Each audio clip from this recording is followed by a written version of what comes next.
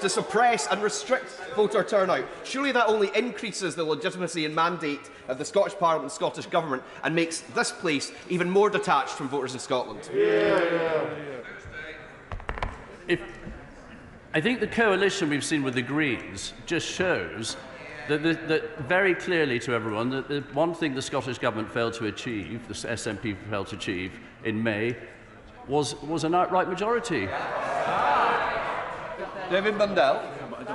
Speaker, shameful and disgrace are words that Nicola Sturgeon likes to bandy at her opponents, but they truly apply to her announcement yesterday that while Scotland continues to have some of the worst COVID rates in Europe, she is diverting resources into another divisive independence referendum. So will my right honourable friend confirm that the focus of this government will be to work constructively across the United Kingdom to defeat COVID, to save jobs and to restore our economy? Indeed. Mr. Speaker, my right honourable friend is absolutely right. Our focus is on rebuilding our economy. Our focus is on restoring our NHS. And I think most right-minded Scots would agree with me that using civil service resources to design a prospectus for independence is the wrong thing to be doing at this time. John Lamont. Mr. Speaker, over the summer, new data published by the SNP Scottish Government showed that the union dividend to be worth £2,210 per person in Scotland. So does the Minister agree with me that these figures simply confirm the benefit of Scotland remaining at the heart of a strong United Kingdom? Mr. Speaker, I absolutely would, and I'd further add to my honourable friend with the recent JERS reports in August that they showed that the deficit last year for the Scottish budget was £36.3 billion. £36.3 billion is more than the Scottish Government spends on education, housing, transport, culture and health. Thomas Shepherd. Mr. Speaker, we know that for the last 2 years the Government has been spending taxpayers' money researching public opinion in Scotland on the state of the Union. And for 2 years I have been trying to get answers as to what that research says. For 2 years the Cabinet Office has refused, including appealing to the Court of Law and bringing in outside consultants to fund its case. Is it not time, if he believes so much that the Union is such a wonderful thing, to tell us what he has found out about what Scottish people think of the State of the Union and publish this research? Well, Mr. Speaker, as I've said before at this dispatch box, that is a matter for the Cabinet Office, and I suggest you raise that at Cabinet Office questions. Alan Kearns. Mr. Speaker, will the Secretary of State update the House about the additional, or the scale of the additional financial resource Scotland received as a result of the COVID pandemic? And does he agree that it's the strength of the UK balance sheet that allows the UK Government to support every part of the United Kingdom at times of crisis? Well, I absolutely agree, my right honourable friend. I mean, the strength of support was over £14 billion during the COVID crisis, and the furlough support was over 900,000 jobs in Scotland, which is nearly a third of the Scottish workforce at the height of the pandemic. Secretary of State Ian Murray. Thank you, Mr. Speaker. And can I start by joining the Secretary of State in congratulating our Olympians and Paralympians on their wonderful medals haul in Tokyo. And can I also congratulate the Scottish football team on what was a marvellous result last night. But he knows as well as all Scots do that it's the hope that kills you, so let's not celebrate too much. Mr. Speaker, our shared social security system is vital to underpinning our union, of course. But by the next Scottish questions, the Government will have made the largest ever overnight cut to social security for those in work by removing the £20 from universal credit. Citizens Advice Scotland say more than half of those are worried about being able to buy food. At the same time, this Government has broken another promise and wants to increase national insurance, the highest tax rise in 40 years.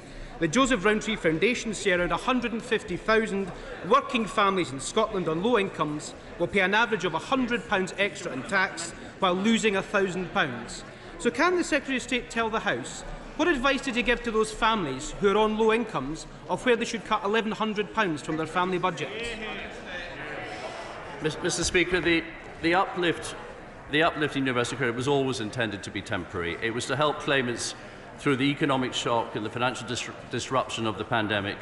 And we now have a plan. We've got the Kickstart programme, and we've got a multi-billion-pound plan for jobs.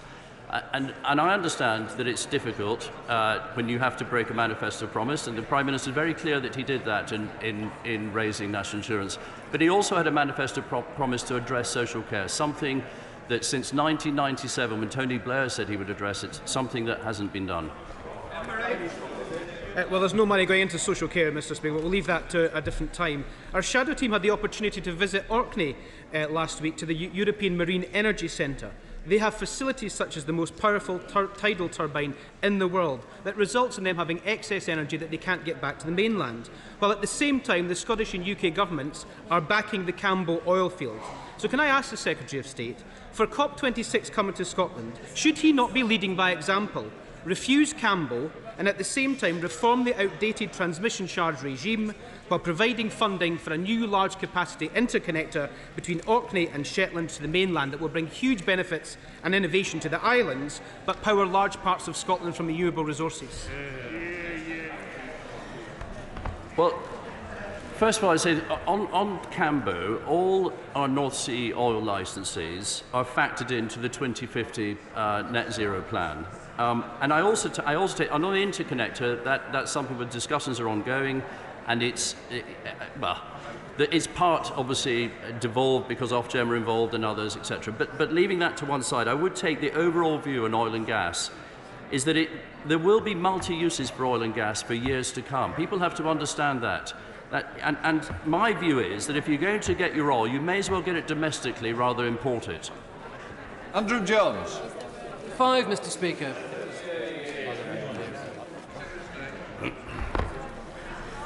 Mr. Speaker, I have regular discussions with Cabinet colleagues who are as excited as I am to ensure we strengthen transport connections across the United Kingdom.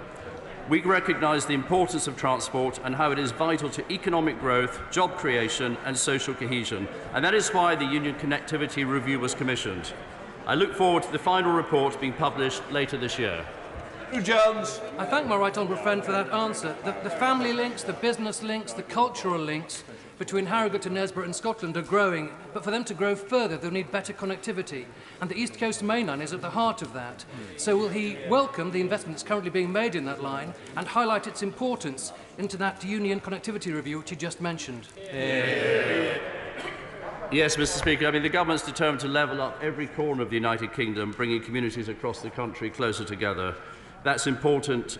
These infrastructure reports are very important to growing our economy. Wherever you create connectivity, you create economic growth. We recognise the importance of that. Newland. Thank you much, Mr. Speaker. Fine words. So in which year, by which year, will the high-speed rail line be extended to the Scottish border? Which high-speed rail line did you have in mind? HS2 going north, or Galashiels coming south? I mean, just wait till the outcome of the Connectivity Review, which I have to say the SNP did not engage in. Not only that, rather irresponsibly, your Transport Minister told his officials, his civil servant officials, they couldn't engage with Sir Peter Hendy, they couldn't give him any data, and then when we offered £20 million access to £20 million for feasibility studies, you declined it. Tamanjit Singh Desi. Number 6, please, Mr. Speaker. Well said. Thank you, Mr. Speaker. An inquiry into the devolved aspects of the COVID-19 response was an SNP manifesto commitment, and the Scottish Government has now set out its next steps. The UK Government is committed to a statutory inquiry into all key aspects of the UK's response to the pandemic. As the Prime Minister has stated, we will consult the devolved administrations before finalising the scope of that inquiry. Tamanjit Singh Desi. Mr. Speaker, throughout the pandemic, one of the most dangerous impacts hasn't been just the virus itself, but the impact that it has had on our NHS, preventing other life-saving operations from actually taking place. In Scotland, the situation has been made even worse through the Scottish SNP government's under-investment in the NHS, with over 450,000 people languishing on waiting lists prior to the pandemic, and that figure has now risen to over 600,000. Exactly. So will the Minister work to ensure that the COVID public inquiry in Scotland will look into other aspects of the NHS? Minister.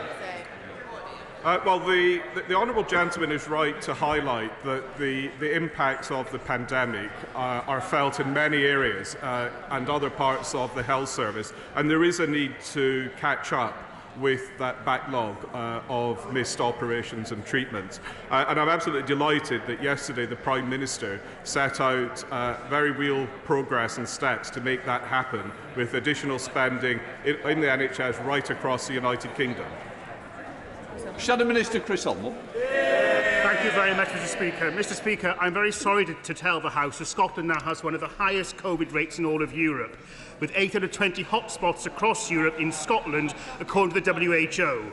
Instead of learning the lessons of the last year, the SNP government have wasted the summer months with the virus spiralling out of control. And while COVID rate soars, the First Minister announced this week the Scottish civil servants will be tasked with drawing up arguments for Scottish independence. In the Minister's discussions with the Scottish Government, as he discussed the issue of Scottish civil servants being diverted from crucial COVID-19 response work to plans for another independence referendum, and can he confirm that this will form part of the COVID-19 inquiry into the Scottish Government's failures? Well, I'm very happy to agree with the honourable gentleman, whether it's on learning the lessons from COVID and making sure that our public services can catch up, whether it's on tackling drug abuse and a whole range of other public service and social issues. That should be the primary focus of the Scottish Government, and not obsessing with another divisive referendum.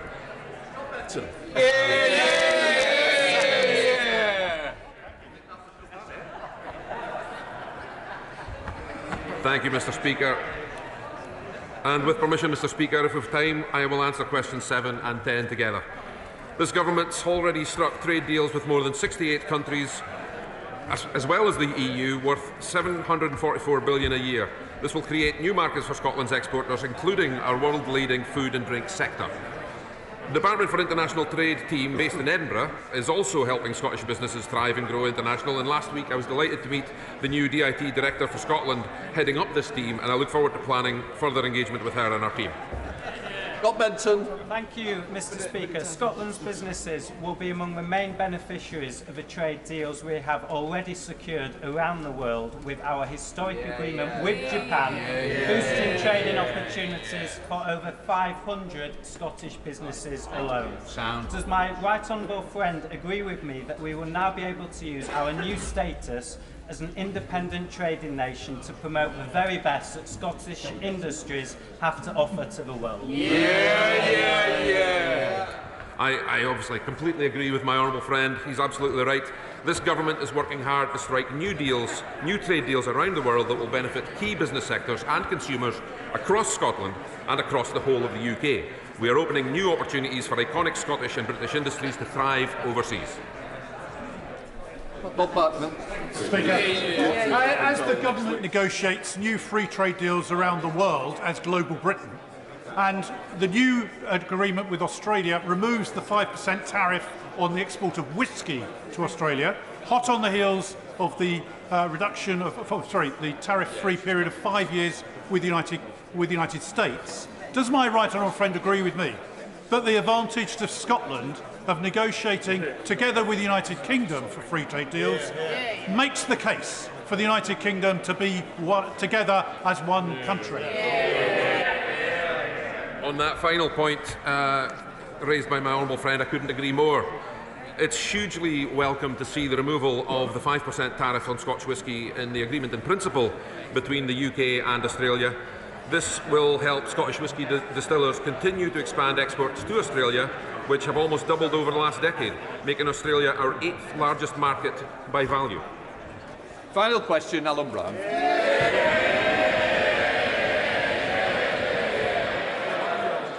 Thank you, Mr. Speaker.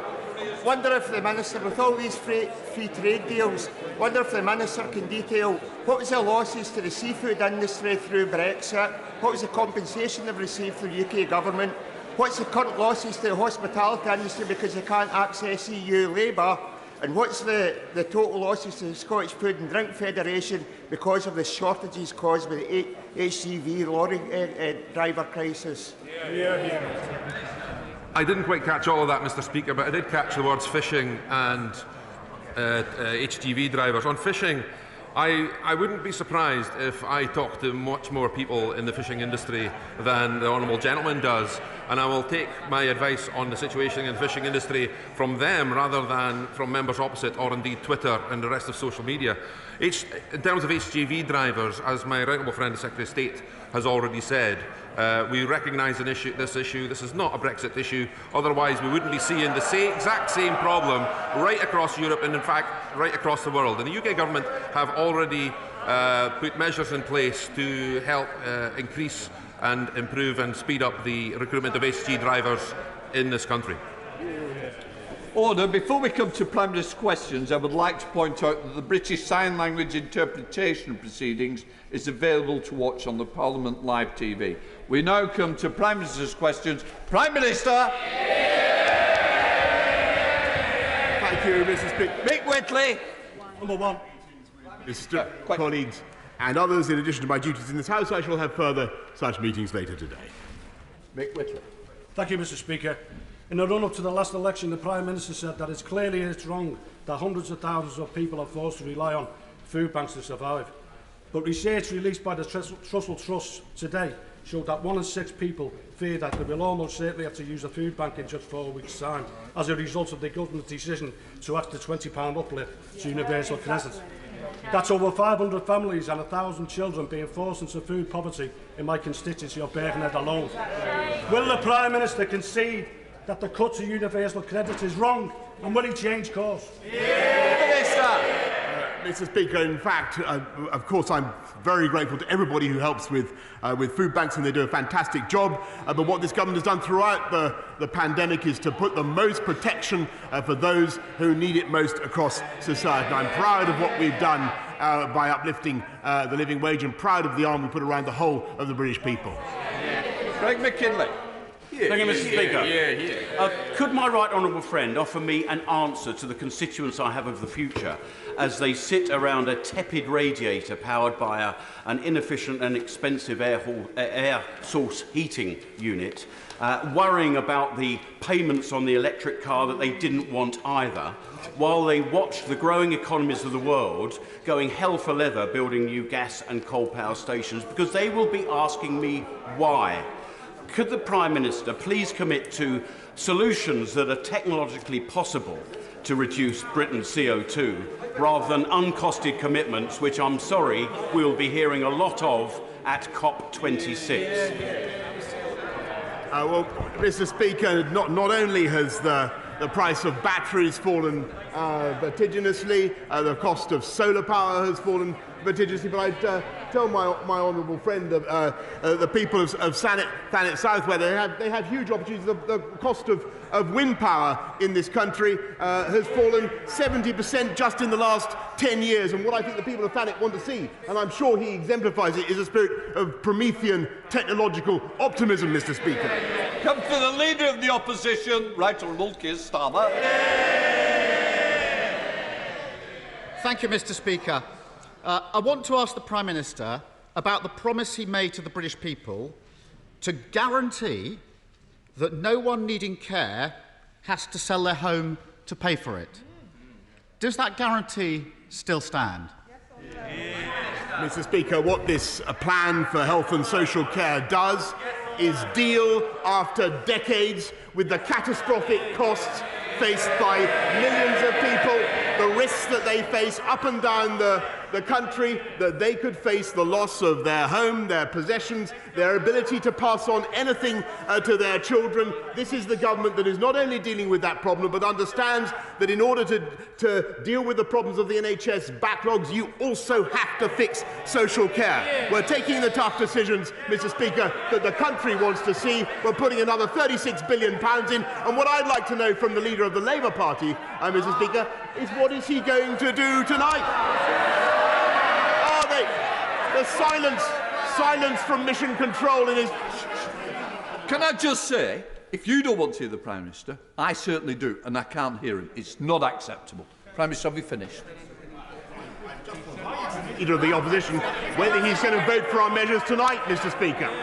I know the House has been away, but it's still Prime Minister's questions. Keir Starmer. Thank you, Mr. Speaker. I noticed the Prime Minister didn't stand by his guarantee that no one will need to sell their house to pay for care. Let me explain why he didn't. Under the Prime Minister's plan, someone with £186,000, if you include the value of their home, that's not untypical across the country in all of your constituents, facing large costs because they have to go into care, will have to pay £86,000 under his plan, and that's before living costs. Where does the Prime Minister think that they're going to get that £86,000 without selling their home? Mr. Speaker, as I think everybody understood in the long debate, a long statement yesterday, this is the first time that the state has actually come in to deal with the threat of these catastrophic costs, and thereby enabling, Mr. Speaker, the private sector, the financial services industry, to supply the products, the insurance products that people need to guarantee themselves against the cost of care. And what we're actually doing, Mr. Speaker, is lifting the floor, lifting the guarantee for up to £100,000, where nobody has to pay anything across the entire country. And what we still have to hear from the opposition is what they would do to fix the backlogs in the NHS. And fix social care after decades of inertia and inactivity. What would he do? Keir Starmer. His plan is to impose an unfair tax on working people. My plan is to ensure that those with the broadest shoulders pay their fair share. That is the difference. That is the... Order. Both sides. I need to hear the question. I also need to hear the answers. If there's some MPs who don't want to hear it, and I'm sure the constituents want to hear it, it's not good to shout either side down when they are either asking or answering a question. Please, our constituents are interested. I want to hear, and they'll want to hear. Keir Starmer. Thank you, Mr. Speaker. His plan is to impose unfair taxes on working people. My plan is to ensure those with the broadest shoulders pay their fair share. I know they don't like that debate. The truth is, his plans don't do what he claims. People will still face huge bills. Many homeowners will need to sell their homes. He's not denying it when he could have done. And the Prime Minister has failed the only test he set for himself for social care. It was in the manifesto. Another manifesto promise, Prime Minister. No good shaking your head. And who's going to pay for the cost of this failure? Working people. Under his plan, a landlord renting out dozens of properties won't pay a penny more, but their tenants in work will face tax rises of hundreds of pounds a year. A care worker earning the minimum wage doesn't get a pay rise under this plan, but does get a tax rise. In what world is that fair? Mr. Speaker, actually the Institute for Fiscal Studies has confirmed that this is a broad-based and progressive measure. The top 20% of households by income will pay 40 times what the poorest 20% pay. The top 14% pay half of the entire levy. Now, Mr. Speaker, he talks about his plan. Well, actually, it turns out I've been scouring the records for evidence of the Labour plan, and I found it, Mr. Speaker. In 2018, the current Shadow Secretary of State for Social Care joined forces with Nick Bowles and Norman Lamb to promote a new dedicated health and social care tax, Mr. Speaker, based on national insurance. The current, where is she? I can't see her in her place, Mr. Speaker. And she said this was to be the country's beverage moment. Well, is the Labour Party really going to vote against the new beverage moment tonight? Mr. Speaker, let me tell you what an ambitious young member for Henley said in 2002 in this House. What he said in this House: national insurance increases are regressive. I wonder what happened to him. Mr. Speaker, if the Prime Minister is going ahead with this unfair tax, can he at least tell us this? Will his plan clear the NHS waiting list backlog by the end of this Parliament? Yes or no? Mr. Speaker, I think the whole House, indeed the whole country, can appreciate that we at least have a plan to fix the backlogs. And we at least understand, Mr. Speaker, that the only way to fix the long-term underlying problems in the NHS, the problem of delayed discharges, is to fix the crisis in social care as well, which Labour failed to address for decades. And we're going on ahead and doing it, Mr. Speaker. And what I've just understood for him tonight, I think out of that minestrone of nonsense has floated a crouton of fact. He is going to vote against the measures tonight. They're going to vote against plans to fix the backlogs and fix social care. Vote Labour, Mr. Speaker. Wait longer. Mr. Speaker, it was a yes-no question. You either clear the backlog or you don't. And he can't even say that he'll do that. So there we have it. Working people will pay higher tax. Those in need will still lose their homes to pay for care, and he can't even say if the NHS backlog will be cleared. Well, he gesticulates, but they're all breaking their manifesto promises and putting up taxes on their working constituents for this. And, Mr. Speaker, tax rises aren't the only way he's making working people worse off. 2.5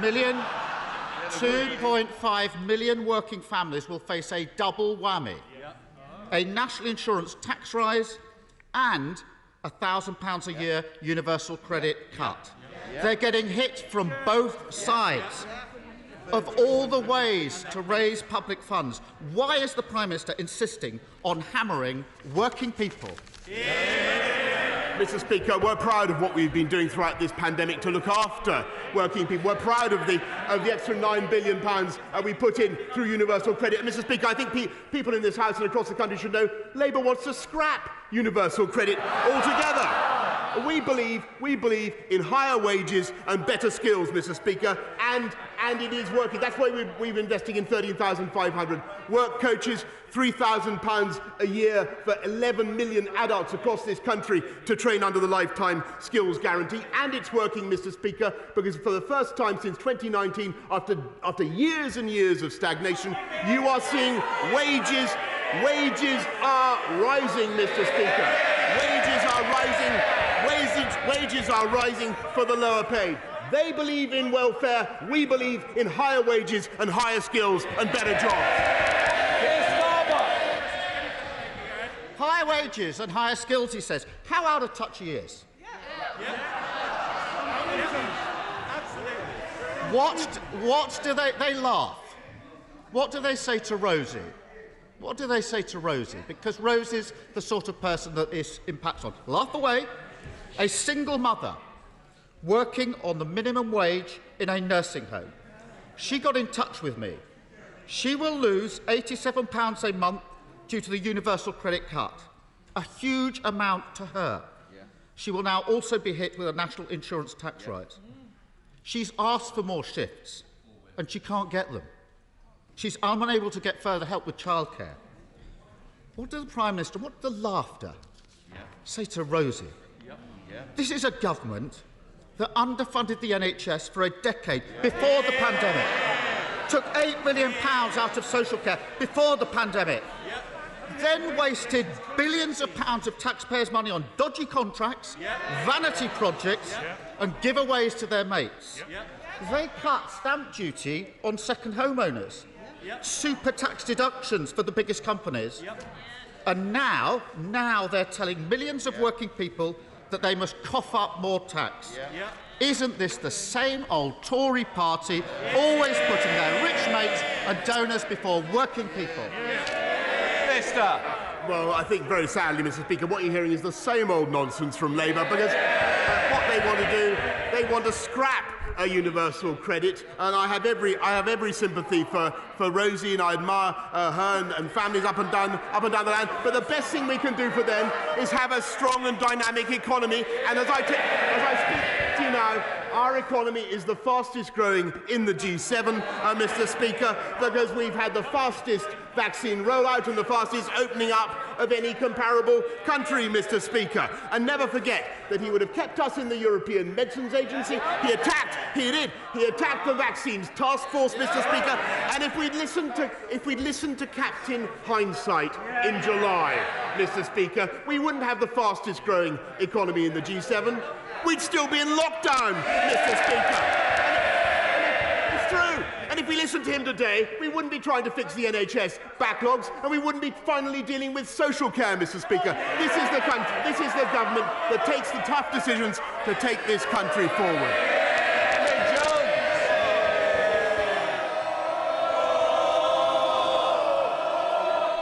A little more if you listen to Mr. Jones's question. David Jones. Thank you, Mr. Speaker.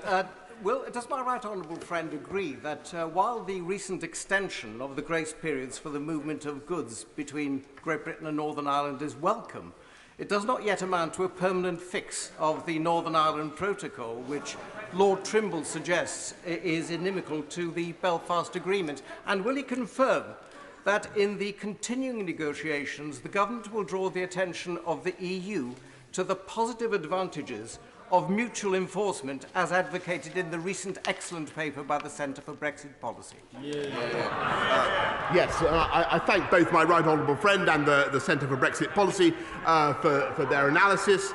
And it's good that the interim period has been extended, because clearly the protocol, as it is being applied by our friends in the EU, is not, in my view, protecting the Belfast Good Friday Agreement as it should in all its aspects, and we must sort it out.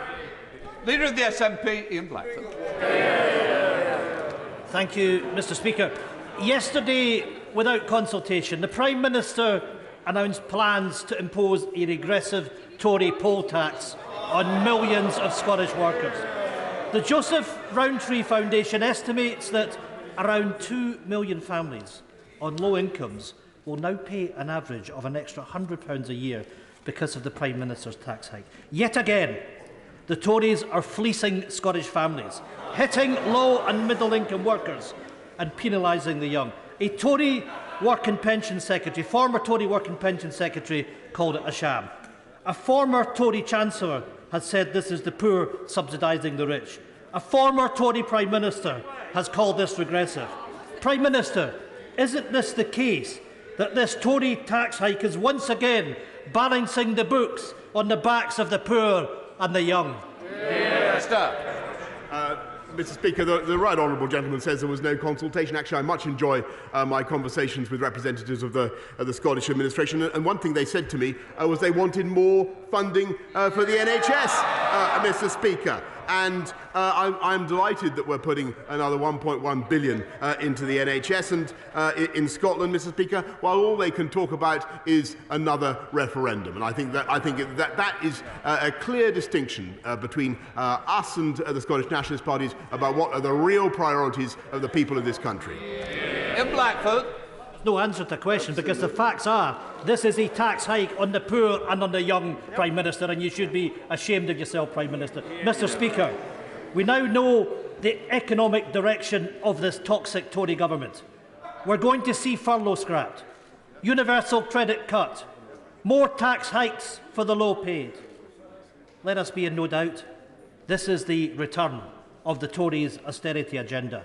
It is austerity 2.0.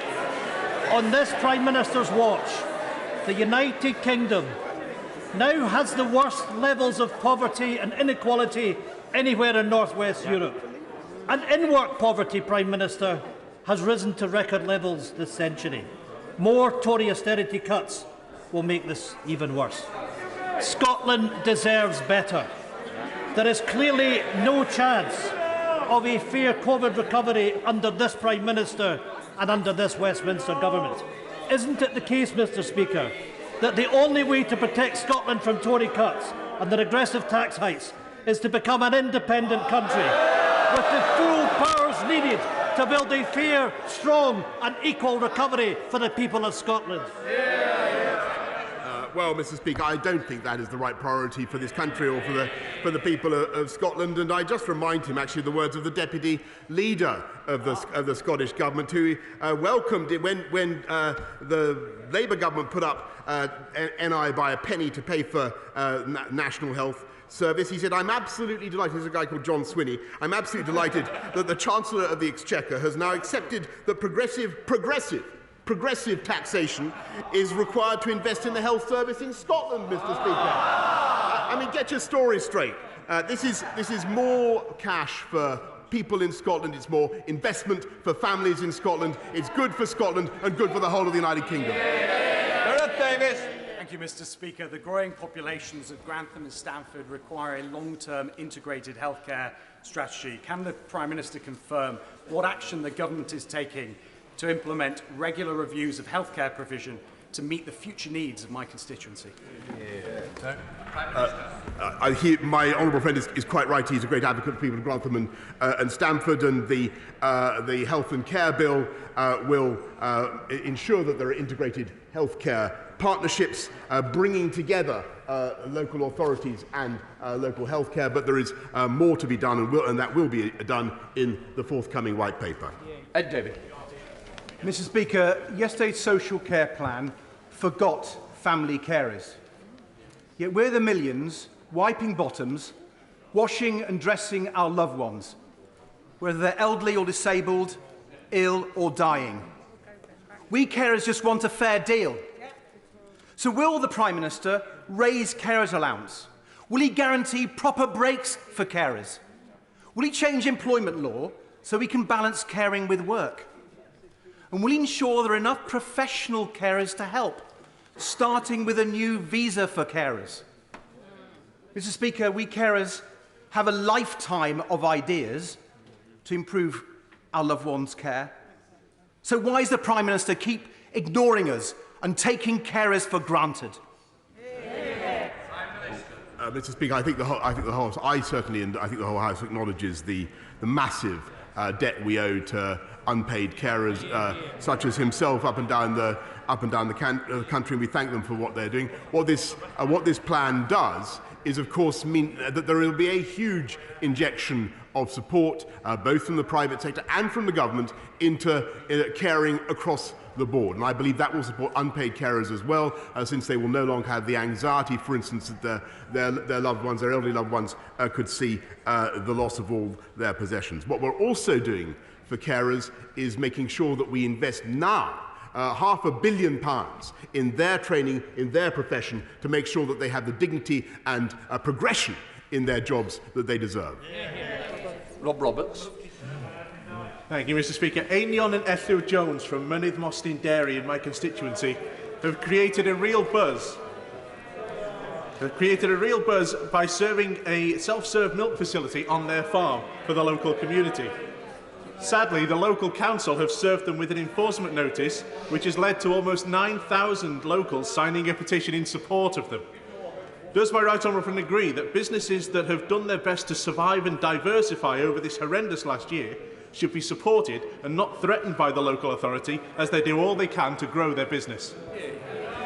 I thank him for his question, as he knows planning is a devolved matter, but what I can tell him in the House is that we provided business with over £100 billion of support throughout the pandemic, including 1.5 million bounce-back loans to SMEs such as the one he describes. Ben Lake. Mr. Speaker, with widespread concern about the HGV driver crisis, I've been contacted by a number of drivers from Ceredigion who believe the decision to increase drivers' hours will fail to solve the problem. They're clear that a long-term solution requires improved working conditions, acting on the 2018 government report on parking spaces and driver facilities, and also measures to reduce waiting times at distribution centres. Will the Prime Minister consider these measures? And to what timescale is his government working to fix the crisis? I thank the honourable gentleman. I also thank him for notice of his question. We're working with industry to get more people into HGV driving, which is a great and well-remunerated profession, including by ramping up vocational test capacity, funding apprenticeships for people training as a lorry driver. As the House heard earlier on, this is an issue. The career structure of HGV drivers is affecting countries across the whole of the EU. But can I propose that the honourable gentleman takes up his proposal directly with my right honourable friend, the Secretary of State for Transport?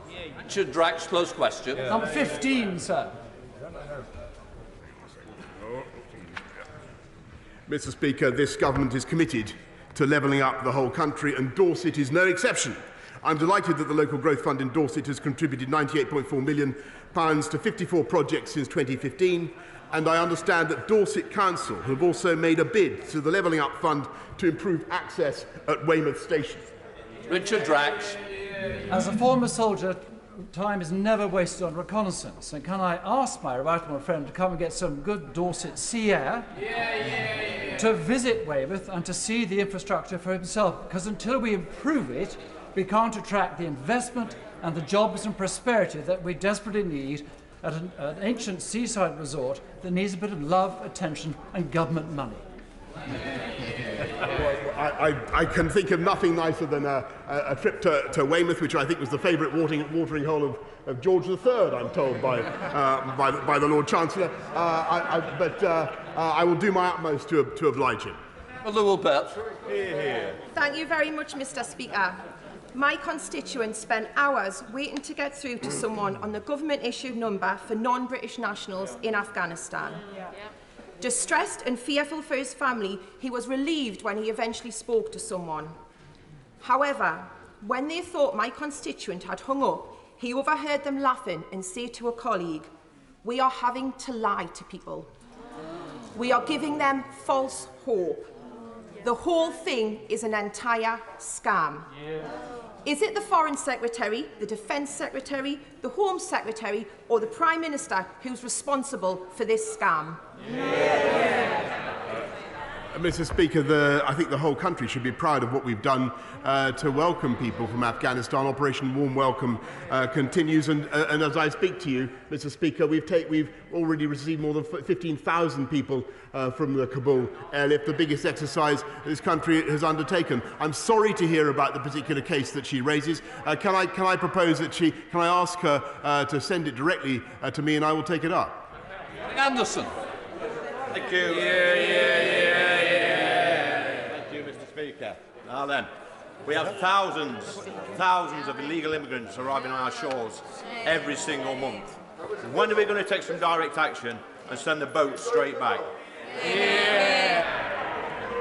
Mr. Speaker, I share the indignation and the frustration of my honourable friend at the cruel behaviour of the gangsters, the criminal masterminds who are taking money from desperate, frightened people to help them take a very, very dangerous journey across the Channel.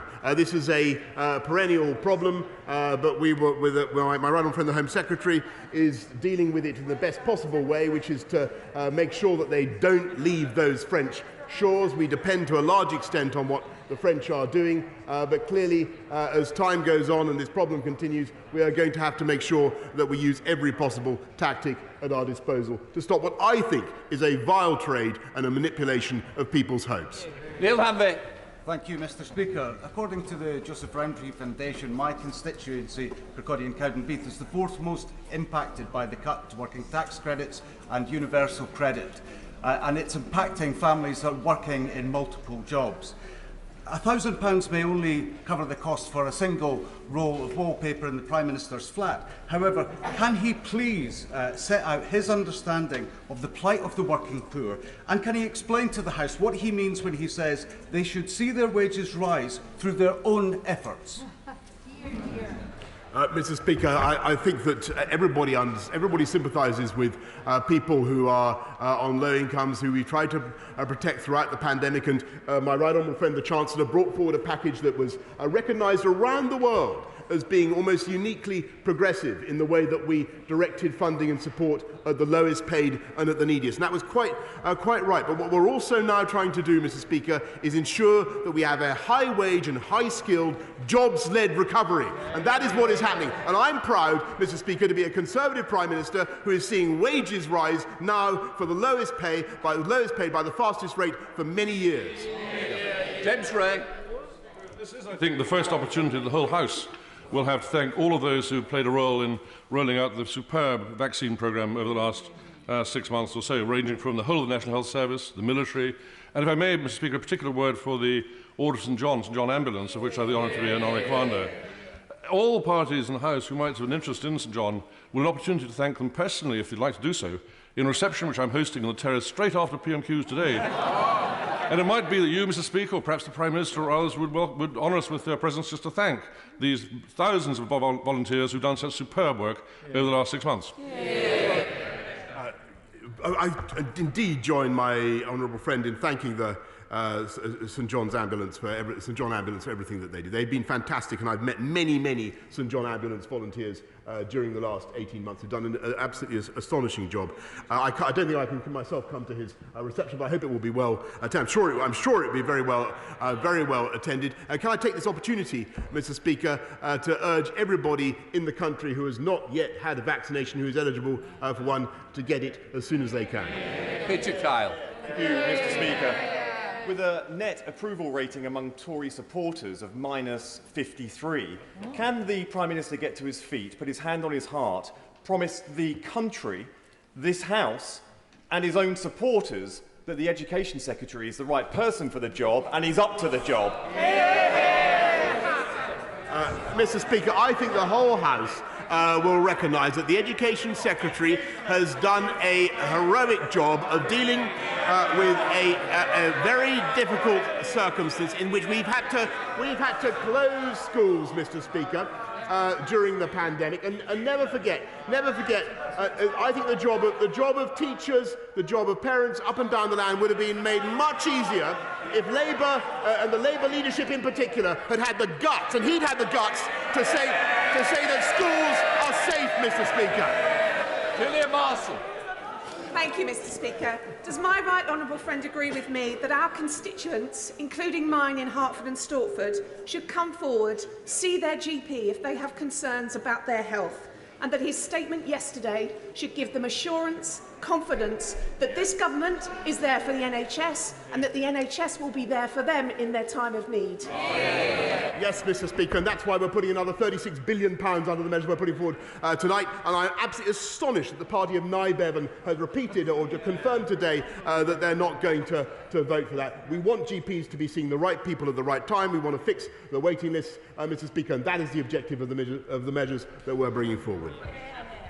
Thank you, Mr. Speaker. Funding for organisations helping vulnerable or hard-to-reach citizens with the EU resettlement scheme is due to end at the end of this month. My own constituent tried to get assistance from local citizens' advice in March, but funding cuts meant they couldn't help him. He's been unable to get support from the Resolution Centre either, and has now been refused settled status. So can I ask the Prime Minister what practical support will be provided to EU citizens still navigating this system, and what does the Prime Minister advise my constituent to do to ensure that he has the right to stay in his home of 47 years?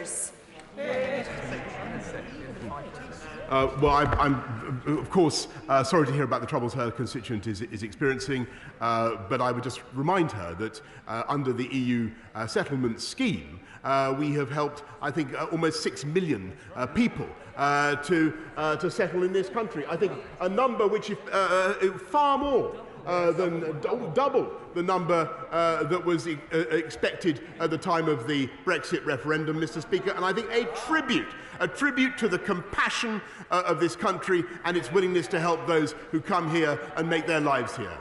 Tom Bell. Thank you very much, Mr. Speaker. St Francis Tower in Ipswich has been a beneficiary of the Building Safety Fund. However, Oanda and Block Management, who manage the building, have put a shrink wrap on the entire tower, which is going to be on there for up to 12 months. So many of those tenants who are desperate are living in darkness for 12 months, and they've put bars on the windows so they can barely open them. Does the Prime Minister agree with me that yes, this vital work needs to take place, but we need to balance, we need to do this work quickly with the lives and the mental health of those people who are desperate and are in that tower right now? My honourable friend, I'm sure, raises a very important point. I will study the detail of what he said. I will ask the Secretary of State for Communities and Local Government to take up the matter directly. Gareth Thomas. Mr. Speaker, working people who are graduates, such as a newly qualified nurse, earning the average wage or under, will face a marginal tax rate of almost 50% under the plans he is bringing in today. Isn't this yet another example of the Conservative Party asking those on lower incomes to pay more so that his privileged friends have to pay less? No, Mr. Speaker. As I've said, the top 20% of income households pay 40 times more than the poorest. And as for pay for nurses, Mr. Speaker, that is exactly what this measure funds. And that is why it is so astonishing that he and his party are actually determined to vote against it tonight. Final question, Peter Bone. Thank you, Mr. Speaker. This Friday, I have a private member's bill, Asylum Seekers Return to Safe Countries Bill. The intention is, if an asylum seeker comes to this country from a safe country, they're returned to that country, and it would end the problem of people coming across the Channel. Would the Prime Minister urge his colleagues to vote for the bill on Friday? Mr. Speaker, what I can tell him is that we have brought forward the Sovereign Borders Bill, which, of course, will no longer make it possible for the law to treat somebody who's come here illegally in the same way as someone who has come here legally. And I think it is high time that that distinction was made, and people understand that there is a price to pay if they come to this country in an illegal fashion. Can I just say, there is some disappointment we didn't get through this. Can I just say, an appeal to the leaders to see if we can speed up to get those members who miss out. Point of order. No, point of orders don't come now, they come after UQs. We've got... What is it relevant to? We've got an urgent question. But normally they come after UQs. That's that you know that better than anybody. You're the expert. In fact, you're Mr. Protocol. You know better than me. We now come to the urgent question, Alistair Carmichael. Thank you.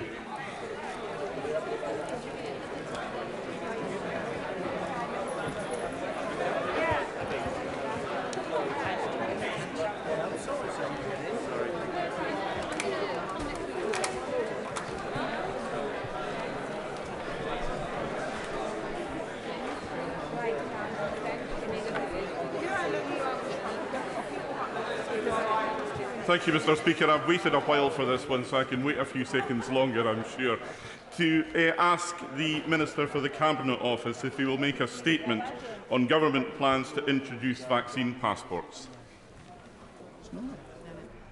Thank you, Mr. Speaker. Our vaccination programme has given this nation a wall of protection from this deadly virus.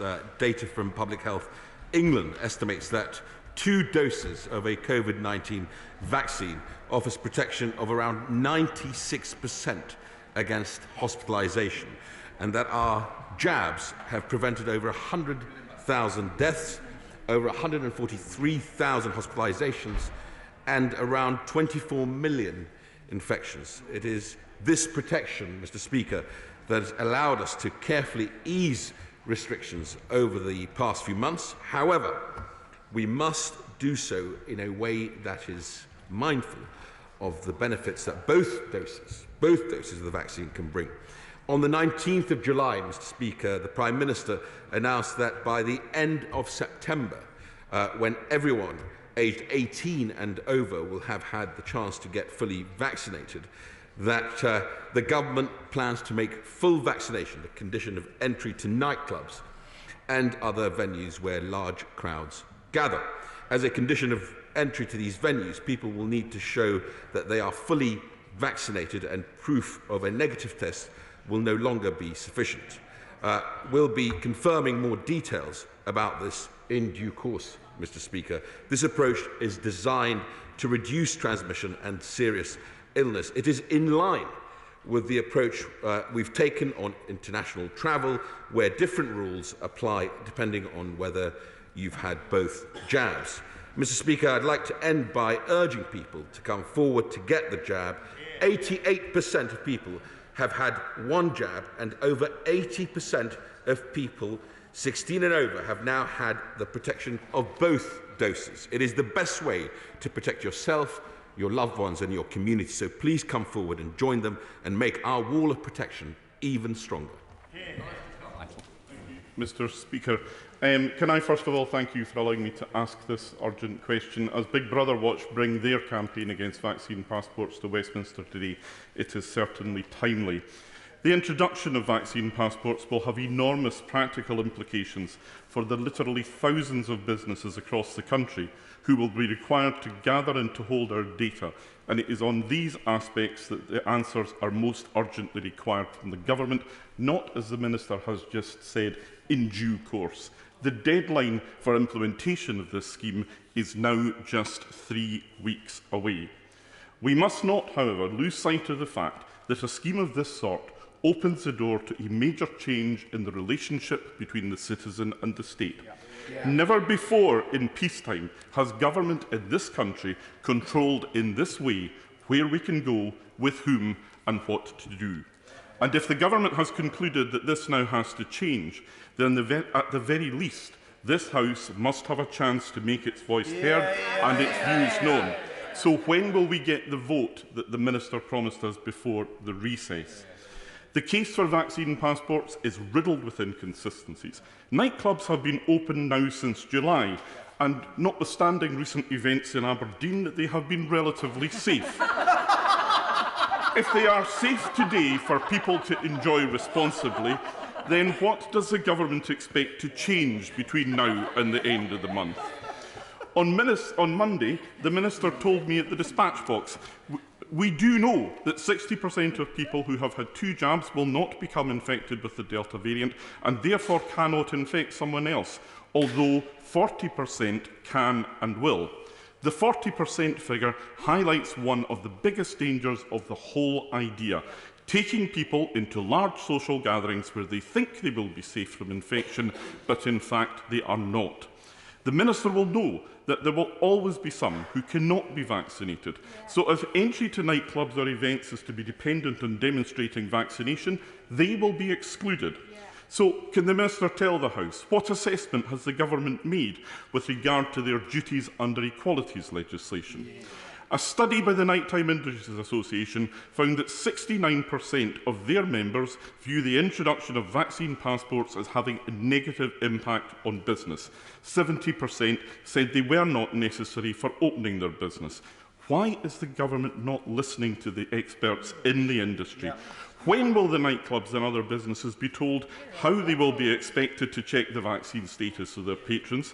What legal authority will they have to do this, and what will be the consequences for them if they do not? On the 12th of July, the Secretary of State for Health told the House, as we move away from regulations, there will no longer be a legal requirement for any establishment to have COVID vaccine certification. When did that change and why? Minister. Thank you, Mr. Speaker. I'm grateful for the Right Honourable Gentleman's questions, and let me attempt to address them. But I will begin by just saying to the House that no one in this government, certainly not this Prime Minister, it is not his DNA to curtail people's freedoms or require people to show a piece of paper before they enter a nightclub. The reason that we are moving forward on this is because if you look at what has happened in other countries where nightclubs were opening and then shutting again, opening and shutting again, is that we want to avoid that disruption and maintain sectors that can add to people's enjoyment of life and dance, as it did for the Chancellor of the Duchy of Lancaster, that they can do so sustainably.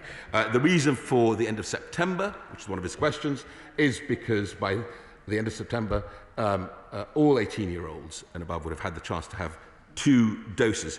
And it is quite right when he quotes what I said to him at the dispatch box a few days ago, that for 60% of people who are double vaccinated, they will not be infected and therefore will not spread the infection, but 40% may do. And it is the view of our clinical experts, that sort of the additional relative safety of having to be double vaccinated before you can enter a nightclub does begin to mitigate against super spreader events, which could cause us to then effectively take a decision to close nightclubs, which we would not want to do. He asked about the disruption to business. Well, as he will know, this is a tried and tested solution that has been extensively used throughout the government's events research programme. It requires venues to check or scan the NHS COVID pass in the same way nightclub bouncers check ID before entry. He then asked about the equalities impact assessment, and I can assure him that we conducted a full equalities impact assessment and consulted widely to understand the potential equalities impact of COVID status certification. Speaking to ethicists and representatives of disabilities, race and faith groups, the system allows both digital and non-digital proofs to help ensure access for all. So constituents who don't have a smartphone, for example, can confirm their vaccine status by calling 119 and getting that via email or via written letter. It is not something, as I say, we do lightly. It is something to allow us to transition this virus from pandemic to endemic status. We are coming towards the winter months when there will be upward pressure in terms of infections because of the return to school, because of winter, and of course large gatherings of people, especially indoor venues like nightclubs, could add to that. The mitigation against that, to allow us to transition this virus from pandemic status to endemic, would be the booster programme, which we will, I hope, be embarking upon later this month after the final recommendations from the JCVI. We now come to William Wren. What a load of rubbish.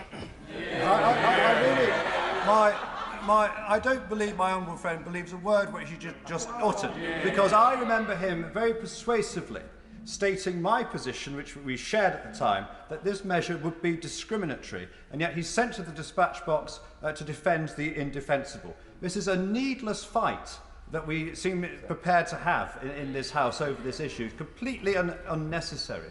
We all agree that people should be encouraged to take the vaccine, and I again encourage everybody to do so. But to go down this route, which is overtly discriminatory, will be utterly damaging to the fabric of society. I'm grateful for my honourable friend, and he has made his view to me very clear on many occasions, and it pains me to have to take a step like this, because we do not take it lightly. But the flip side of that is that if we don't, and the virus does cause super spreader events in nightclubs, and I have to stand at the dispatch box and announce to the House that we'd have to close that sector, that would be much more painful to me. Shadow Secretary Angela Lorraine. Thank you, Mr Speaker, and I thank the Honourable Member for Orkney and Shetland for bringing this important topic to the House. I want to also associate myself with the Minister's opening remarks today regarding vaccine uptake. I think it's incredibly important that people do take up that vaccine where possible, and I reiterate that from this dispatch box from the opposition as well. We're weeks away from implementation, Mr Speaker, but whilst ministers were relaxing over summer, there was no clarity from government about these plans, and businesses remain anxious. Our priorities are clear: protect the NHS and our economy, and we absolutely cannot be faced with an unmanageable winter crisis for both. So my first question to the Minister is really simple. What does the Minister think this will achieve? How and when will the UK government decide which businesses must implement vaccine certification? And will they rely on low-paid staff at venues to act as public health officials? And what support will they be getting? The NHS COVID Pass application currently allows for individuals in England to either input a negative test result or complete a vaccine record. This is important for those that cannot, for legitimate medical reasons, take the vaccine. Can the Minister explain why the government plans to drop the negative test option? Will they improve and keep available the NHS COVID Pass application, or will it be replaced or outsourced? And let me be crystal clear, Mr. Speaker. We cannot support any potential COVID Pass scheme for access to everyday services. So can the Minister categorically assure me that no one will be required to have a COVID vaccination pass to access essential services? Mr. Speaker, this government has dithered-dawdled and, as some said, dad-danced away the summer. They have not planned or prepared, and they have not provided the reassurances or presented a clear path forward. UK business has had a hell of an 18 months during this difficult pandemic.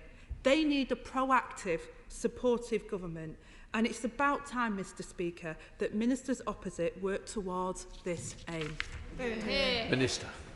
Thank you, Mr. Speaker. I'm grateful for the Honourable Lady's opening words and her urging those who have not had a vaccine to come forward and be protected.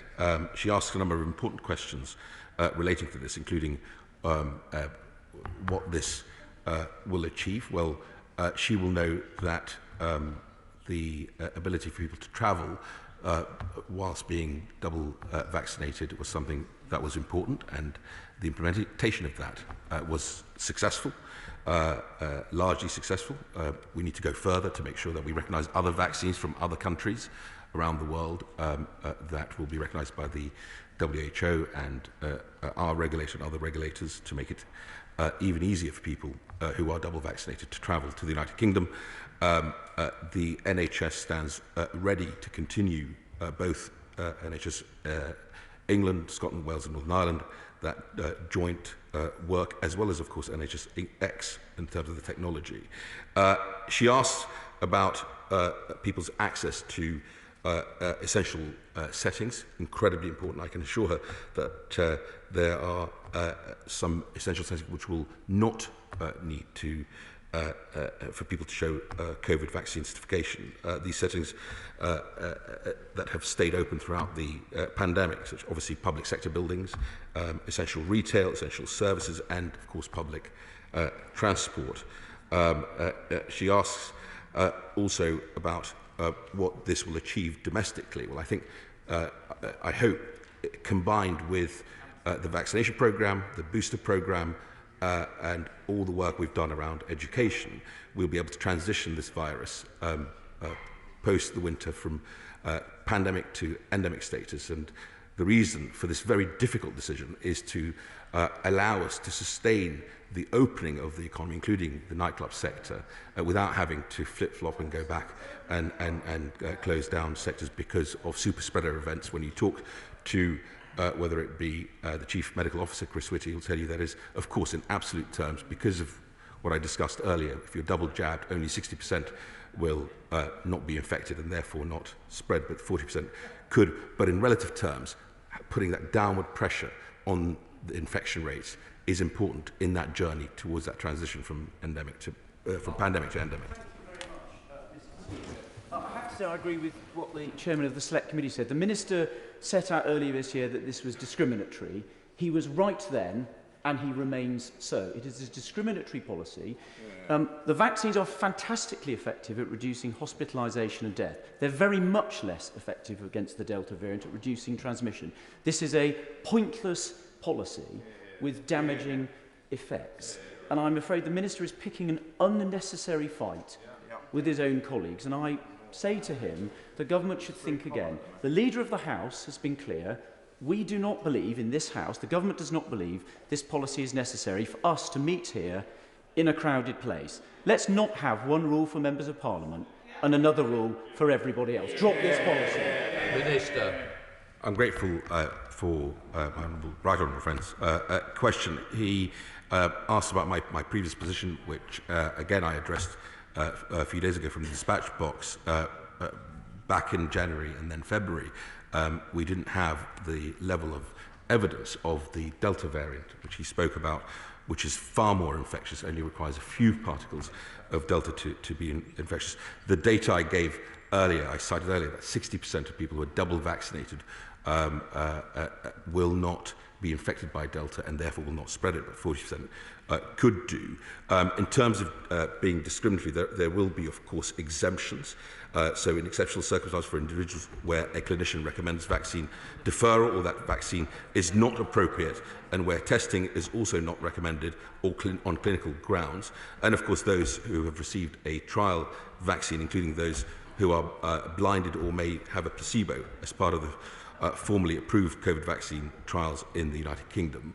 But I think, look, this is not something that we enter lightly, but it is something that is part of our armoury to transition over the winter months this virus from pandemic to, I hope, endemic status. Will be able to stand at this dispatch box very soon after that and be able to share with the House that we don't need to do this anymore as we deal with the virus annually through an annual vaccination programme.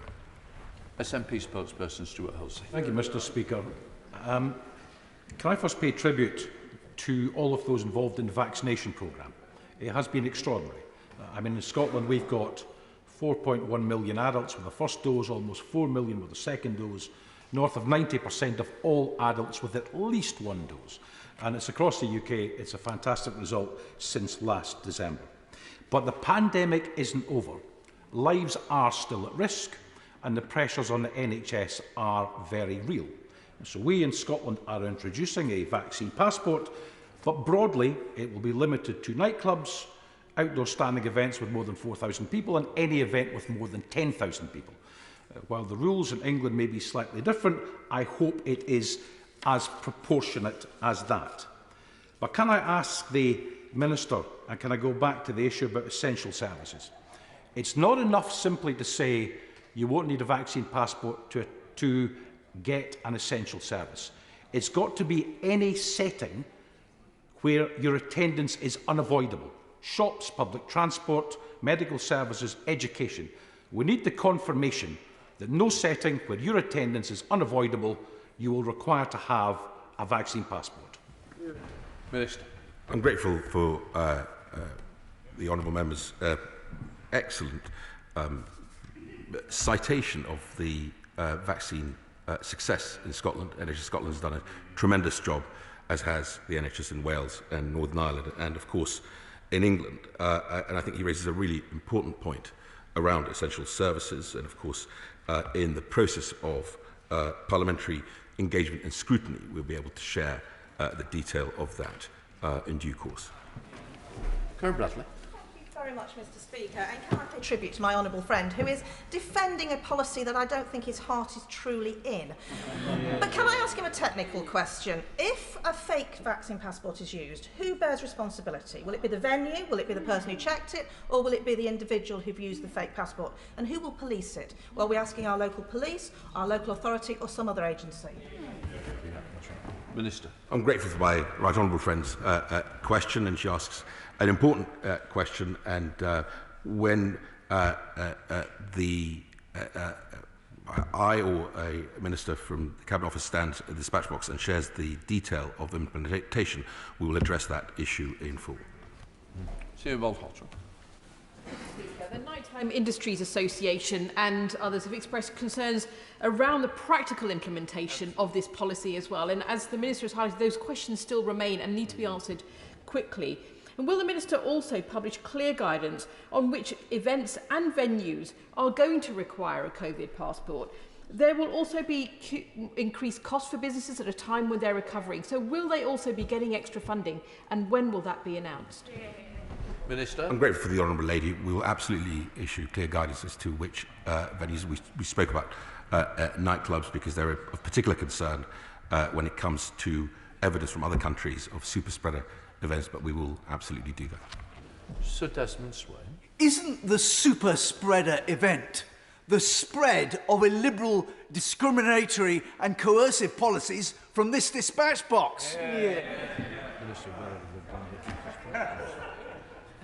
It pains me to have to stand at this dispatch box and have to implement something that goes against the DNA of this minister and his Prime Minister.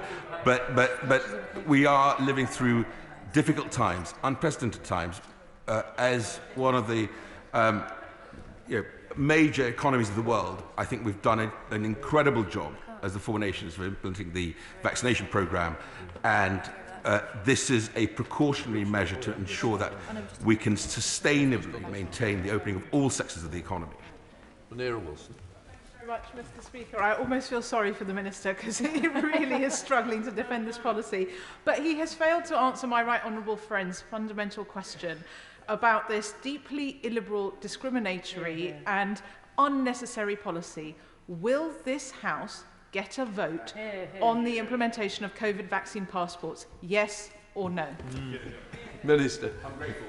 The honourable lady's question, there will be appropriate parliamentary scrutiny. I have said that today, and I have said that in the past as well. Thank you, Speaker. I do fear that my honourable friend is on a sticky wicket, and I would point out to him that if people have had COVID and then haven't had any vaccinations, they will not get a passport that he's proposing, and therefore they will not be allowed into nightclubs. We are a proud Liberal party in the fact that we believe in freedoms and whatever happened to a laissez-faire attitude. Nightclubs have been open since July. You haven't closed them yet. There is no need for a vaccine passport. Minister. I'm grateful for my honourable friend's question, an important question, and he's quite right. They have been open. The end of September date was chosen deliberately because it would allow over 18-year-olds to have the opportunity to be double vaccinated. I would just say to him that on people who may have had COVID and not had the vaccine, there is evidence around, for example, the beta variant that actually could be much more harmful to people unless they get vaccinated. So I would urge people who have had COVID and recovered to get the vaccine and get double jabbed and get protected. Let's hear from the former voice of the north of the DJs, Jeff Smith. Thank you, Mr. Speaker. Well, as somebody who worked in nightclubs for 25 plus years, let me tell the Minister this is a recipe for chaos on the doors of nightclubs. I mean, and as my friend said, the Nighttime Industries Association, as I said to him the other day, has said this will cripple the industry. This is an industry that's been massively hard hit, that relies on walk-up trade. It's going to be impossible for them to run. Let me ask him two questions. Firstly, how does he define a nightclub as opposed to a bar with a DJ playing, a late bar with a DJ playing music? That's the first question. Secondly, there's no rationale for this. As the Honourable Member there said, nightclubs have been open for weeks. Why close them now? And why close nightclubs? Or why would it require vaccine passports for nightclubs as opposed to other crowded indoor venues? Let's say the chamber and the voting lobbies of the House of Commons. Minister. I'm grateful for my honourable friend's important question, and I have to say to him, as I said earlier, part of the trials allowed us the confidence that we think we can do this and do it well. It's something that has already been implemented for international travel. Other countries in Europe have this for nightclubs as well. So it is something that we think is the right thing to do to help us transition this virus from pandemic to endemic status. So we'll be coming forward with the details for parliamentary scrutiny in due course. The voice of Pirate Radio, Vital Fabricant. Thank you, Mr. Speaker. Although I understand the libertarian argument regarding this and the very good points put forward by my honourable friend for Orkney and Shetland, is it not the prime duty of any government to protect its own population, whether in peace or war? And in many ways, are we not in a unique war with this virus? And could I say to my honourable friend that, you know, the passport is available easily. I've got it on my own iPhone now, though it shows my date of birth, which I'd rather it didn't do. And I certainly agree, by the way, that if we want to have equality, we should be actually using the passport to get access to this chamber. Because this chamber is also a crowded place. But won't the passport also encourage more people to get double vaccinated? I'm grateful for my honourable friend's question. I think I would agree with him that it is a very strong libertarian argument and not one that I would disagree with. This is a difficult decision, an important decision. As he says, we still are not in a place where I can stand here and say, hand on heart, we have transitioned this virus and it is no longer a pandemic, which is why we're having to take that decision. Where I would slightly disagree with him is obviously public buildings should remain accessible and open to all without this, because there are sort of relative measures that you can take to allow us that additional protection as we head towards the booster programme. Chris Brand. Thank you, Mr. Speaker. This is me looking sheepish about earlier. Apologies.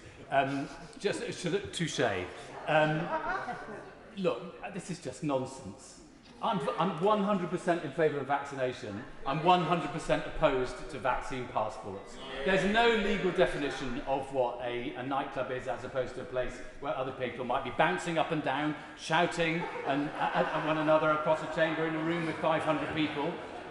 There's no legal definition that he's going to be able to rely on, and you're going to be and the government will be turning bouncers on the door into effective legal officers, and they're going to be deciding on whether somebody's had a placebo or not. I mean, this is for the birds.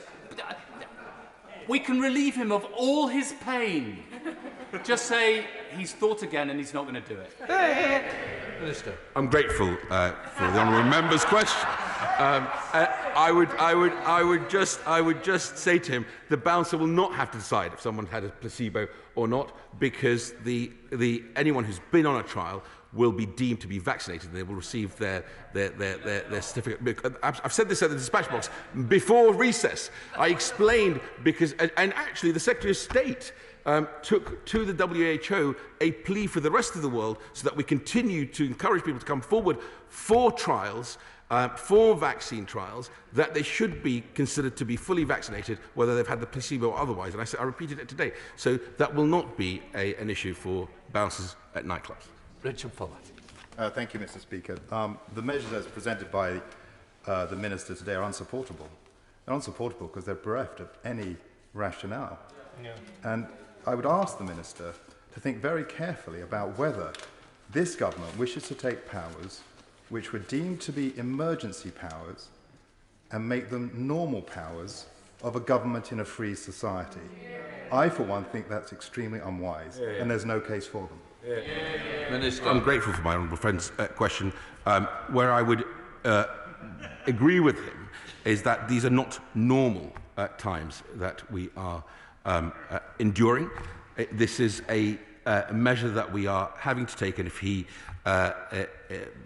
hears from our chief medical officers in England, in Scotland now, and of course Wales and Northern Ireland, this is a mitigation to allow us to continue to transition this pandemic over the winter months and not have to reverse that policy. And I say to him with a heavy heart, I would much rather stand here and take the arrows from colleagues in the back or the front, rather than come back here to this House and have to close down nightclubs because the virus has caused the super spreader event and have to explain that to the whole industry, because I think that is much more detrimental to businesses if you're having to open and shut them and open and shut them again. Emma Harley. Thank you, Mr. Speaker. I don't think the Minister can underestimate how freedom has been limited by those with medical exemptions. I've heard from my own constituents that they feared even leaving the House. Now, the idea that they will see those freedoms limited again is abhorrent. So how can the Minister ensure that the medically exempt will not have further restrictions on their freedoms because of his vaccine passport plan? Minister. I'm grateful for the honourable lady's question, and we spend a lot of time, energy and resource on making sure that those with medical exemptions and of course underlying medical conditions, as you'll recall, were prioritised in both Category 4 and 6 of the vaccination programme, Phase 1.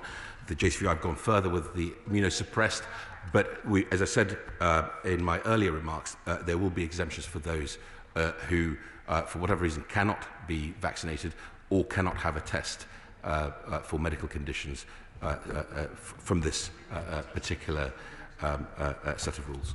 Chris Green. Thank you, Mr. Speaker. Would my honourable friend confirm that the duration of these passports, whether they're passed by the government or whether it's done by a vote, would only last so long as it's considered that the United Kingdom is in a pandemic state, not an endemic state in terms of the disease? And would he also set out when that transition actually happens so we can judge and understand for ourselves? I'm grateful for my honourable friend's very thoughtful question. The great difficulty with actually knowing at what stage do we feel confident that the virus has transitioned from pandemic to endemic. We have entered a period of equilibrium now with the virus because of the success of the vaccination programme. The upward pressure on infections is obviously schools going back. The downward pressure on infections will be the booster programme and mitigating policies like the one we are debating today. But this government certainly does not see this as a sort of long-term power grab to restrict people's liberties. Lawrence Eshelman.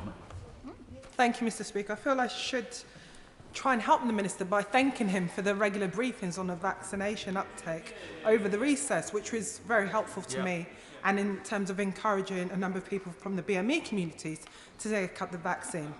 However, this policy is not going to work in Vauxhall. A number of businesses that have been hampered over the last 18 months want to get back. A number of those businesses which are fearful for the looming rent increases from private commercial tenants. A number of businesses which are fearful about the backlog of business rates that they have to pay. Those same businesses, we are now going to ask them to probably pay to implement this policy. So I want to go back to the issue my colleague from Feltham and Heston raised. What funding will be available to those businesses and when will they receive that funding? Minister. I'm grateful for the honourable lady's very kind words about the engagement that we have maintained throughout the vaccine deployment programme, and will continue to do so, by the way, as we enter the booster programme, which in some weeks will hopefully break all records that we set in phase 1 of the vaccination programme. I think what is more detrimental to businesses in Vauxhall is having to open and shut and open and shut again, and the reason for this policy is to sustain their ability to trade and hopefully trade profitably. Sorry, vaccine take-up amongst the young is essential. What additional incentives can you offer the young people that I work with on a social housing estate in Matlock called Hurst Farm? What additional incentives can you offer them to take up the vaccine? I'm grateful for the honourable lady's question. Young people have been coming forward in droves to be vaccinated. We have walk-in centres all around the country where people don't even have to book an appointment, and there's been many different ideas for incentivisation of young people. The greatest incentive, I hope, is to protect themselves, their families and their community, but also to enjoy the freedoms that come with double vaccination. Can I just say, I won't be giving any incentives. So when you say you, it was meaning me, so I definitely don't want to do that. John Spell. Thank you, Mr. Speaker. And as the Minister has already indicated, many countries are already introducing checks in hospitality and entertainment venues. And large numbers of our own citizens are visiting them on holiday, showing vaccine passes like these issued free by Her Majesty's government. They've already undergone checks at airports. I've been arguing since February for the introduction of vaccine passes in order to save venues and jobs. So to ensure that they can stay open, will he now cut through the hysteria and get on with this? Yes. Jason McCartney. Thank you, Mr. Speaker. On Sunday, I joined dozens of volunteers for a thank you event with Medicare Pharmacy for the 58,000 jabs that they've delivered to local people this year. What more, though, can the Minister do to encourage, and I use the word encourage, those that have still yet to have their jab to come forward and do so? Minister. I'm grateful for my honourable friend's work. He has been a champion of the vaccination programme, and I'm grateful to Medicare Pharmacy. But we continue to have pop-ups at universities and, of course, the walk-in centres around the country, and some incentives to offer young people to get vaccinated, and we continue to redouble our efforts, both to keeping the vaccine evergreen for those who haven't yet had their first dose. Sir Oldney. Thank you very much, Mr. Speaker. Mr. Speaker, I spoke to a constituent last week. She's a widow with 4 children. She's been working for the NHS on the front line throughout the pandemic. One of her children has a range of very, very complex needs which can only be met by full-time residential care, and there's only one setting in the entire country which can meet his particular needs. Now, she has been told that they cannot take him because of a shortage of care staff, and they've told her that the particular difficulty in recruiting at the moment is the requirement for care staff to have had 2 jabs. Now, as the member for Forest of Dean, who's no longer in his place, has highlighted, the vaccine does not prevent infection or spread of COVID. So I want to ask the Minister why, given the crisis in recruitment of care staff, do we still have this requirement for 2 jabs when it's not effective and it's depriving vulnerable people from the care they need? Listen. Thank you very much, Mr. Speaker. She will forgive me, but I wish just to really reiterate what she said was inaccurate in the sense that the vaccines don't prevent infections. 60% of people who are double vaccinated will not be infected and therefore cannot spread the virus. It is 40% that can. So it's an important measure. We have a duty of care to those most vulnerable in care homes that the staff are double jabbed and have till the 11th of November to do that. Simon Judd. Make no mistake. Vaccine passports will create a 2-tier society, with the hospitality industry having to police an unethical policy that will hammer their recovery. Given the government's own words that we need to live with this virus, will my right honourable friend confirm how long vaccine passports will be in place if passed by this House? Minister. I'm grateful for my honourable friend's words. We will set out in detail, in due course, exactly how the vaccine pass will work for domestic use, for example, in nightclubs. Jim Shannon. Thank you, Mr. Speaker.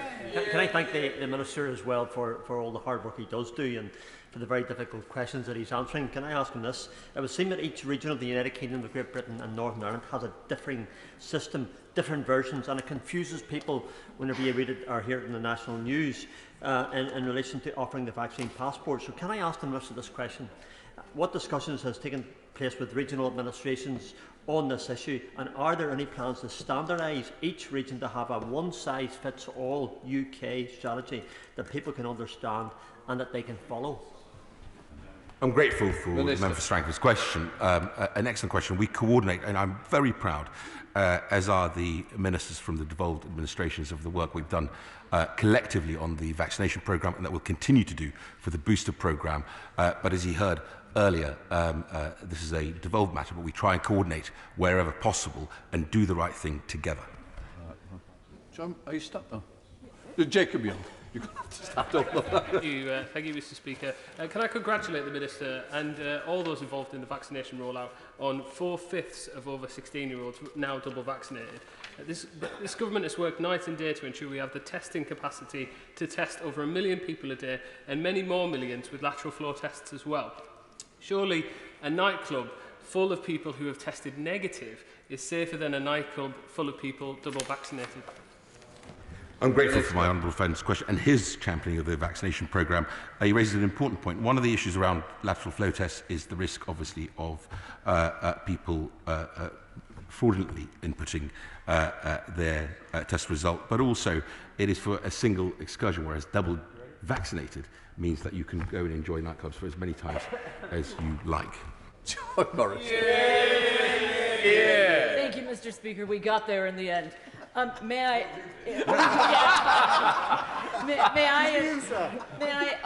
on bended knee implore my right honourable friend to summon all his courage and say no to vaccine passports and to protect our civil liberties. He has done. The Minister has been so courageous in the vaccine rollout, and may I thank the Minister, but please, please protect our civil liberties and say no to vaccine passports. Minister. I'm grateful for the honourable lady, and all I would say to her when she will pause and I hope reflect on what we will be bringing forward is that it is much better for the nightclub industry to be able to open sustainably whilst we get through the next few months. The winter months are going to be tough, challenging, not just for COVID, but also for flu, and it is a far better option to listen to the clinical advice of the CMOs and implement something which is difficult for me to do. It goes against everything I believe in, but nevertheless, it's the right thing to do. Greg Smith. Thank you, Mr. Speaker. We have a whole summer's worth of data from the Events Research Programme that shows how organisers of events like the British Grand Prix at Silverstone in my constituency had to go to extreme cost to put in the planning and the checking at the gate of vaccine passports. So before this policy is put to a vote in this House, can my honourable friend commit to publishing the data of what the cost to business was of vaccine passport checks through the Events Research Programme so that we can be fully appraised of the cost of this policy? Minister. I'm grateful for my honourable friend's question, an important question, and one that we will absolutely be looking at. Suffice to say, as I mentioned earlier, the Events Research Programme certainly gave us the confidence that people can deal with this relatively easily in the way that a nightclub bouncer can check ID, they can check COVID vaccination status. Thank you, Mr. Speaker. Like many across this House, I'm instinctively wary of this idea. Can my right honourable friend give me a clear answer to a specific question? Will right honourable and honourable members receive a vote? And I'm talking, for the avoidance of doubt, about a vote, not scrutiny, on this policy. Minister. I'm grateful for my right honourable friend's question. I have said that there will be parliamentary scrutiny around this, and we'll be coming back and setting out in detail what that looks like. Christian Wakeford. Thank you, Mr. Speaker. I'm actually flabbergasted, depressed and actually annoyed that we're actually even discussing this matter. It's absolutely wrong on a fundamental level. So putting to one side the practical implications of how this is going to be policed, but more importantly the GDPR implications of bouncers now having medical data at their hands. What are we actually doing in regards to the data? Nightclubs have been open now for over 2 months. Is there any data to actually support this policy? Because I don't think there is. Minister. I'm grateful for my honourable friend's question. The very strong advice from the CMOs, as we've heard from our colleagues of Scotland as well, is that this will be an important mitigating measure. It is something that we don't do lightly, and I completely understand his sentiment and his emotion on this.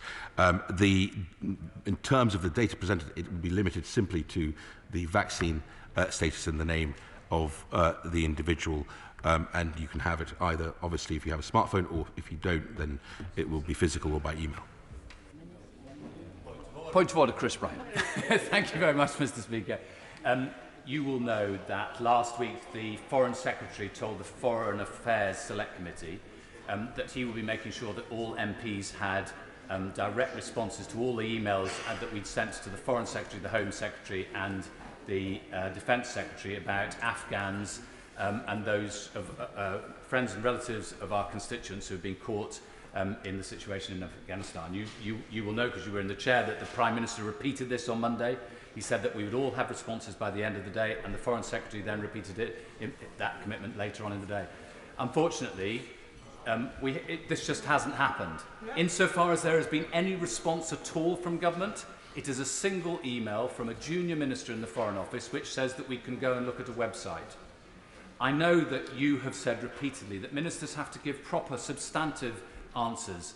And I just hope that you, Mr. Speaker, might be able to speak to government ministers, because so many of our caseworkers across the House are in tears every day because they're having so many cases that are brought to them. I mentioned on Monday the 3 people out of the 143 that I've raised, one of whom's been shot, one of whom's been raped, and one of whom's been tortured.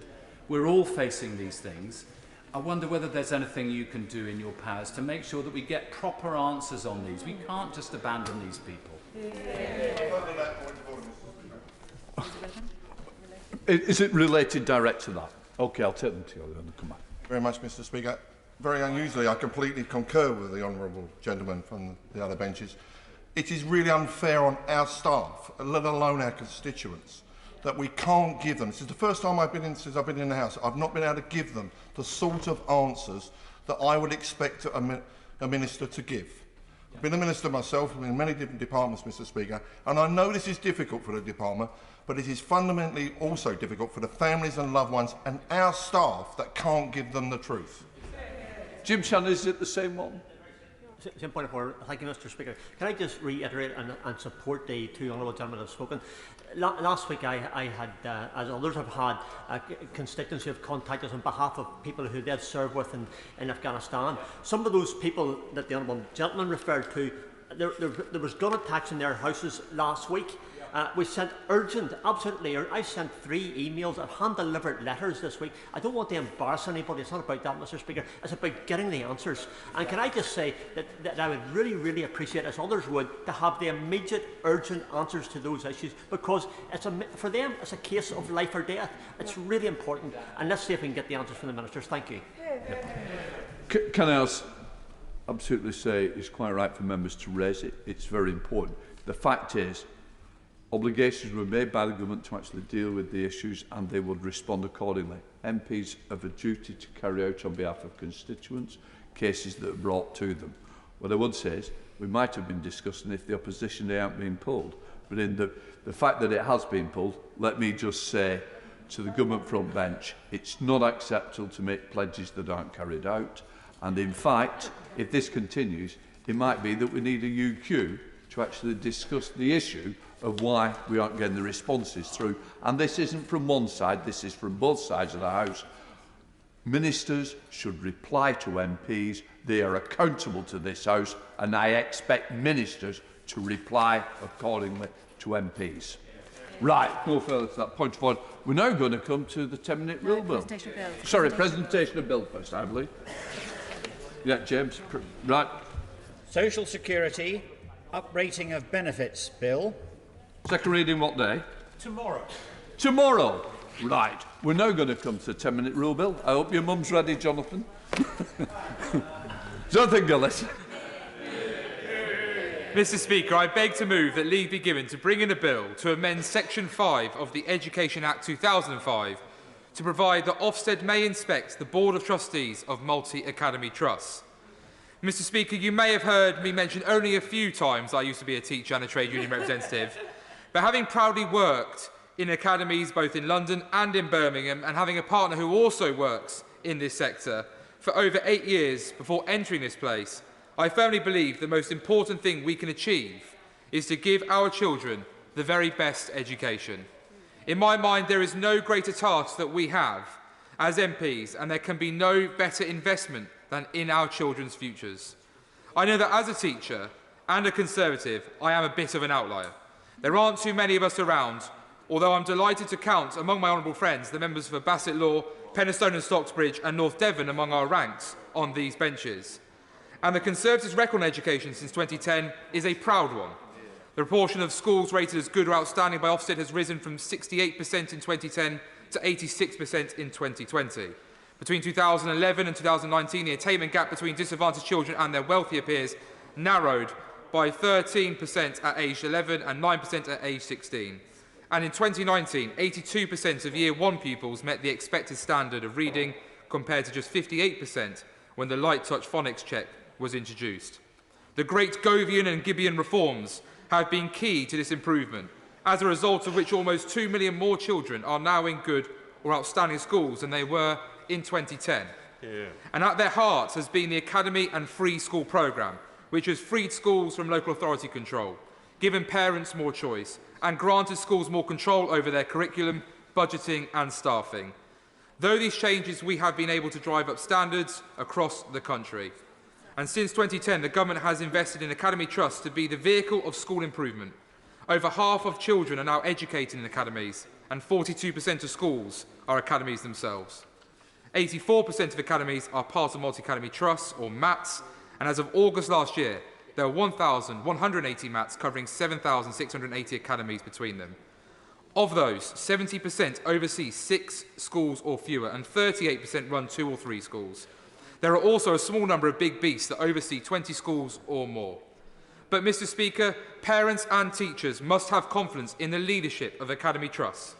Over the years, various scandals have appeared in the papers. Trust paying for the lease of a new Jaguar for their chief executive, Trust paying thousands for first-class travel and high-class hotel rooms, and even trust paying for transatlantic flights. And regularly we hear the Trust chief executives getting huge salaries of £100,000, £200,000, even in some cases close to £500,000. I'm a big supporter of the drive for academisation, and I hope that all schools will become academies. I'm not against trusts expanding, but where they are encouraged to do so, it must be for the right reasons. Numerous funds have been created to encourage MATs to expand, such as the Regional Academy Growth Fund and the Trust Capacity Fund, but these have often resulted in trusts expanding beyond their means, as there is no formal way of assessing whether they are the best place to expand. As the evaluation of the Regional Academy Growth Fund found, one MAT took on 10 schools in 1 year, despite a previous growth rate of only 2 or 3 annually. There must be fairness, transparency and accountability, because as it stands, there is glaring inconsistency. Schools, including individual academies, are inspected by Ofsted. Children's social services are inspected by Ofsted. The Care and Quality Commission inspects hospital trusts. So why aren't multi-academy trusts inspected too? I worry that this loophole risks creating a new group of education authorities that are unaccountable to teachers, parents and pupils. To have a fair and consistent system, MATs and their leadership need to be accountable in the same way that teachers are. At their best, MATs have been instrumental in turning around failing schools. Whitfield Valley Primary School in Feghays in Stoke-on-Trent North, Kidsgrove and Tork is a great example of this. Having previously been placed in special measures, the school is now rated good by Ofsted, with outstanding leadership since becoming part of the Inspirational Learning Academies Trust in 2015. While this is a fantastic example of what trusts can achieve, sadly there are too many that are not performing well. I think that the root of this problem is the accountability regime. Over the years there has been calls for change, and I want to thank the work of the previous Education Select Committee, which found in a 2017 report that there is a gap in assessing the performance of MATs that neither Ofsted nor regional school commissioners properly fulfils. Starting in 2018, Ofsted trialled a new approach to inspecting academies, which involved a number of inspections of individual academies from a MAT, taking place over a period of up to 2 terms. Following these inspections, Ofsted would then visit the MAT's head office to evaluate the effectiveness of the MAT as a whole. This was a shift in the right direction, with a move towards assessing the trust itself rather than simply looking at individual academies. But, Mr Deputy Speaker, as it stands, accountability measures remain heavily focused at school level and do not reflect the top-heavy leadership style of many MATs. To properly harness the power of MATs, we need to look at their overall performance. I want to stress, this is not about creating another layer of bureaucracy or more hoops for teachers to jump through. My bill is about adding accountability for the trustees of multi-academy trusts, and in my mind there should be no extra work for teachers. Through my bill, the remit of Ofsted inspectors would be extended so that they must consider 3 points: the achievement of pupils across schools covered by the multi-academy trust, the success of the multi-academy trust in reversing educational underperformance, and the quality of leadership, financial management and governance of the multi-academy trust. Bringing MATs under the Ofsted inspection regime would ensure that they are playing their full role and, crucially, allow those who are truly doing excellent work to be recognised. As the Lost Learning Report I co-authored with Onward and the New Schools Network earlier this year argued, we should be using multi-academy trusts much more aggressively as the engine of school improvement, by holding them to account via the provisions of my bill and assessing them on their ability to turn around underperforming schools. Inspections of MATs would allow us to reward well-performing multi-academy trusts and give us a way to incentivise the best MATs with generous funding to take on struggling schools. There could be no clearer need for this, especially in the wake of the pandemic. If levelling up is to mean anything, it must mean that children in places like Stoke-on-Trent North, Kidsgrove and Tork can get the education they need to be able to go on to university, to give them the skills they need to go on to an apprenticeship, and to give people a chance to make the most of their talents and achieve their potential, no matter where in the country they go to school. To do this, we need to unleash the power of the best trusts to transform children's lives around the entire country. Ultimately, Mr Deputy Speaker, that's what this bill is about. In the wake of this pandemic, this bill is needed now more than ever. I'm delighted to have the support of this bill from a broad section of honourable members from all sides of this House, and I commend it to the House. I have not been notified that anybody intends to oppose this motion, and I don't see anybody, so I'll pose the question. The question is that the honourable member have leave to bring in the bill. As many as that may say aye. Aye. Contrary, no. I think the ayes have it. The ayes have it. Who will prepare and bring in the bill?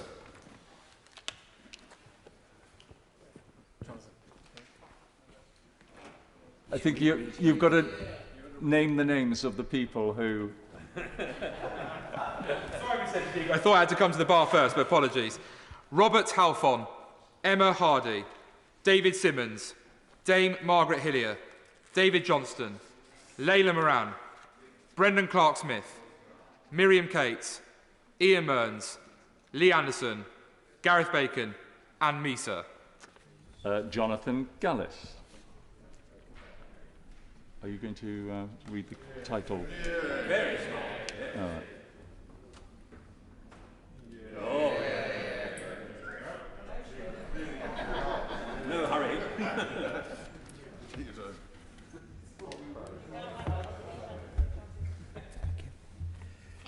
Multi-Academy Trusts Ofsted Inspection Bill.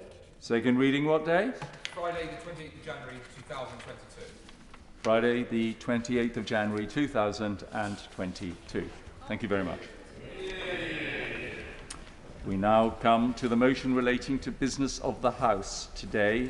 Minister to move. I beg to move. The question is as on the order... Do you wish to speak, Mr Byrne? Well, the question is as on the order paper. Mr Peter Byrne. Thank you, Mr Deputy Speaker. Obviously, we're going to be debating a very important issue today. If this had been the finance bill, it could have gone, of course, to any hour. So I'm wondering whether the Minister could explain why this length is... I mean, I appreciate this is a Ways and Means motion, but I do think, given the interest in this motion, it might well have been that we could have had extended hours, and I wonder why the Minister decided to stop this at the moment of interruption. Well, that's not a point for me. Does anybody else wish to contribute to this? In which case, Andrew Regal.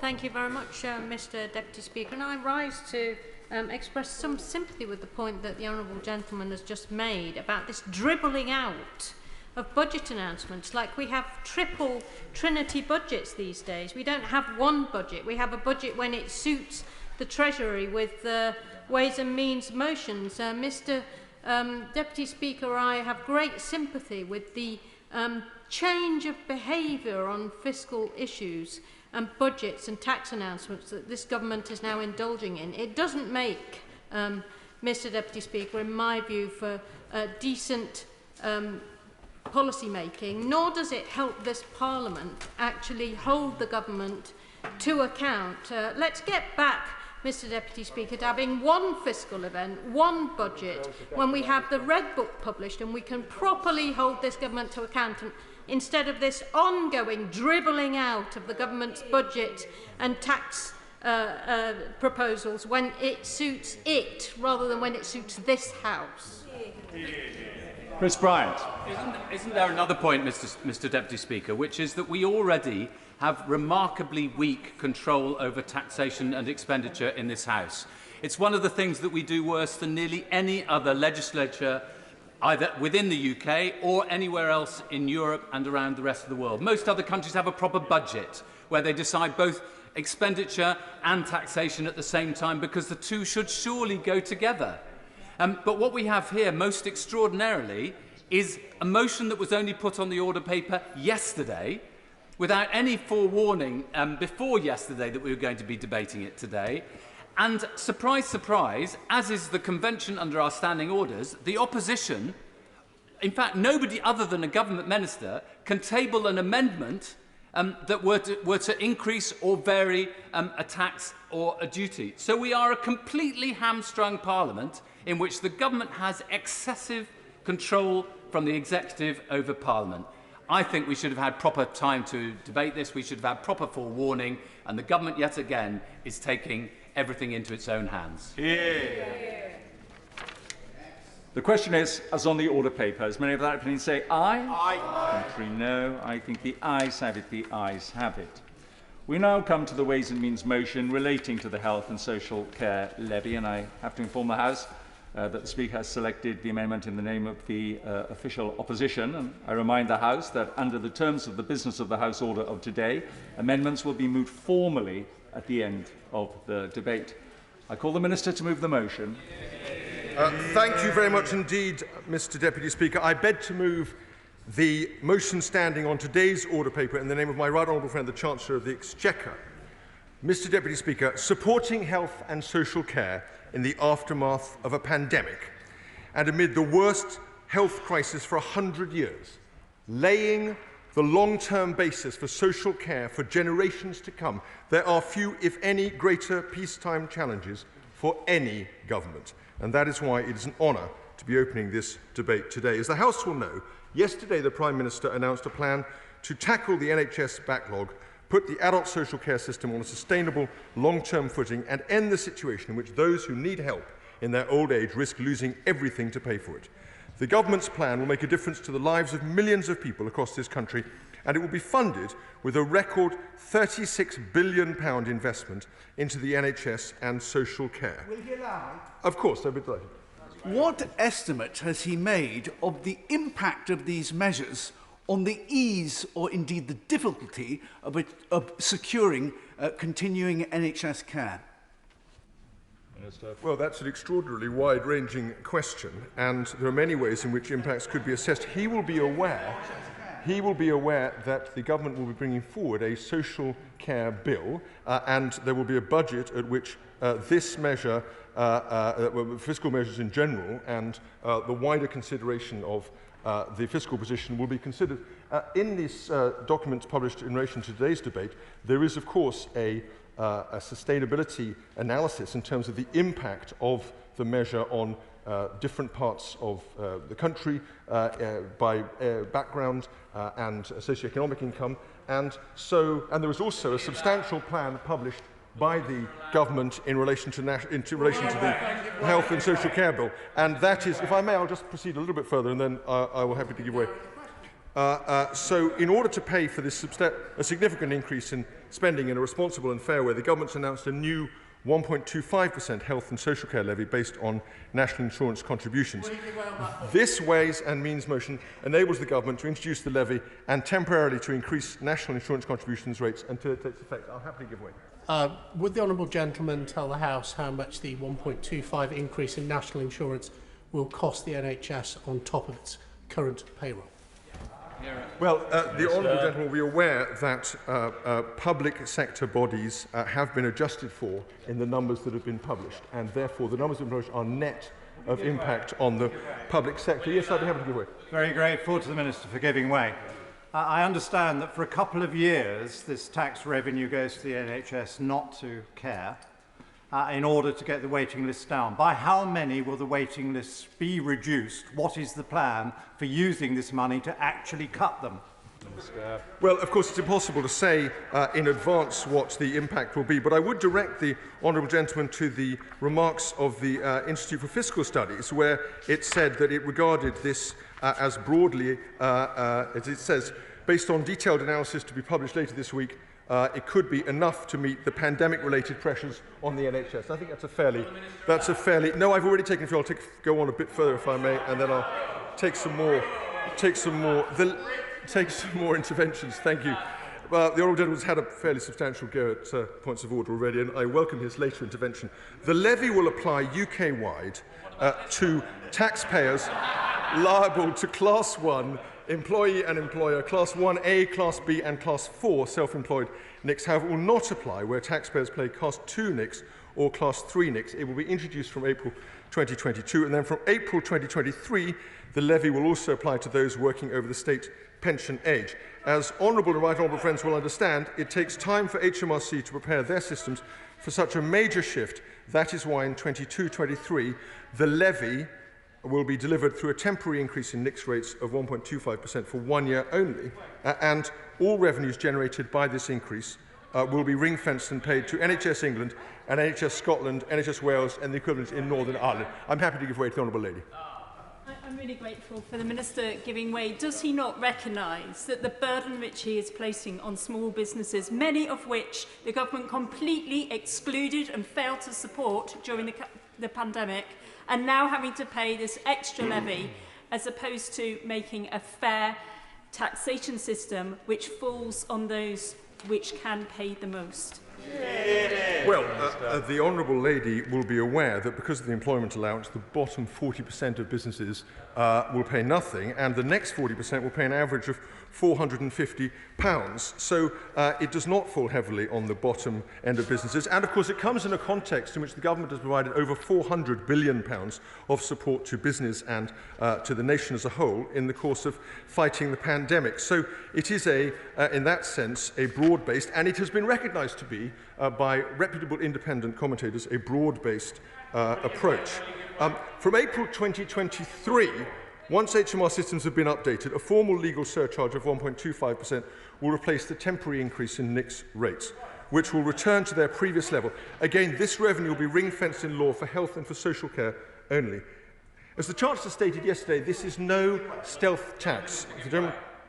That is why the exact amount that each employee pays will also be visible as a separate line on their payslip. Finally, the levy will be administered by HMRC and collected by the current reporting and collection procedures for NICS, pay-as-you-earn and income tax self-assessment. I'm happy to give way to the Honourable Gentleman. Yeah, thank the Minister for giving way. I want to just ask him how much money is actually going to get to local authorities to deliver social care at the front line. Can I refer him to paragraph 36 of the government's document we got yesterday, which says that 5.4 billion in adult social care will be provided from this levy, but that will be spent on the reforms that are in the document, and it then goes on to say that all the other pressures on local authorities, the social care they've got now, demographic and otherwise, will be paid for from council tax, the social care precept, which is council tax by any other name. So are we then expecting the pressures on social care not to be funded from this document, but to be actually be funded from further rises in council tax? Is that the honest situation? Grateful to the Honourable. I'm also very grateful for him to actually reading the document, which many of his colleagues may not have done. And he's absolutely right to draw attention to that section. What the levy does, of course, is to provide a very substantial form of funding for social care. The question of the capacity of local authorities, of course, is a matter of great interest to the government, and an area in which we've supported significantly in the last year or two will be considered in the budget in the normal course of things.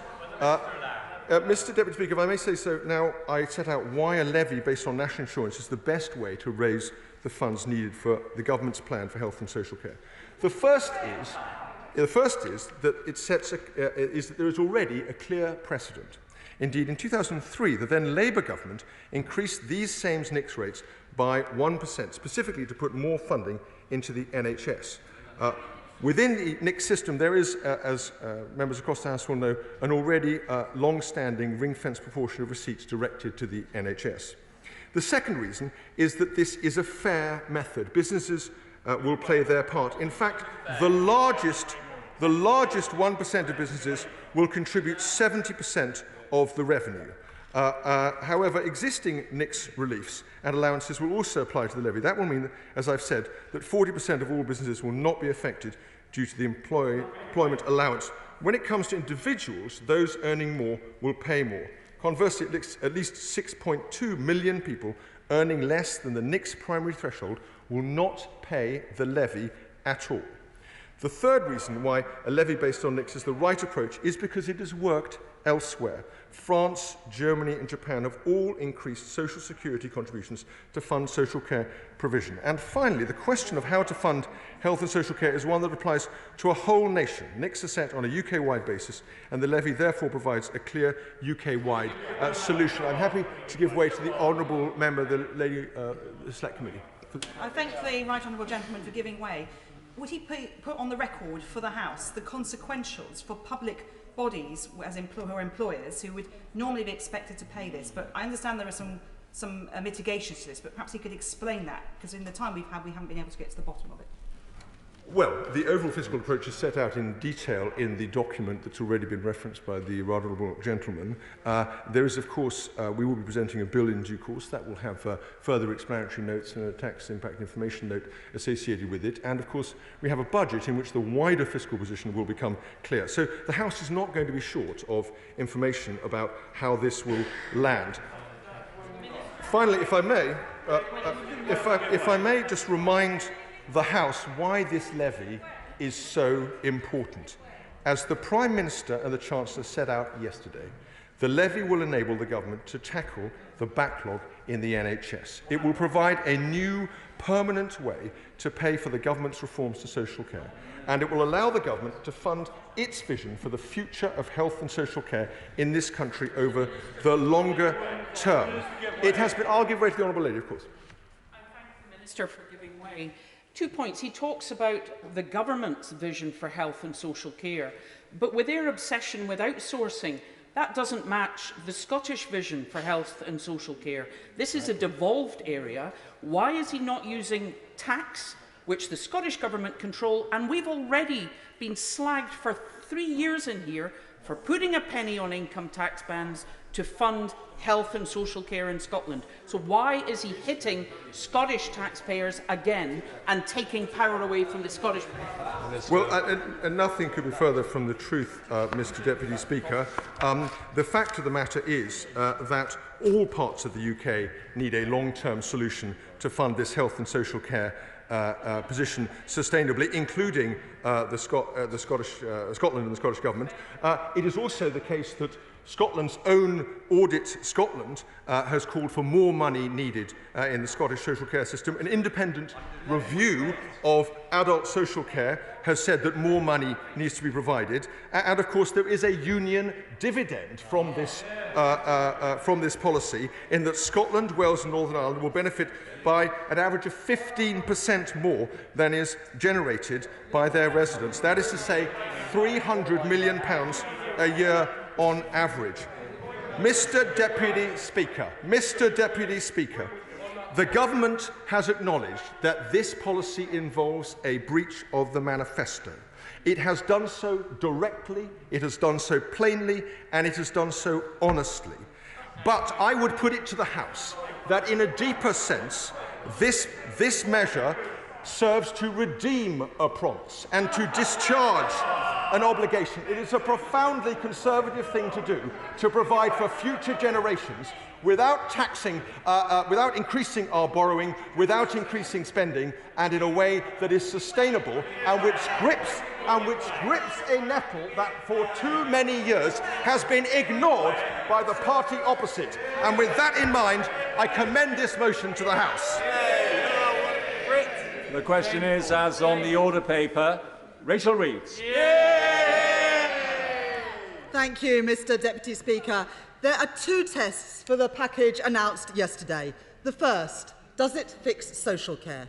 The second, is it funded fairly? And the answer to both of those questions is no. It is a broken promise, it is unfair, and it is a tax on jobs.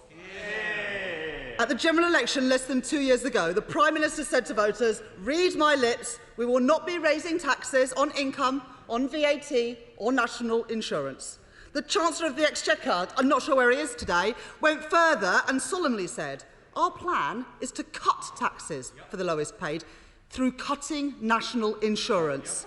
They've broken their legally binding promise on international development, they're breaking it again on the triple lock, and the country is now littered by Tory broken promises torn from the election manifestos of all of the members opposite. Promises that they made to their constituents and to their countries, promises used to count for something. Today, the Tory word and guarantees from the Prime Minister count for absolutely nothing at all. I'll take an intervention from the member and maybe you can tell us what he put on his election leaflets. I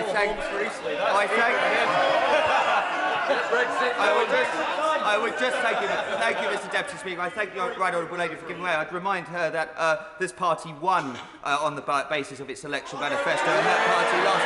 But can I actually ask her, can I ask the Right Honourable Lady, in the interest of fairness and in the interest of the people of this country that voted for her party, could she outline to the House what her party's plan is to fix social care? Because so far we've heard nothing. Well, I'll come on to that in a moment, but it sums it up, doesn't it? You went into the election with a set of promises, and now you're breaking them one by one. Now, Order. I know this is going to... Please resume your seats. This is an emotionally charged debate. I fully appreciate that, but please, as Mr. Speaker has pointed out, we must not use the word you unless you're referring to the chair. So please just remember that. Rachel Reeves. I'll clarify. The honourable members opposite are breaking their promises one by one by one. Now, the government will claim that this is all down to the pandemic, but in March last year, a year into the pandemic, the Chancellor promised that national insurance would not go up. And he said, and I quote, "We're not going to raise the rates of income tax, national insurance, or VAT.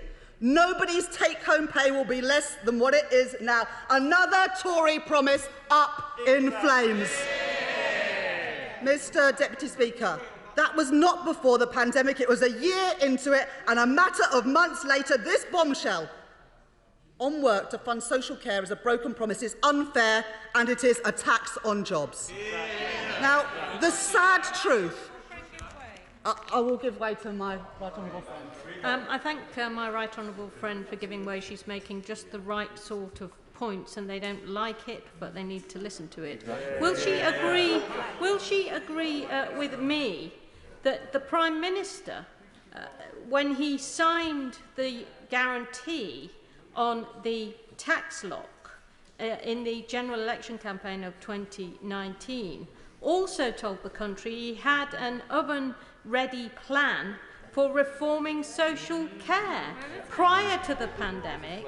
So he can't have signed the tax lock, can he, as well as having a plan for social care if one of those things wasn't exactly true?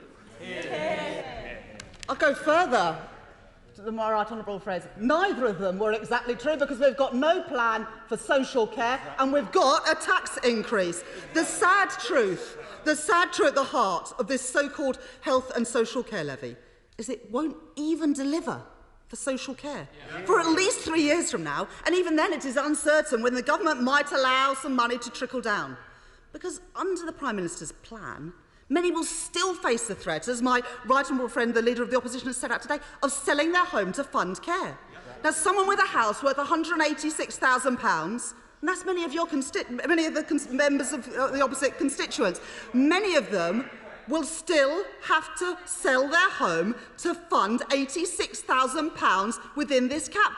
And that's even before the costs of living in a care home. How does the Minister opposite expect his constituents to pay for care without selling their home? I'll happily take an intervention from the Minister. Well, maybe the right honourable member for Thirsk might explain what he put in his manifesto to his constituents in Thirsk. I was delighted to be able to sit on the joint select committees, Health and Local Government. The select committee looked at this, and the chair of the Local Government Select Committee is sat in his place now.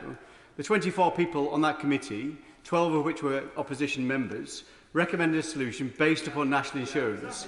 The Shadow Social Care Secretary also proposed a solution based upon national insurance. Why is she now saying that's the wrong option? And what is her plan if that is the wrong option? We should be looking at all forms of income, not just income from people who go out to work. You've got a landlord who rents out a number of properties. He will pay nothing, whereas his tenants in work will. That is not fair, and that is why we cannot support it this evening. The minister told us three important. The minister told us three important things today.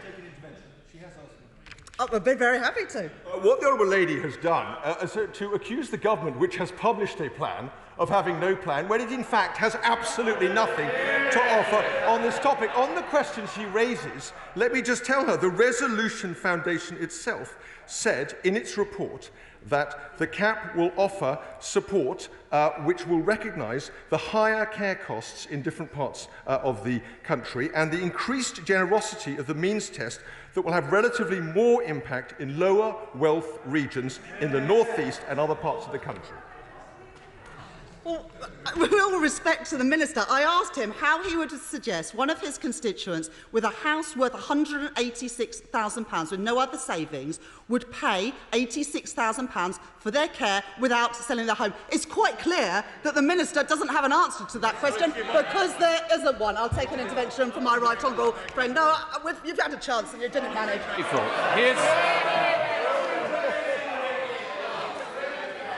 I'm very grateful.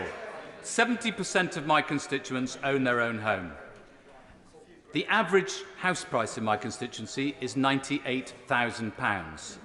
For my constituents who are going to be asked on lower than average wages in the country to contribute more in national insurance, is it not manifestly unfair that they would still have to find £86,000 and the only place they're going to find it is out of £98,000 so as to fund millionaires in the southeast of England being able to pass on the whole of their inheritance to their children? My right honourable friend makes the point very well. People will still have to sell their homes to pay for care under these plans. And there were three important points. I've already taken intervention from the Minister and he didn't answer the question. OK, I will take an intervention. I will take an intervention from the Minister if he explains how you pay 80...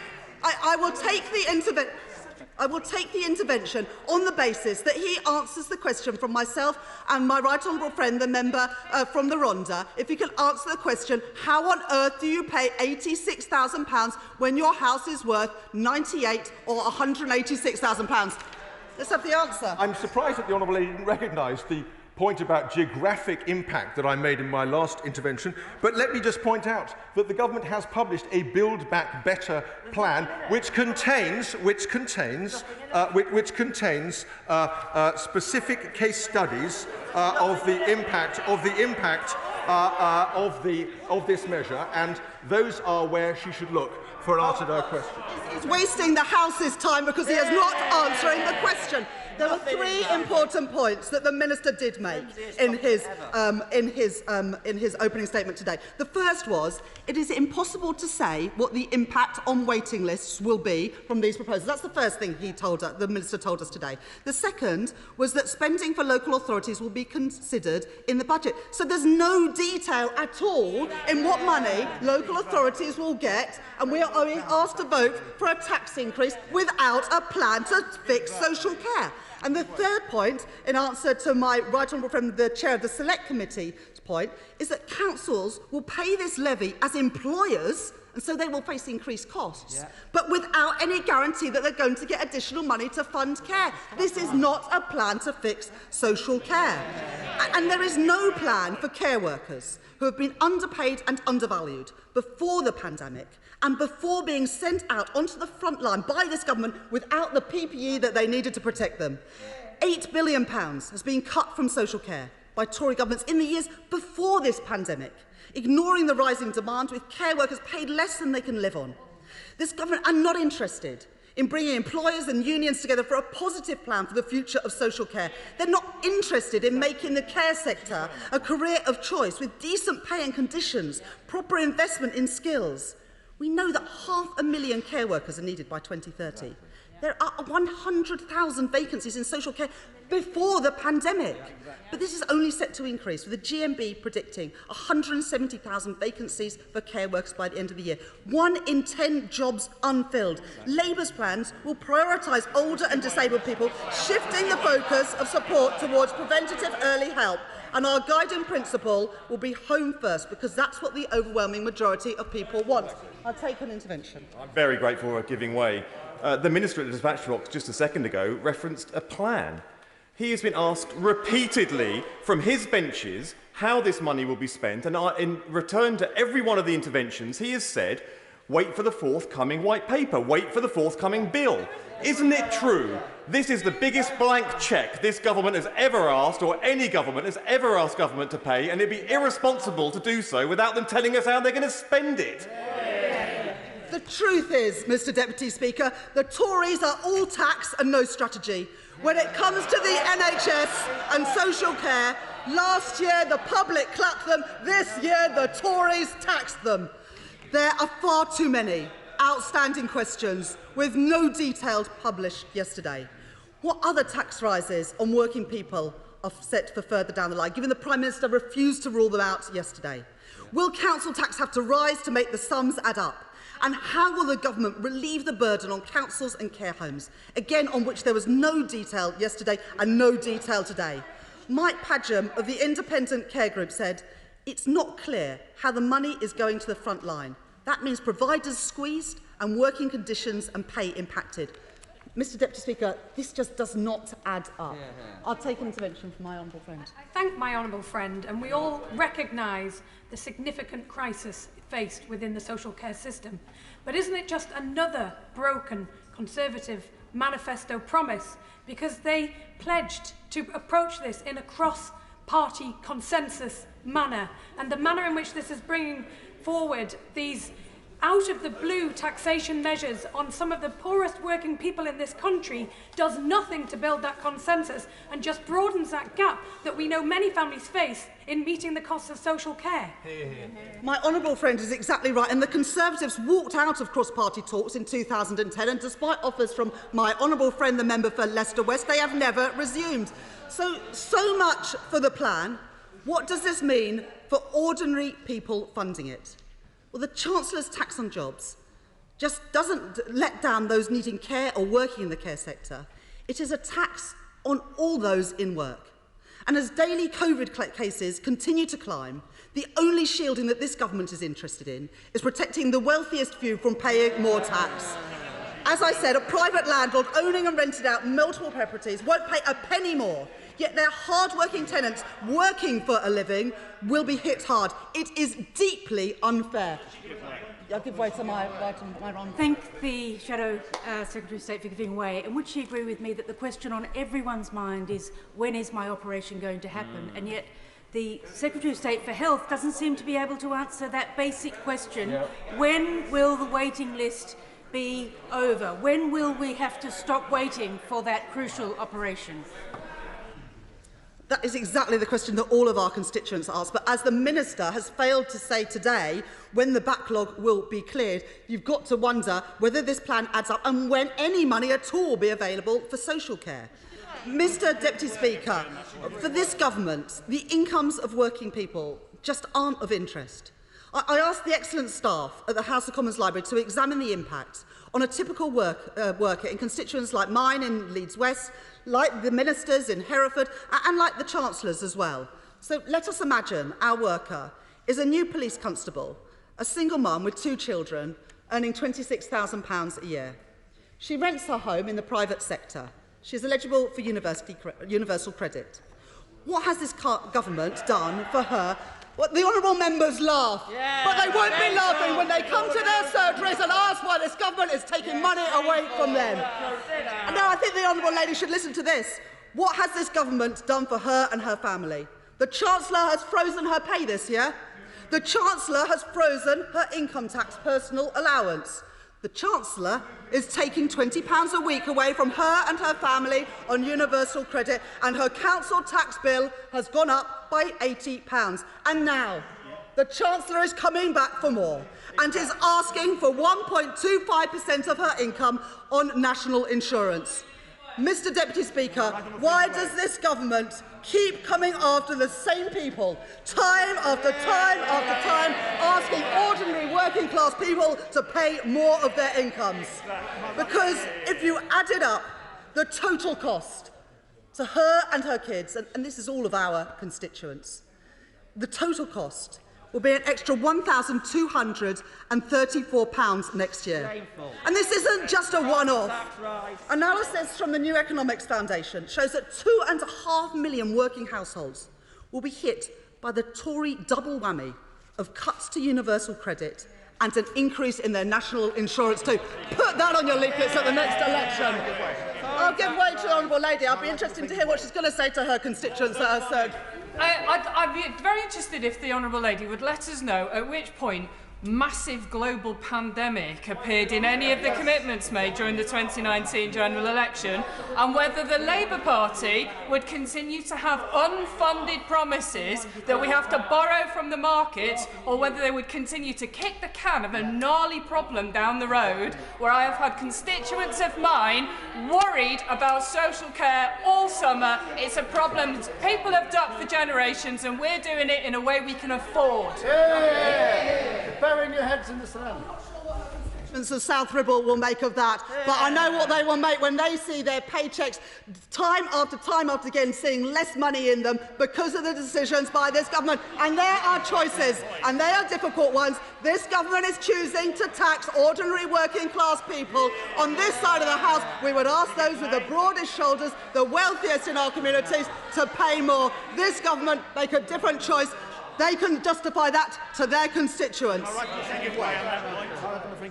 I'll give way to the Chair of the Select Committee. And I'll bring my friend back to the paragraph that I asked the Minister about, paragraph 36. It seems absolutely key, because there isn't any clear money coming from this levy towards social care. It's what the government said, and I think the Minister said it'll all be revealed in the spending review. The government will ensure local authorities have access to sustainable funding for core budgets at the spending review.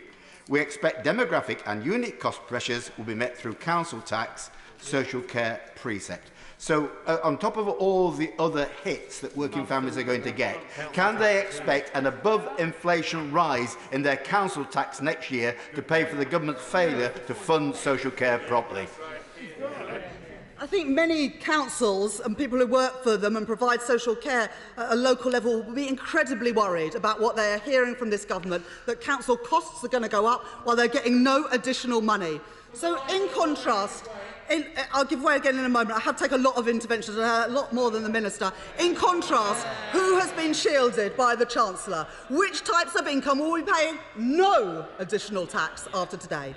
Well, they include those who get their income from financial assets, from stocks and shares, from sales of property, from pension income, annuity income, interest income, property rental income, inheritance income. Well, fancy that, Mr Deputy Speaker. I don't doubt that the champagne glasses were clinking in Mayfair last night, toasting the Chancellor, but not in Middlesfield, not in Mansfield, not in Middlesbrough, not in South Ribble, and not in Thirsk either. 95% of the revenue that the government plans to raise from this tax bombshell comes from employment.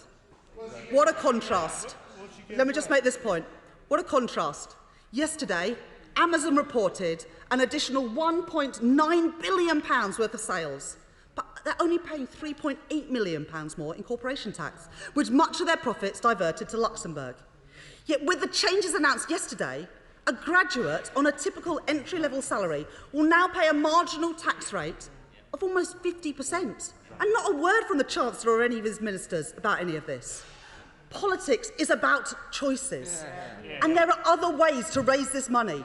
The Chancellor wants the country to believe that this sales on property, on financial assets like stocks and shares, there are no additional taxes on people getting their incomes in that way, but plenty of additional taxes on ordinary working class people. Now, the Chancellor wants the country to believe that this is the only way to do this.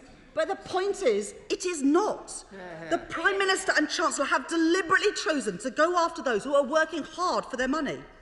Labour understands, I understand, how hard people work for their wages. Mr Deputy Speaker, I don't believe that the Chancellor considers the lives of people outside of this place in any detail before he takes decisions like this. The government, as the honourable member mentioned earlier, is rushing this through without publishing proper analysis of the impact on jobs, on different parts of the country and on different incomes, and not even allowing proper amendments either. And members will know that we are limited in how we can amend this bill this evening. And that's why we've put forward what we can, an amendment this evening calling for the assessment of this tax on jobs, an assessment that the Chancellor is unwilling to provide. I'll give way just twice more to my honourable friend and then to the honourable lady. In my constituency and next door in my honourable neighbour's constituency, we have many people right at the start of their working lives paying, as she says, nearly 50% in tax after this change, very high rents in private rented sector, effectively no disposable income. Their dreams of ever owning a home are being destroyed by the members opposite. Doesn't she agree? Well, my honourable friend speaks well of what our constituents in Leeds North West and Leeds West will be facing with that double whammy of universal credit and the national insurance increase, but in addition the other tax increases from this government. I'll take the final intervention, then I will start to wind up. I thank the Honourable Lady for giving way. There's obvious precedent for this national insurance rise to raise money for the National Health Service, and that's from 2003. Were Labour wrong to raise national insurance and National Health Service in 2003? We had a clear plan to bring down waiting lists, a plan that this government is sorely lacking, and the economic circumstances are different too. The government's tax on jobs comes at the worst possible time. Businesses create jobs and will drive our recovery. Labour are a party that are pro-worker and proudly pro-business too, and I'm proud of decisions that the former Prime Minister and Chancellor made that brought down waiting lists and walked down to their lowest ever level, targets that have never been met under 11 years of Tory government. And we want business to succeed, to invest more, to employ more, to pay more and to create more wealth. These are still precarious times, with many businesses in all of our constituencies not yet back to full capacity, and others considering how they're going to repay the loans taken on during the pandemic. What does the Chancellor and the Minister think the effect of this tax rise on jobs will be? He hasn't set it out. It could mean either an attempted squeeze on wages and conditions, even higher prices for customers, or the scaling back of recruitment and growth plans. It will affect people, and it will affect the Exchequer too. It's a false economy. And the Chancellor and Minister don't need to take my word for it. The British Chamber of Commerce describe it as a drag anchor on jobs growth and believe it will dampen the entrepreneurial spirit needed to drive the recovery. Make UK say it is ill-timed as well as illogical. The CBI, that it will directly hurt a business's ability to hire staff at a time when businesses have faced a torrid 18 months. The Federation of Small Businesses say that this increase will stifle recruitment, investment and efforts to upskill. They are joined by the trade unions. The TUC say it is wrong to hit young people and low-paid workers while leaving the wealthy untouched. We agree with those businesses and we agree with our trades unions too. They are right. This is a tax on jobs, it is a tax on the economic recovery, and we will not support it. So, Mr Deputy Speaker, let's go back to the key questions that need answering. Will this plan deliver what is promised for our health and social care sectors? No. Will it clear the NHS backlog this Parliament? Well, no. And the Health Secretary says no. Will it give social care the resources it needs for the next 3 years? No. Is there a plan to reform social care? No. Will it create more and better paid jobs in the economy? No. Is it fair across the regions? No. Will people be prevented from selling their homes to fund their care? No. Will this tax bombshell help our economic recovery? No. And is it the last tax increase in this Parliament? No. This whole thing is unravelling. No wonder that ministers are in a desperate rush to get it through. And the Chancellor, absent today. Perhaps, Mr Deputy Speaker, he's gone for a swim. COVID has tested the people of our country like nothing else in any of our lifetimes. After the last year and a half, the country deserves a much better future, a recovery which enhances and enriches all of our lives and in all parts of the country. Social care is a huge challenge, and there are other challenges coming too. We need to do things differently. Labour's test is simple. Does it fix the problem and does it do it in a fair way? The answer to both of these questions is no, and that is why Labour will vote against this unfair, job-taxing, manifesto-shredding tax bombshell this evening. Order, order. As you can see from the enunciator, there is a 5-minute limit on all backbench contributions, and we will start with Mel Stride. Thank you, Mr Deputy Speaker. Can I rise to welcome broadly this motion? It seems to me that social care is one of those issues that parties of both colours have grappled with for many years, and yet now we are at last at a point where a government has the courage and is sensible enough to actually come forward with some realistic proposals. As to the breaking of manifesto commitments, of course, Mr Speaker, Mr Deputy Speaker, no party wishes ever to do that. But listening to the opposition, it seems to me as if the global pandemic never occurred, as if the economy never shrank by the greatest level since 1709 and the Great Frost of that year, as if millions of jobs were never imperilled, as if this government never had to step in fiscally in a way that probably no government outside wartime has ever had to do, and with such positive effects as well. And when it comes to the honesty or otherwise of what the government has done, I think they have been upfront very clear and very honest, and making it clear that they've broken that commitment. Unlike, I have to say, the less straightforward way in which repeatedly in this debate the opposition and the Shadow Chancellor have ducked the fundamental question: what is the opposition's alternative plan? There isn't an alternative. The reality is, and in response to an intervention by one of my colleagues, the Shadow Chancellor, when asked why Labour had supported an increase in national insurance in 2003, said, well, we had a plan. Well, I humbly remind her that that was 18 years ago. And what we need to see now is a plan from the opposition as well as the criticism. I give way to the honourable gentleman. He and I have known each other for a very long time. I just hope he could explain to my constituents why it is right that practically everybody in the Rhondda would have to sell their home to meet the £86,000, whereas next to nobody would have to do so in his constituency. Firstly, the right honourable gentleman's knowledge of my constituency is obviously rather deficient, because I suspect there are many characteristics of mine that are shared in common with his. I don't dispute the fact that any major fiscal move, such as putting up national insurance and bringing in this levy in this manner, will have complexities and difficulties associated with it. And my pledge to the House is that the Treasury Select Committee will, I'm sure after private discussion, decide that we wish to look more closely at a number of the issues that there are being raised in this debate, including the one that the honourable gentleman has raised. But let's be honest about the options that were available to the Treasury. How could we have squared the circle and funded £10 billion plus per year? The first thing the Treasury could have done is to seek to cut expenditure in other areas. And yet I've no doubt that if they came forward with any proposals of that nature, the opposition would have fiercely resisted that as austerity all over again. And we have to understand that in the current projections going forward, there are many unfunded commitments, including, for example, keeping our railways going forward, net zero, additional funding that will be needed for school catch-up, and so on. The second area would be to rely... I will take the honourable gentleman's intervention.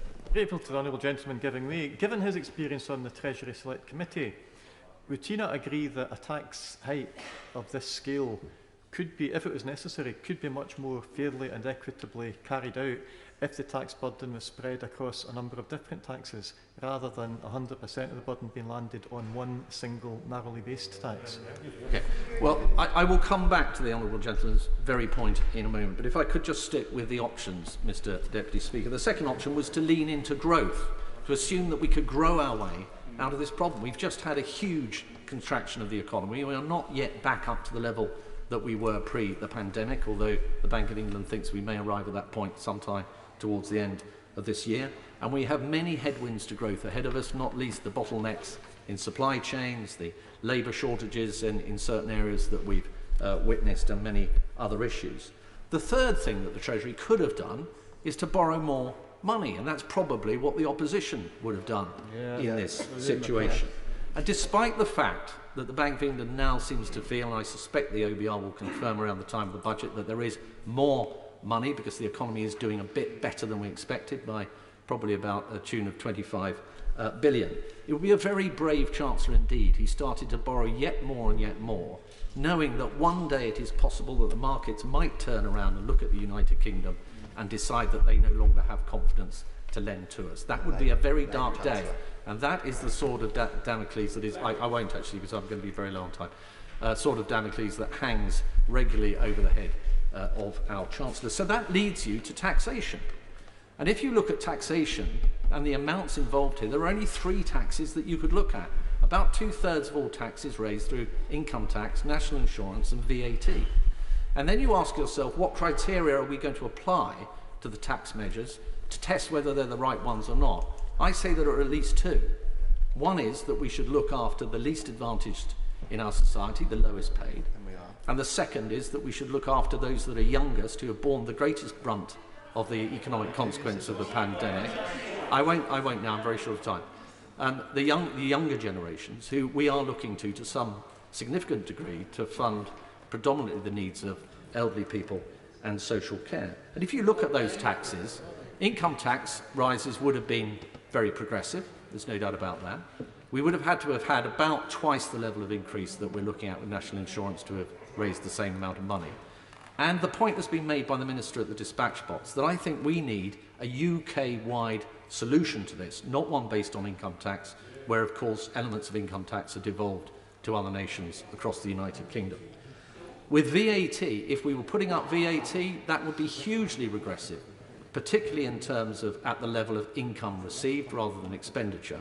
And I think that would therefore have been wrong. We're also up at 20%, I think, near the upper limit of where VAT should be in terms of the distortionary consequences of going further. And that leads you, therefore, inevitably to national insurance, just what Labour were led to in 2003. The original proposal, it seems to me, failed both of my tests. I think if we just put up national insurance, it would have been regressive. It would have hit the poorest hardest. But what is right about the Chancellor's approach is he has extended it to those beyond the state retirement age, and he has extended it to those who are receiving income by way of dividends. And that is a critical move that makes this, I think, in general, the right approach. There are, of course, many issues that the committee no doubt will be looking at. One of them is that a regrettable consequence of the increase in the employer's national insurance rate is that it will exacerbate the so-called three people problem, whereby the different tax treatment of the employed, the self-employed, and those receiving income through their own company will be widened with consequences for IR35. I'm out of time, but Mr. Deputy Speaker, thank you very much indeed. I support this motion today. Thank you. Front bench contribution, Alison Thewlis. Thank you, Mr Deputy Speaker. And I'd like to start this afternoon by giving the UK Government some credit. They are absolute masters of illusion and deflection. Trying to get them to simply answer a question is like pinning jelly to a wall. And their ministers are astonishingly unperturbed by going out to argue for policies which entirely contradict the cast-iron promises they made when they stood for election. We on the SNP benches are clear that raising national insurance is a blunt tool to fund social care, likely to disproportionately hit young people and lower earners. And our SNP Amendment A would have forced the UK Tory government to come clean on the distributional impact of this policy. Mr Deputy Speaker, we would love to be able to amend the motion more broadly, but as the Honourable Member from Rhondda pointed out earlier, we have limitations in our ability to do so this afternoon, which is hugely frustrating. Our amendment therefore covers the impact by age, because we know that young people will be affected the worst. By income, because we know that national insurance is regressive and will hammer lower earners. By wealth, because those with unearned incomes stand to be the big winners, and the key political motive here appears to be for the Tories to bail out their well-heeled voters against losing their inheritance. On place of residence, because this is a UK tax for an English policy crisis, and within England, the Resolution Foundation is clear that this policy will benefit the South East the most. It's no surprise to me that the UK Tory government's national insurance hike and the back of a fag packet plan announced yesterday are already drawing criticism from all sides. The Telegraph and the Mirror, the Cabinet and the backbenches, even three... Of course, I'm grateful to my honourable friend for giving way. She's making a number of very important points. An anonymous member of the Cabinet is quoted in the Telegraph as being very critical of this policy and saying if you get all your income from investments and property, you don't pay a penny, but if you work your guts out for the minimum wage, you get clobbered. Can she hazard a guess as to what the Tories have against taxing unearned income? Yes, I would be very curious to know why that is. And I was going to go on to read out the very quote that she had mentioned, because even three former Conservative leaders, including a former Prime Minister and three former Chancellors, have spoken out against this move. And to complete the quote that she said, this person, this anonymous member of the Conservative Party, said putting up national insurance would be morally, economically and politically wrong. It went on to say that after all that's happened in the last 18 months, they can't seriously be thinking of a tax raid on supermarket workers and nurses so the children of Surrey homeowners can receive bigger inheritances. Well, Mr Deputy Speaker, yes indeed they are. Will my colleague give way? I will give way, yes. I thank my colleague for giving way. Is it not the case that the talk is about making life better for social care staff, but actually they're exactly the people who will lose £1,000 a year in the universal credit cut and will now face this extra cost? Hear, hear. My honourable friend is absolutely right. Is the people that least can afford this, and it's the people that have worked the hardest through this pandemic that this government should be thanking, not taxing. We're being asked to vote today on measures which the IFS have described as better than doing nothing, which is about as charitable analysis as is possible of this policy. In a second, but very few people would dispute the need for action in health and social care in England. However, an increase to national insurance contributions is not the fairest way to go about it. And I'd be interested to know why he thinks it's fair for his constituents. Well, I'm grateful. I mean, she references the IFS, and she'll know the IFS has noted that over the last 10 years, health spend in Scotland has grown by 1.2% compared to in England, which has grown by 3.6% on a like-for-like basis. So it surely is astonishing that you're going to be voting against £1 billion of extra investment for Scotland's NHS. What he fails to understand here is we are starting from very different points. He doesn't acknowledge that, and he doesn't understand it. The response for anti-poverty and equality groups has been absolutely damning. The Women's Budget Group has said, we believe there's a fairer way to fund social care. This is because, as they currently stand, NICs are more regressive than income tax, with a lower threshold at which payments start and a higher rate threshold beyond which employees pay a lower rate. The Resolution Foundation has described the policy as generationally unfair, and Paul Johnson of the IFS has said it remains the case that pensioners will pay next to nothing for this social care package, overwhelmingly to be paid by working age employees. And I'll take the intervention. There are many ways that, of course, this could have been made progressive. One of the ways, of course, is to look at the upper threshold for national insurance, of which is not being addressed by this, and it now means that a young graduate will have a marginal tax rate higher than a rich Conservative earning on one of those benches across there. He makes an excellent point. And for young people who have perhaps struggled through this year, who have graduated and are going out into the world of work, this is a real hammer blow to their prospects. Many families are already facing a historic £1,040 cut to their annual income, staring down the barrel of impending cuts to universal credit and working tax credit. And the Joseph Rowntree Foundation have described this new levy as adding insult to injury.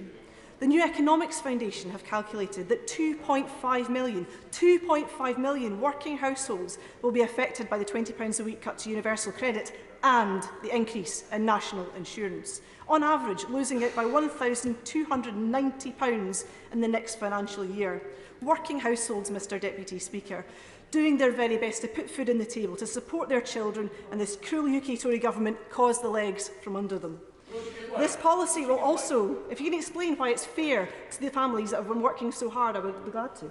I'm very grateful, Mr Deputy Speaker. I wonder whether she's popped out to the Vote Office and picked up this distributional analysis that the government's published, showing the impact across the deciles of income in this country. It just doesn't bear out what she's saying. I'd encourage anybody out there to pick up this analysis and have a look at it. Well, there are different analyses that I have seen from the New Economics Foundation, and I would urge them to look at that because it gives a very different picture to the one that the government is presenting here today. And I think that's why we need to have more analysis of this policy before the government goes forward with it. And it will also impact, Mr Deputy Speaker, upon our recovery from this pandemic. Businesses who have weathered such a challenging year have spoken out in the strongest of terms against it. The Federation of Small Businesses have called the national insurance hike anti-job, anti-small business, anti-startup, pointing out that the increase to national insurance will stifle recruitment, investment and efforts to upskill and improve productivity in the years ahead. I thank the Honourable Lady for giving way on that point. Is she worried that this government appears to be increasing taxes at a far earlier stage of the economic recovery from the pandemic than other similar economies are doing? She's absolutely correct, and they've learnt nothing. They have learnt nothing from the austerity that caused so much damage from the last crash. They are about to repeat these mistakes, and those in the lowest incomes are again going to be the most hammered from it. The Institute of Directors have called this hike political opportunism and highlighted the tax and dividends which will hit sole traders and small company directors, many of whom were completely and unjustifiably excluded from UK government support during the pandemic. It really does rub salt in the wounds, Mr Deputy Speaker. Thank you, Mr Deputy Speaker. And I'm very grateful to the Honourable Lady for giving way on that excellent point.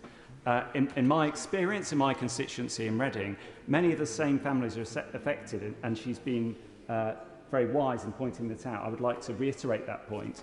It appears to me that the same group of people, very hard-working, many of them key workers, many with small businesses, are being affected disproportionately by this unfair tax rise.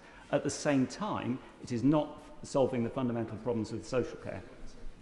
Absolutely. It does nothing to resolve either of those issues, and it makes it all the harder for those people that have suffered so hard during the pandemic, those people that have been excluded from support, to get back on their feet and bring money back into the economy again. It makes absolutely no economic sense whatsoever. And of course, this unjust effect of the national insurance hike will be compounded in Scotland, because the Prime Minister is proposing that Scottish tax contributions are used to fund England-only policies. Now, my constituents and people across Scotland are generous people, and I'm sure very few of them would grudge the principle of funding the NHS and fixing social care after the pandemic, if indeed they had any faith that this government here were capable of fixing anything. So as things stand, Mr Deputy Speaker, Scots, Welsh, Northern Irish stand to be taxed twice. Firstly, for the health and social care system that they actually receive by their own governments, and then again for the NHS and social care in England, for services that they don't have access to, and where money, more often than not, appears to be squandered on dodgy contracts and cronyism scandals. And we know from the Internal Market Bill and from other Tory Brexit legislation that we cannot trust those in the government benches to respect our hard-won devolution. And I am not at all in the slightest reassured by the talk yesterday from the Prime Minister on directing money raised from the new levy into health and social care services in Scotland. I will. I'm extremely grateful to her for giving way, and I think she's making a very important point here. Is she aware of any discussions that were held between Treasury ministers and Scottish ministers in her party, or Labour ministers in the Welsh Government? Because it seems to me what we're having here is the British Government using a UK-wide tax to fund English priorities. He's absolutely correct on this front. These are not our priorities. We already have these services in our own nations. If the honourable members on the other side would just calm down for a little minute. I will try and bring them in at some point. I want other people to get in to make their speeches. Geese peace. It's not for the Prime Minister, Mr Deputy Speaker, or anybody else on the UK Government to direct how devolved budgets are spent. The Ways and Means resolution ties the money to NHS Scotland, not to our democratically elected Scottish Parliament and Government, in a further undermining of decision-making and a lack of understanding of how these services are provided in Scotland. We have had no assurance from the UK Tory Government about the extent of Barnett consequentials that will be generated from the spending, and I seek clarity on that today. We on these benches cannot support measures which are so manifestly unfair to our constituents and where the financial consequences amount to a pig and a poke. And the Resolution Foundation has pointed out that while health spending may go up, spending in other departments such as local government have gone down compared to pre-pandemic plans. Local government, of course, provides a significant proportion of the social care that the Tories and the benches opposite, who would do better to wheesh and listen than to chatter away in the corner. They claim to care about. I think you've done more talking in this place than you have listening, and it would be useful if you'd sit down. The spending cuts, Mr Deputy Speaker, will have an impact on Barnett consequentials, and it would be just like this Tory government to appear to give with one hand while picking Scotland's pockets with the other. A new Tory poll tax which punishes those on the lowest incomes is being forced upon Scotland by a government we didn't vote for. And if he wants to explain this to his constituents, I'd be very glad to hear it. Honourable lady for giving way. She's been making a very serious speech with lots of very pertinent points, many of which I disagree with. But the fact is we've come to the crux of the matter, because this action by this government will actually deliver over £1 billion of extra funding to Scotland's National Health Service. And the fact is that the real reason they oppose this motion today is that they would rather the Scotland's NHS was poorer rather than Scotland benefited from being a part of this United Kingdom. That is the fact. Mr Deputy Speaker, we already spend more per head in the NHS than is spent in England. We already have better services in Scotland than we have in England. And this is an entirely regressive form of taxation that does nothing for his constituents and it does nothing for mine. Mr Deputy Speaker, some have said, Mr Deputy Speaker, I will. I would just like to highlight with my honourable friend that Scotland already spends 43% more per head on social care, and that allows us to be the only nation that delivers free personal care and has extended it to people under 65.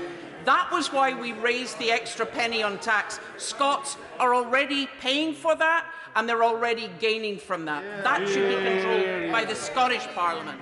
My honourable friend speaks the absolute truth on this issue, and she's absolutely correct to do so, because there is a huge contrast between what is being proposed in the government benches and what's already being delivered in Scotland. And some have said, well, what's your alternative? Well, fixing England's social care crisis is not for the SNP to decide, quite frankly.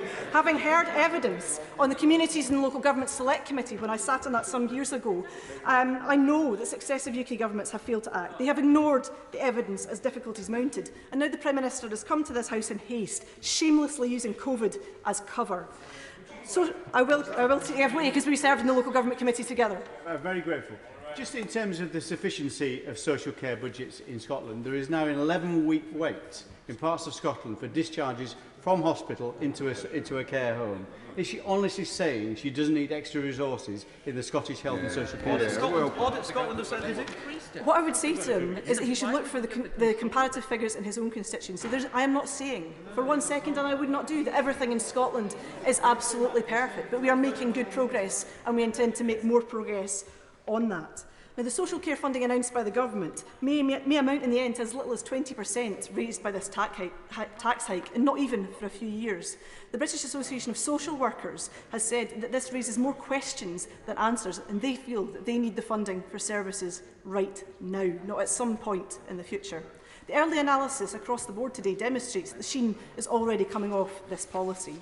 And in contrast, Mr Deputy Speaker, the SNP has used its time in government to introduce health and social care integration, to introduce self-directed support and the Carers Act. We have a health and social care partnerships on the ground working away to deliver more integrated services to our constituents. Free personal care has been available in Scotland for adults aged 65 or over since 2002, extended in 2019, as my honourable friend said, to people of all ages who require it. The Scottish Government's programme for government yesterday set out the timetable for establishing our National Care Service, the most significant public service reform since the creation of the NHS. Mr Deputy Speaker, a Westminster power grab on devolved healthcare and the democratic institutions of Scotland, Wales and Northern Ireland, taxing our people to pay for their chaotic mishandling of health and social care in England, undermining our recovery by putting a tax on employers, punishing working people in low pay by cutting their universal credit and hiking taxes on their meagre wages. Mr Deputy Speaker, this is no union dividend, as the Prime Minister likes to claim. It is a union dead end, and the people of Scotland must have the choice to take the fastest road out of here to independence. Jake Berry. Thank you, Mr Deputy Speaker. First of all, can I start by congratulating the government on grappling with what I think is a really difficult issue, and is actually probably the issue for our generation to deal with, about how we ensure that older people have dignity in their old age and how we deal with an ageing population. But I don't believe the way we are proposing to do it through national insurance is the correct way. There are 3 reasons that I think that it will be particularly damaging to areas like the ones I represent. The first is that we are an area with low incomes. The lower your income, as a proportion of that income, the more you pay in national insurance. And of course, the national insurance rate above 50,000 before these changes is just 2%. So those on lowest incomes pay the most proportionately in national insurance. The second reason is we're an area with low property values. And while an £86,000 cap on contributions, or even a £100,000 asset floor, may be the right thing for other areas of the country, it would mean in my constituency, where the average property prices are just about £170,000, £180,000, that by the time you hit that asset damping floor of 100,000, you would have had to pay the equivalent of 50% of your property value in care home fees. Will my honourable friend give way on that point? Of course I will.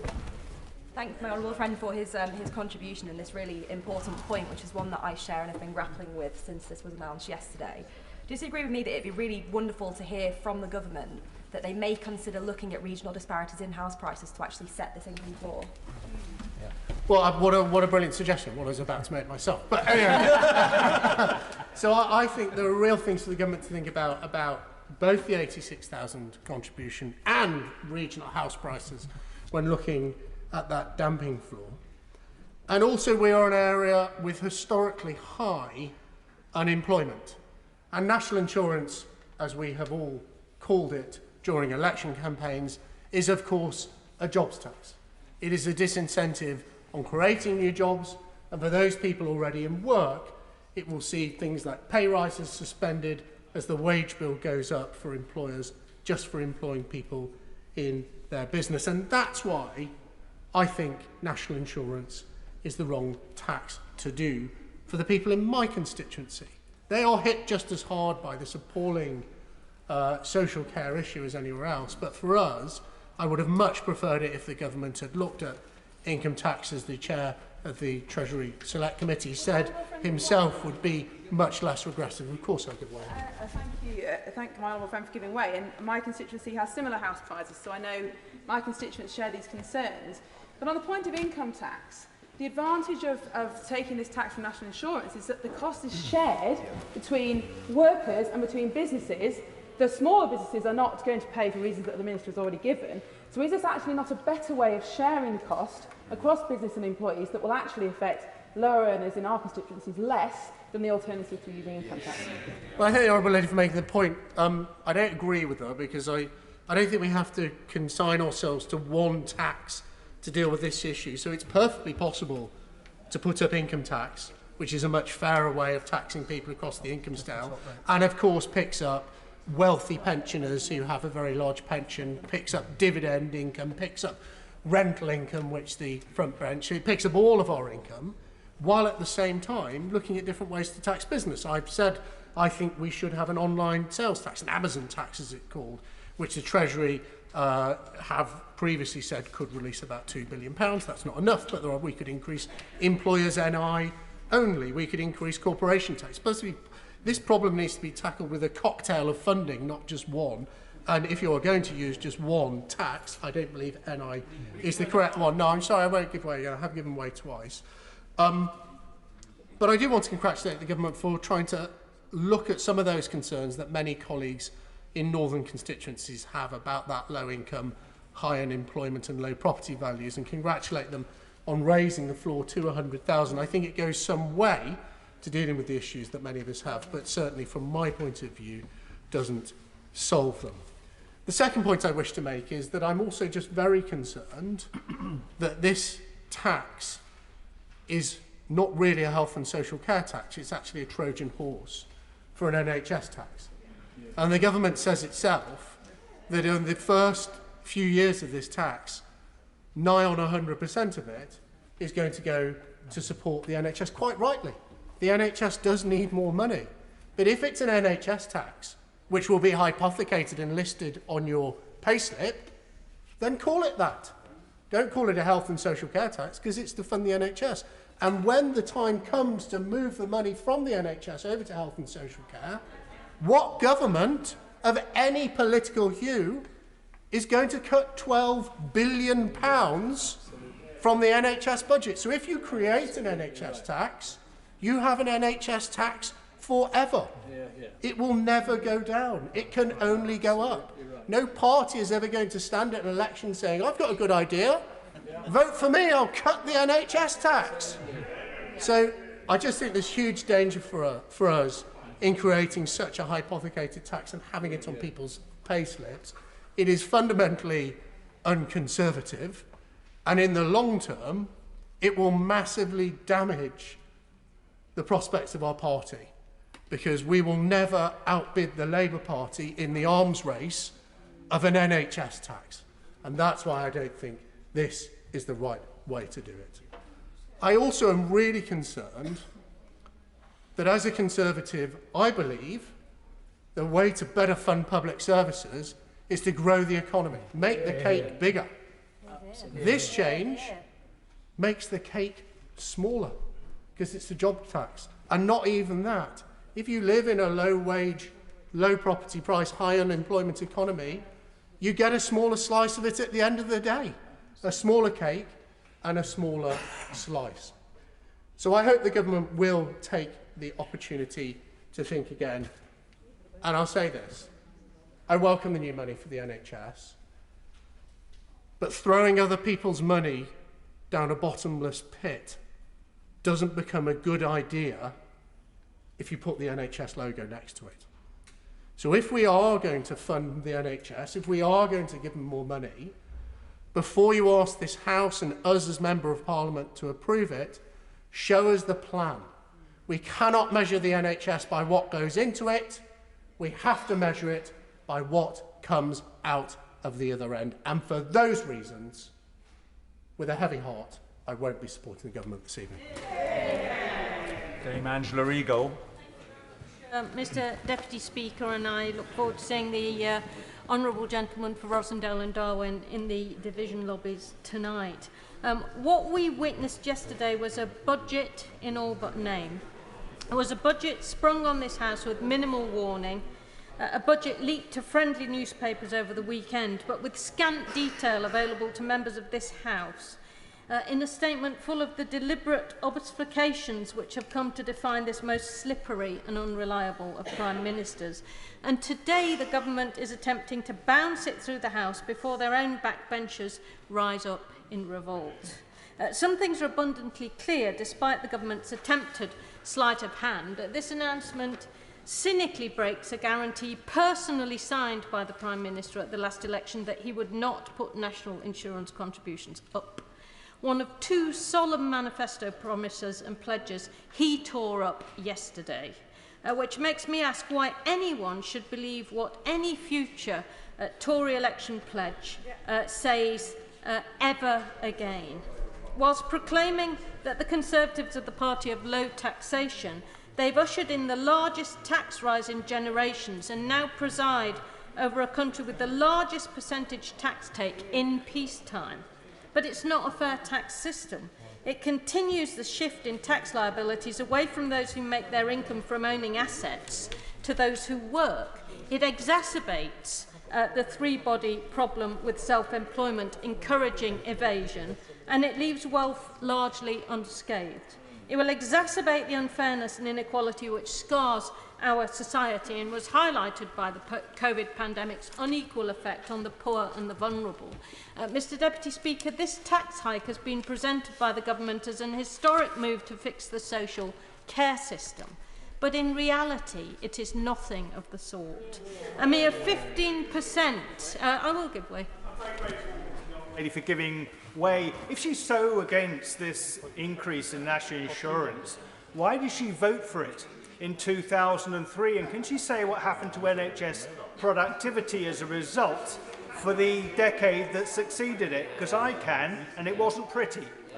We had the Wanless report, we had rising real wages, we had a buoyant economy, we did a lot of work with civil society and community before we did the rise. We didn't just pull it out of a hat like a rabbit, and it led to a 6% increase per year in funding for the NHS, not the 3.5 that this leads to. So I'm happy to give way. The members outlined the effect on the vulnerable and the effect on employment, which also accept that this is going to affect young people hard as well. People who can't afford to purchase a house yet are going to be taxed to ensure that people who have an asset are protected. The honourable gentleman makes a very important point, especially given the effect of on those young people who are having to repay the student loans that they took out, which takes their effective marginal tax rate close to 50%. We have to look at the fairness of that. Mr Deputy Speaker, this is not a plan to reform social care. A mere 15% of the extra 36 billion raised in the next 3 years is even earmarked for social care, and the mechanisms by which that will actually be dispensed are unclear. but vital to any prospect for an improved outcome. And they were so unclear, Mr Deputy Speaker, the Minister couldn't give us any insight into them during his opening remarks. This new money will not be available until 2023, and it will therefore not help a single family struggling now with the catastrophic cost of paying for their loved ones' access to social care. Not a single one. It's far from certain that the NHS will not simply swallow up all the money allocated from the tax increase to try to tackle the backlogs caused by the government cuts and exacerbated by the effects of the COVID pandemic in the NHS. This new money will not make up for the huge cuts that this government have been responsible for making to the social care system in the last 11 years. Age Concern estimate that 1.5 million people in need of care have been denied it as a result of the 7.5% per head cut in funding, which this government has delivered since it was first elected in 2010. And the burden has fallen on family members and unpaid carers, many of whom have had to put their lives on hold to deliver care to loved ones with little or no support. The huge cuts to local authorities over the same period have stretched the care system beyond breaking point, and yet the Prime Minister had nothing to say about any of that yesterday. No, because I would run out of time. This isn't, Mr Deputy Speaker, a plan for social care, even though the Prime Minister is claiming it is. The system needs fundamental reform, and this is tinkering at the edges. A real reform of social care would involve wholesale change from top to bottom. It would deal with those who require care now, not ignore them and their needs, as the government have done.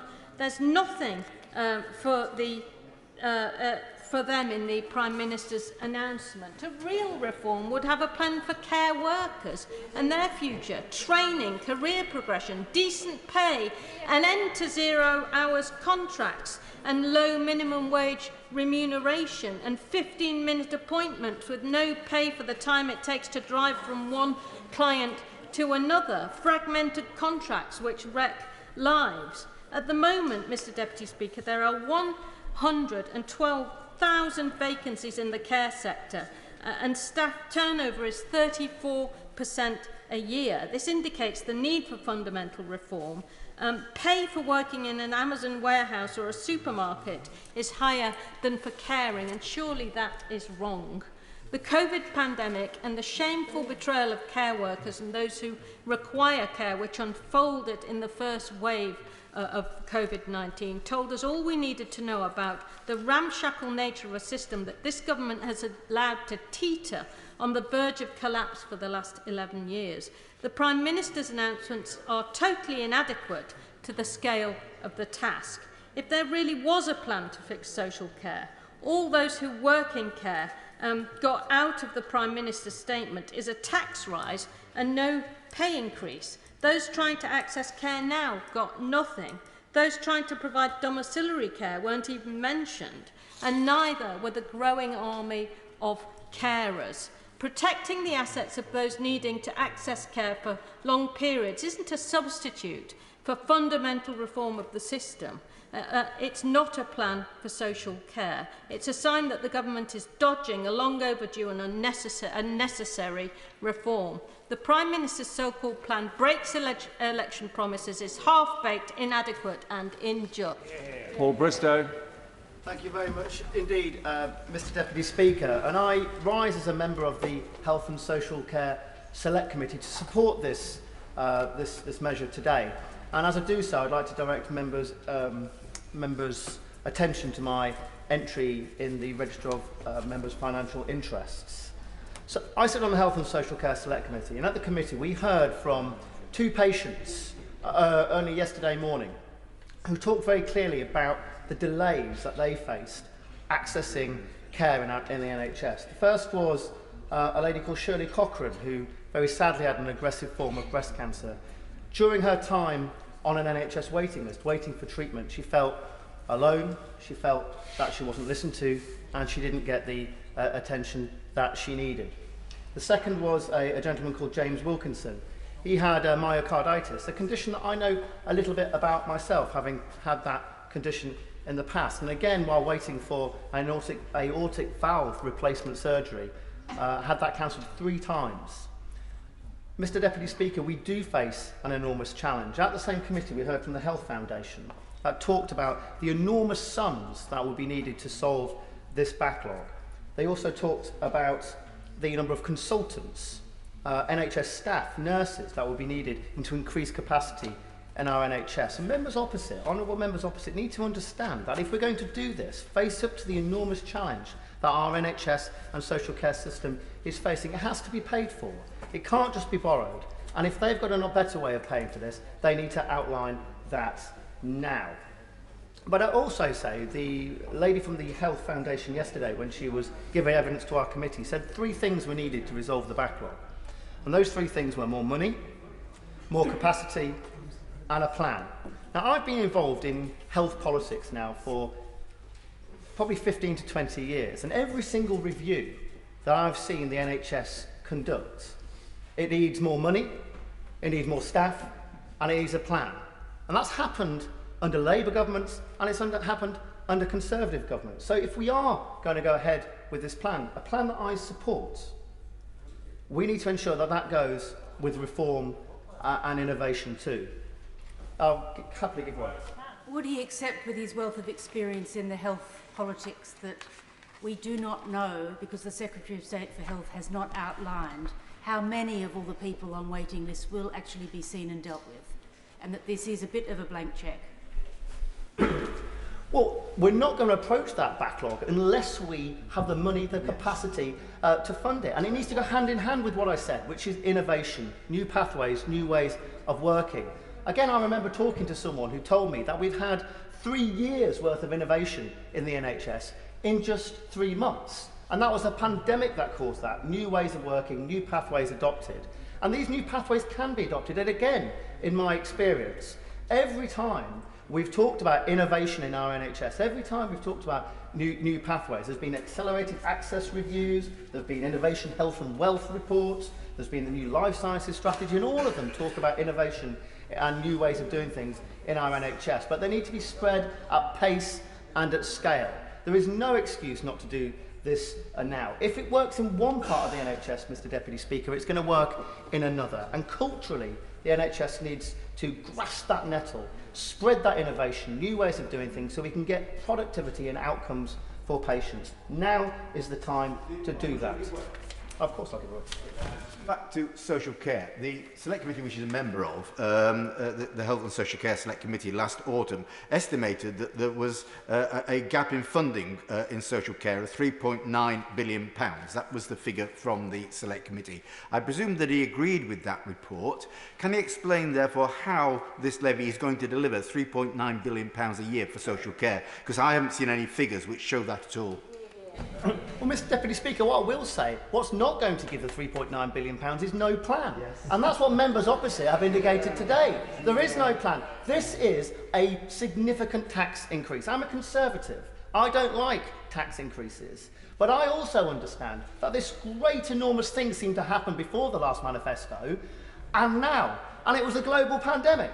And people who got opposite, members opposite, seem to have missed the fact that it was a global pandemic and that we need to shorten waiting lists, we need to do something about it, and we need to correct it. No, I've given way twice now, and I'd like to continue, because there's another really, really important point I want to make. Because yes, this tax and this levy needs to be accompanied by reform. And there's a real health reform bill going through at the moment, which is really, really important. But one of the reasons we're able to power through elective waiting lists was because of the way incentives are geared within the system. We pay for care by a system called tariff.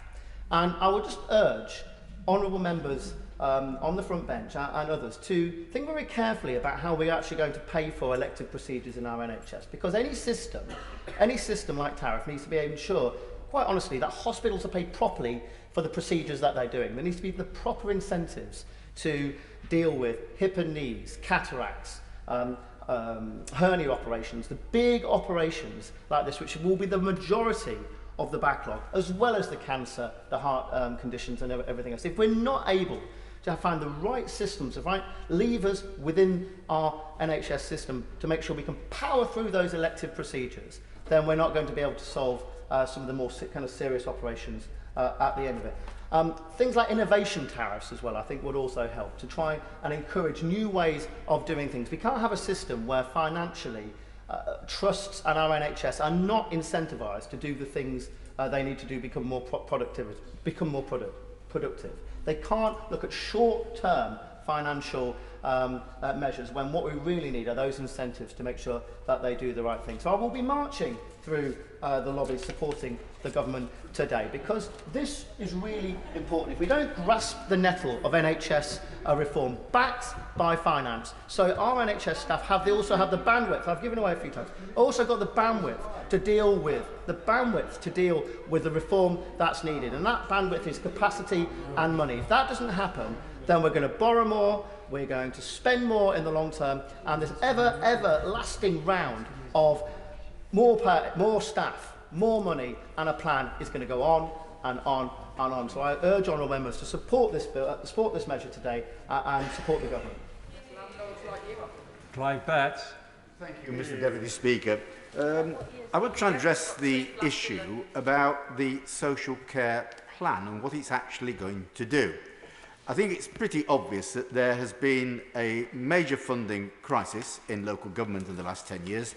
Local councils have had bigger cuts to their budgets than any other part of the public sector, around 30%. Councils of all political persuasions... yes, I will give way.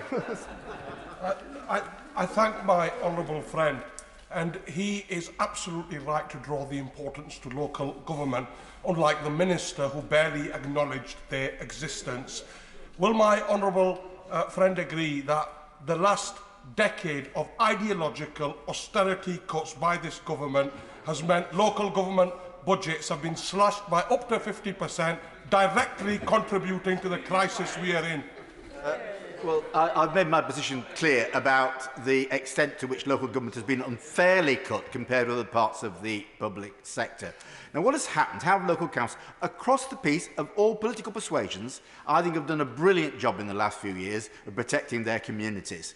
They've done it by giving priority to social care, but that has still meant real terms cuts as the demographics of more older people, more people with learning disabilities living longer, and increasing costs and demands for children's social care. Actually, the latter two have gone up faster than the demands for elderly care in the last few years. But to protect those, and still there have been real terms cuts, so there's 1 million more elderly people now not getting care who would have received it. Other services, parks, libraries, buses, highway safety have all been cut by up to 50% in local authorities up and down the country. We're asking our constituents over and over again to pay increased council tax, often for care services they are not receiving when the rest of the services they do get are being cut to shreds. That is the reality. And as both parties from the LGA said to our Select Committee, you can't sort the funding problems in local government out without sorting the funding problems in social care. That is the reality. So, we're going to have a Select Committee inquiry. We're in the middle of it now, and we'll be taking evidence from ministers. I hope ministers can start to explain to us at that inquiry how the care plan, supposedly here, is going to solve that problem. Our Select Committee, the Health and Social Care Select Committee, have had estimates that the funding gap for social care alone is between £2.5 and £4 billion a year, and that doesn't do anything to restore the services to the level they should be at, or to deal with the real problems of low pay, which eventually is going to destroy the service because we won't be able to recruit the people from jobs like Amazon when the alternatives pay so much more. That is simply the reality. But I come back, how much money, ministers, is actually in this package from the levy? I come back to paragraph 36. I'm going to go on about it because it's the only bit in here which talks about money. £5.5 billion over 3 years. The gap is between £2.5 and £4 billion a year. Yet, we know that has to fund the cap and floor system, which is going to be at least half that, maybe more. The £500 million for workforce training, which is welcome. I accept that. So, what the money here goes nowhere near to funding the current gap, let alone to bringing about any improvements or bringing people into the social care system who are currently being excluded. It just doesn't do it. And just just read what the government says, their own words.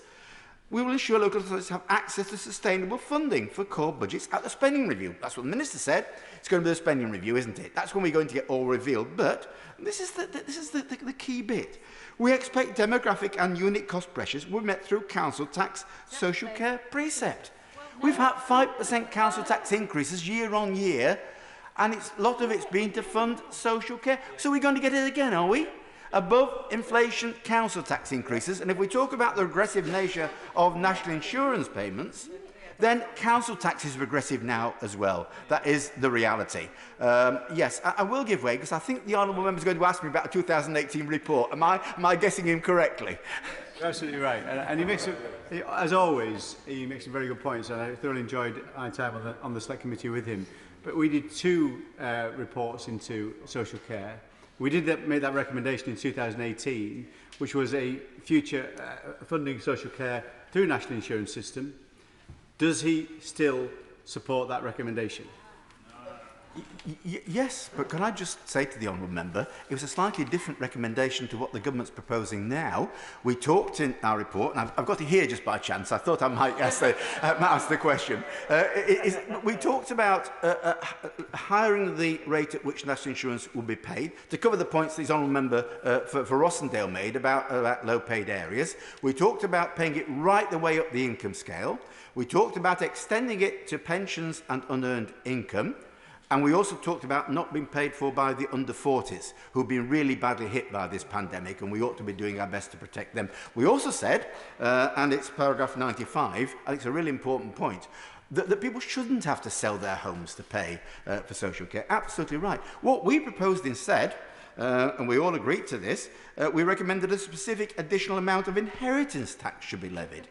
And I think that's actually a lot fairer system, where people pay according to the value of their home, not that people in, again, constituencies like the honourable member for Rossendale, where house prices are relatively low, end up paying a bigger percentage of their home to fund care than people in areas with higher house prices. So I actually do stand by it, because it's a different proposal to the one that the government is now putting forward. But I will come back to the point, to the Minister.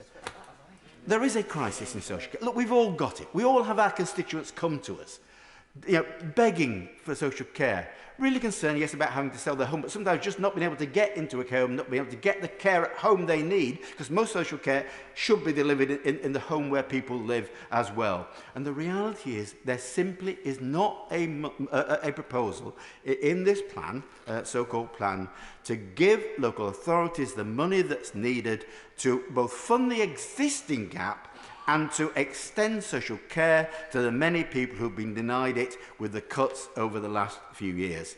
And what's more, the alternatives will be bigger rises in council tax, and the government's almost signalled that out in this report, or cuts, further cuts, devastating cuts to other services which most of our constituents receive who don't get social care but have to pay for it. I just think this is a recipe for disaster, and eventually when it works through, everyone will see that there's no plan for social care here, because there's no funding for social care that will deliver the sort of social care system we all want to see. Sir Edward Lee. Thank you, Mr. Deputy Speaker.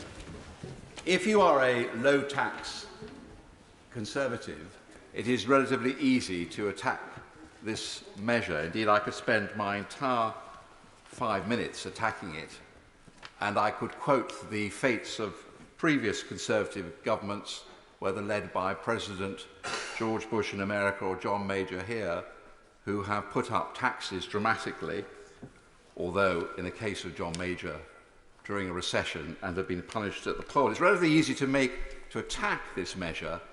It's much more difficult to provide an alternative. The manifesto point needn't be laboured. Labour produced a manifesto with all sorts of spending promises in 2005. Arguably, they had more chance of foreseeing the global crash in the markets which followed during that parliament than we ever had in foreseeing a pandemic. So I don't think that the manifesto attack holds water. Many people will feel aggrieved, and this is where I declare an interest. It's always been a principle that once you reach pensionable age, Obviously, you get your state pension, you don't go on paying national insurance contributions. And a constituent has written to me rather angrily saying that I'm now 68, I stopped paying them at the age of 65, and now you're asking me to pay them again. But of course, that's a fair point, but it meets the challenge of why should we subsidise pensioners at the same time as we are increasing national insurance contributions on the young. So again, it's easy to attack, but difficult to come up with an alternative. The point about London and the South East, again, it's an easy point of attack. You can buy a very pleasant house in my constituency for under 100,000. It wouldn't buy you a shoebox in London. So are we actually subsidising people who own £1 million houses in London? They can spend £30, 30 years in a care home, and they can pay a very small proportion of that because they can leave £900,000 to their children. So all these attacks can be made. But what is the alternative? This is what I ask the Labour Party, and they won't be a credible alternative government unless they come up with a plan. And I'll give way happily now to any Labour MP who says, right, well, I don't want to increase national insurance contribution, I shall increase income tax. Oh, it's a Lib Dem. It's a Lib Dem. I'm struggling to understand the argument of the opposite benches. In 2016, 350 million per week were promised to the NHS once we leave the European Union. We have left the European Union now. What has happened to the £18 billion? Shouldn't the NHS automatically expect that money since on the 1st of January we have left the European Union? Well, it's very nice to be intervened on by somebody who has no chance of forming a government. I'm afraid all this talk of wealth tax or of taxing dividends doesn't even begin to meet the problem. And if you have a wealth tax, what of two old-age pensioners who have virtually no income, but they just have an asset, a capital asset? Is that fair? Yes, of course. Would he accept that this may be a fairer system if those in receipt of a pension but not working were asked to contribute to it in some way? Because people going to work in Tesco's in Haslingden, in the Honourable Lady's constituency, but on the border between our two constituencies, who are struggling to buy school shoes for their kids or pay their mortgage, why should they pay so a relatively well-off pensioner doesn't have to? Yeah. Can I just say to my honourable friend that he gave one of the best speeches of this afternoon? Thoughtful, incisive, and at least he's trying to develop an alternative argument. Yes. But the government, and this is the problem with being in government, you are faced with a crisis now. You have to find the money now. And regretfully, nobody has come up with a better plan. But I will say this to the government, that I'm no toady to the government. I don't think they can solve these problems by constantly becoming, or we becoming, a tax and spend party. It's simply not going to wash. We've been spending money like furlough. I know there's a pandemic on, but we've been spending money like there's no tomorrow. Look at the furlough scheme. It's riddled with corruption. I know from massive anecdotal evidence in my constituency that many companies are ripping us off, left, right and centre. So the government has to have more of a vision, which they articulate, that we accept there's a pandemic, we accept the NHS is in crisis, we accept we have to do something about care home, but we do have a plan to control public spending. And I know that the Chief Secretary agrees with me, although he may not want to leap the dispatch box and say that now, especially as a reshuffle is imminent. There are actually innovative solutions that you can do to try and encourage people to take more control of their health care. I mean, John Major was hardly a fanatical right-wing conservative, but he offered tax relief to pensioners who took out health care. We've never even considered that. There are arguments, I would have thought, that could around the fact that rather having arbitrary limits like £86,000, you could base it on the value of the house. So there are alternatives. And there's one thing I want to articulate before I sit down.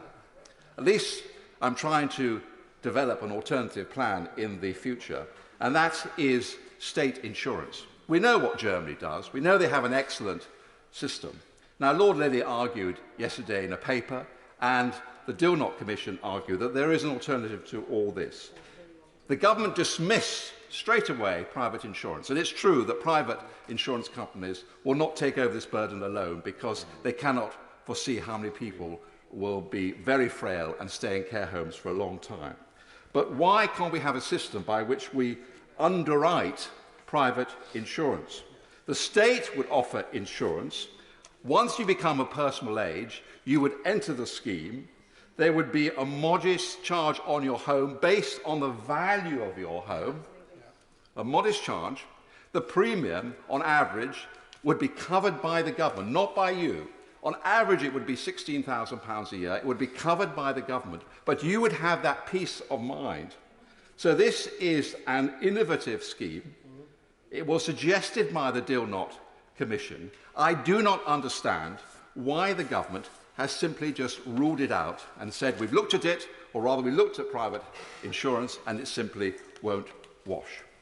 So many of us, Mr. Deputy Speaker, will be supporting the government tonight. I know it's a bit of a cliche to say with a heavy heart, but we will be doing so because we recognise that the NHS is in crisis, although we say to the government that when you just pump more and more money into a socialist construct like the NHS, you get lower and lower productivity. So we want to look at outcomes. Yes. Here, here. We don't want to just accept this argument that we're in an arms race with the Labour Party, because they'll always offer more than us. So we want some answers from the government on serious plans for the future, on controlling waste and low productivity in the NHS, and we want to actually know how much of this money will go into the care home system. And then we will vote for the government with a more easy conscience. Meg Hillier. Thank you, Mr. Deputy Speaker, and it's a pleasure to follow the honourable gentleman, the Right Honourable Member for Gainsborough, who's made a thoughtful speech. But I do have to take issue with him about the Labour Party and the Labour government pumping money into the NHS and it's just going nowhere.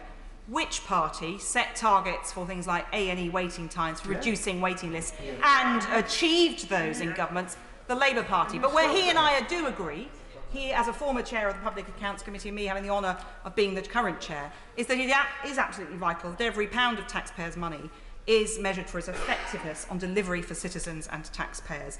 And this fails woefully. It is another headline from this government with no detail attached.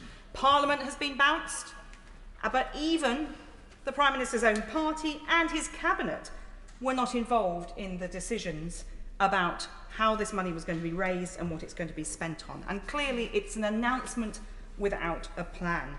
There's no plan other than putting money into the NHS for 3 years, and we all recognise there's a need there, but this is muddling the message very deliberately, because where is the plan for care workers? Nothing. For skills for care workers? Nothing. For a stable market, and there are 25,000 or so care providers or care for residential properties in the UK, and mostly small private providers. Their market has been shaken to the core before COVID, but COVID has really racked them hard, and there is no support here in any plan, anything, any promise for them. And what about the money for local authorities? And I completely associate with myself with the remarks by my honourable friend, the member for Sheffield South East. And actually a number of Conservatives yesterday, including my neighbour, the honourable member for the cities of London and Westminster. And there is no plan on domiciliary care, and more of us will receive care in the home than in institutions. What it is about protecting the capital assets of the wealthiest. It's actually, I'm a London MP, but for a lot of people in London, it's protecting people like me, a homeowner in London with a wealthy asset, for whom £86,000 is a small percentage of the home I own. And I thought the honourable member for Rossendale and Darwin made an excellent speech, highlighting the very real challenge here. And I worry that this government is using this as another opportunity to try and buy votes in London for the next London mayoral election. Nothing seems to stop them in their ability to attack our London mayor and try and buy people in on that point. Because we've got to make sure it's a policy for the whole country. And there are not even any targets on this NHS funding that's going in. A minister came to the House and he rattled through his speech at pace without answering any of these important questions. So this NHS backlog, important that we tackle it. But 12 billion a year on a base budget for the NHS of around 150 million. Of course, it's gone up in the pandemic by around around 60 billion pounds. That's still going to be a challenge. We need to make sure we're getting those outcomes. and we need to measure them. And the Secretary of State for Health himself admits he doesn't know whether that will be possible in 3 years. I think it will be a huge challenge. But let's look at the challenge on finances. There's a 90% projected increase in costs for adult social care for those aged 18 to 64 by 2038 compared with 2018, and a 106% increase in costs for adults over 65. So, of course, something needs to be done. And the Public Accounts Committee has looked repeatedly at the social care market, which the Department of Health and Social Care has responsibility for oversight of. It includes looking at skills, it includes looking at supply of places, but it has woefully failed. It's failed on drug prices. It's failed on making sure that the market and the workers in it are skilled up properly. And, of course, there was the woeful failure on public PPE, which the Public Accounts Committee, in a cross-party of course report, concluded had been thrown to the wolves because of what had happened. But the inequality really bites. So the wealthy pensioners on good private pensions, as others have highlighted, will not pay an extra penny, including those who've retired early because of the Osborne pension reforms, so senior civil servants and so on who are able to retire at 55 on a full pension and then work again. They may pay money on their new earnings, but not on their pension, earning way, way more in their pension than the minimum wage and not paying an extra penny from that. And those who have incomes, who in my constituency, we have more private renters than homeowners, and more people who rent socially than either of those two. They don't have assets that need protecting. They need the insurance to get good social care. And they don't have income from assets that they will ever benefit from. And then, of course, the people who do own their own homes, many have interest-only mortgages. So there's a whole generation coming through, generation rent, without an asset, worrying about whether they can afford to pay into a pension, unable to afford today's rent. And this is just hammering that generation at the expense of people like me as I move through my 50s in towards retirement who have an asset. So, Mr Deputy Speaker, this doesn't work. There is no plan. Sir Mike Penning. Indeed, Mr Deputy Speaker. And this is a massively important debate on a subject that comes into our constituency and our surgeries every week. Yeah. Has done since the day I came into this House and when I was working for Sir Teddy Taylor all those years ago as well. This is not new. But what is new is a government attempting to address it.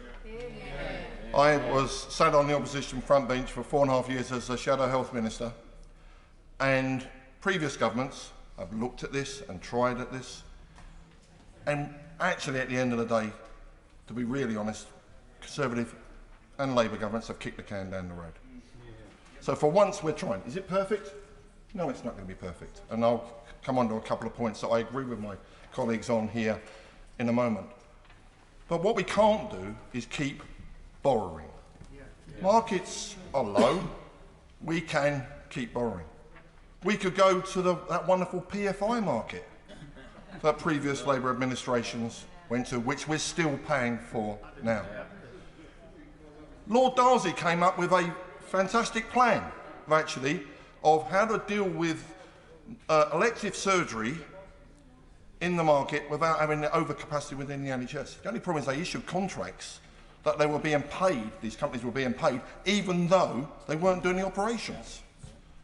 So nothing is perfect, and everybody wants to try it, and it's very easy to be in opposition and throw the can across.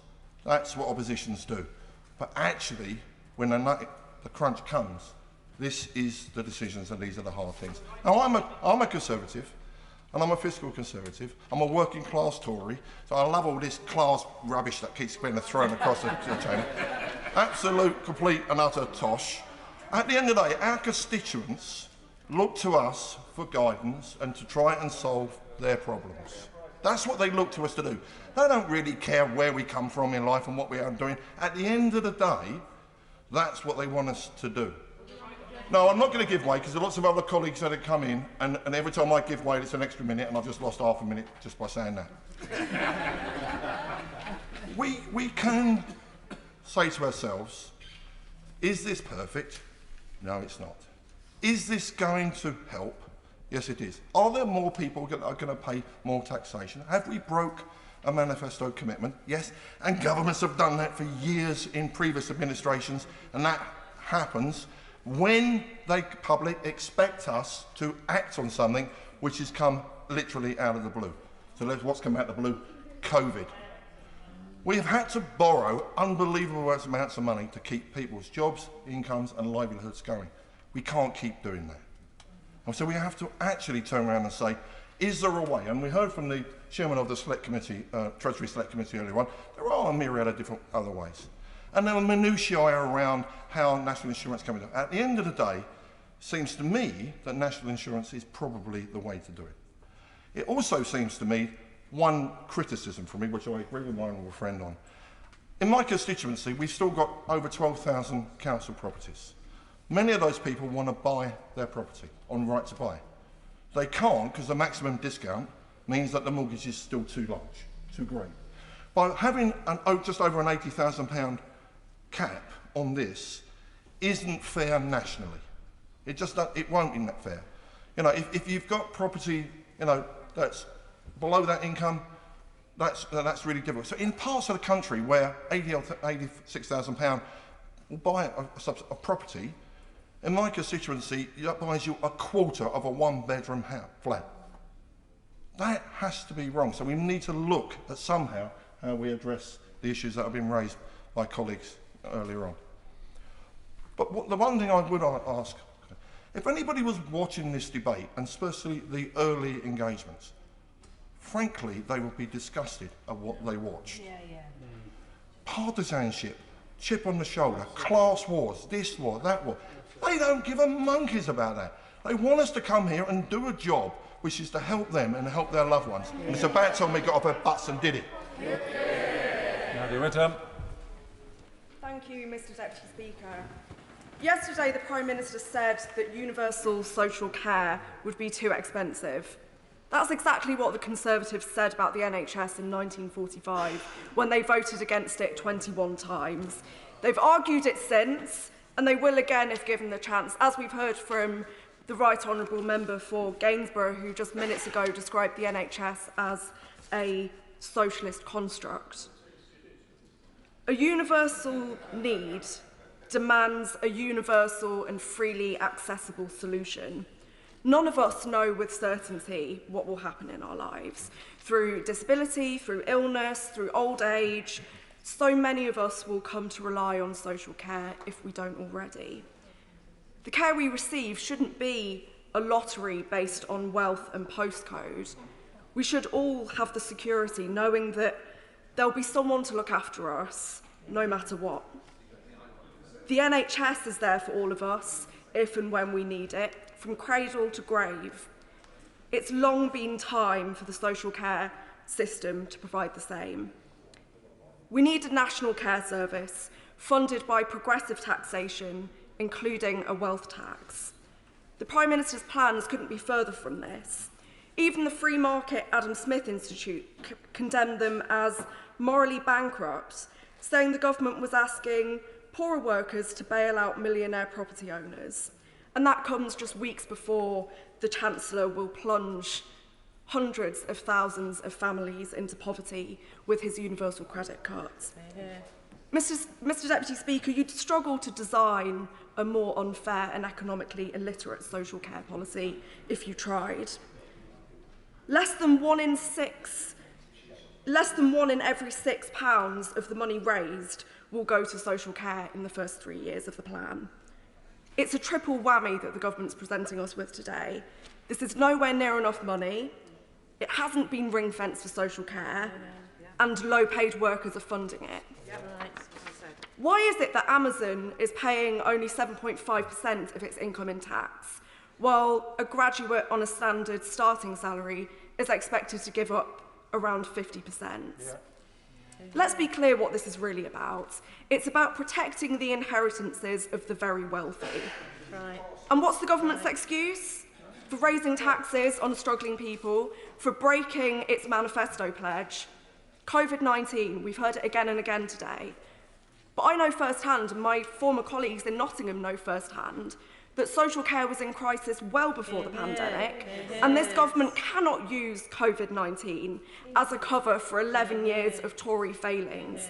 And they can't use it as an excuse to take money from those who have been on the front line and not the billionaires who have profited from the pandemic, increasing their wealth by more than a fifth. Mr Deputy Speaker, when I use the word plan, I'm being generous. This isn't a plan. It does nothing to fix a system that is broken at its core. A constituent emailed me about her experience. She's a care worker in the community. Her wages haven't increased for 4 years. She doesn't get any travel expenses, pension contributions, or sick pay. She works extremely long hours to make ends meet, and often she earns less than the minimum wage once she factors in travel and expenses. At the same time, her mum's terminally ill and has been waiting for 5 weeks to get support. She wants to be with her mum in her final weeks, but she's doubtful that she'll be able to afford to get time off. Sadly, disgracefully, her story isn't unusual, because our social care system doesn't work for those who rely on it or for those who are employed in it. So instead of grappling with these deep-rooted problems, this government is, yet again, as the Right Honourable Member who spoke before me admitted, kicking the can down the road. Instead of giving our care workers the pay rise that they deserve, can the members opposite be quiet while we talk about the service that care workers have given during the pandemic? They deserve a pay rise, but instead, the members opposite will be voting tonight to make sure that these care workers are paying so that their wealthy donors don't have to. Mr Speaker, I ask, how much longer must my former colleagues in the care sector wait for change? How many more families will be consigned to poverty because their care worker mum brings home less than the minimum wage? How many more disabled and elderly people will be confined to their homes, unable to live the kind of life they want? Anything less than a national care service funded by a tax on the wealthy, not low-paid. Bin Mabalami. Thank you, Mr Deputy Speaker, and it's a pleasure to follow the Honourable Lady, but I must disagree with her that somehow this government is kicking down the road. We are doing precisely the opposite, Mr Deputy Speaker, by trying to tackle what is a very, very difficult problem, as everybody has already described. Now look, Mr Deputy Speaker, politics is about choices, as many people have said. Ultimately, the choices are we either put more money into the social care system and we borrow extra. That's a choice. We decide not to tackle this problem and allow it to continue and continue and continue. And I give my wholehearted support for the government on trying to tackle what has been a very difficult problem for a very long time. And I thought that it would be useful to maybe address some of the criticisms of the plan in my remarks, because I think that some of the things that have been said need pushing back on rather strongly. The first point that has come up from many speakers is that somehow it would be better to use income tax, not national insurance. I disagree with that for the following reason. The first, national insurance is paid by both individuals and employers. It's a broader-based tax that raises more money. Second, it is also right that by having a broader-based tax, because guess what? Everybody is going to benefit. So it is not bad to have a more broadly based system where everybody in the country is going to benefit.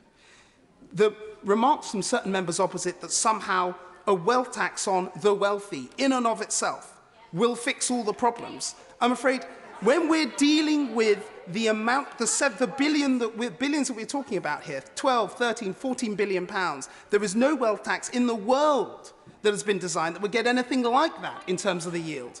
So that does not deal with the problem. And then there have been some remarks from many members somehow suggesting that this levy doesn't deal with social care at all. The point is it deals with both health and social care. They are linked. So by accelerating money in the next 18 months to 2 years to deal with the backlogs that have been developed in the health system to do with COVID, you actually help deal with the social care problem. And then, from October 2023, as is very clear in the documents, more money will more directly flow into the social care system. So it does deal with both of these things. And I also think it's worth addressing the point that's been made by many on my own side, indeed my neighbour and friend from Hemel Hempstead and others, about somehow this being unfair because in certain parts of the country, indeed like my own, there are higher house prices. In other parts of the country, there are lower house prices. Now, that is an observable fact, but where you have there are many problems with doing something much more complicated. The first is it'd be very, very difficult to somehow change a system on the basis of fluctuating house prices in every different county, region, district council. It is also very, very difficult to come up with the difference between, yes, certain areas have higher house prices, but then there are also higher costs for social care in different parts of the country as well. And it is much better for us to have a broadly based system that is, broadly speaking, the same across the country, though, in agreement with certain members on my own side, of course, the government should look, as we look to implement this in detail, at all possible options. And the last thing I'd say, Mr. Deputy Speaker, is this idea, and I've heard this so much from members opposite, that somehow this isn't progressive, this is regressive. And they keep repeating this, and they think if they keep repeating it, it makes it true. I took a look. Companies, let's think of companies, big companies versus small companies. The smallest 40% of companies will pay nothing extra as a result of this. The next 40% will pay on average about £400. So the smallest businesses are really not going to be paying a lot of national insurance. When you're talking about individuals, the richest individuals, take somebody who earns a very high amount. Let's take somebody who earns £1 million a year. They're paying, by my maths, £12,500 extra as a result of this. Somebody who is a basic rate taxpayer pays something like £3.40 a week. So I'm afraid this is a progressive, fair, broad-based way of dealing with this problem. In addition, we do need to think about outcomes, because I think it's a very fair point that many have made on both sides, that the money in and of itself doesn't deal with the problem. The question is, yes, we need to get better pay for people who are carers. Yes, the system needs to be better. Yes, we need to make sure what we're getting with the money. Yes, there needs to be reform. And all of that we should study and work with the government over the next few weeks and months as the white paper comes out. As a result of this, I will be supporting the government in the lobbies this evening. Steve McKay. Thank you, Mr. Deputy Speaker. I want to begin by congratulating the government whips on bulldozing this through with such great haste. They've done their job today. They've prevented a backbench rebellion. They've used their own backbenchers as cannon fodder.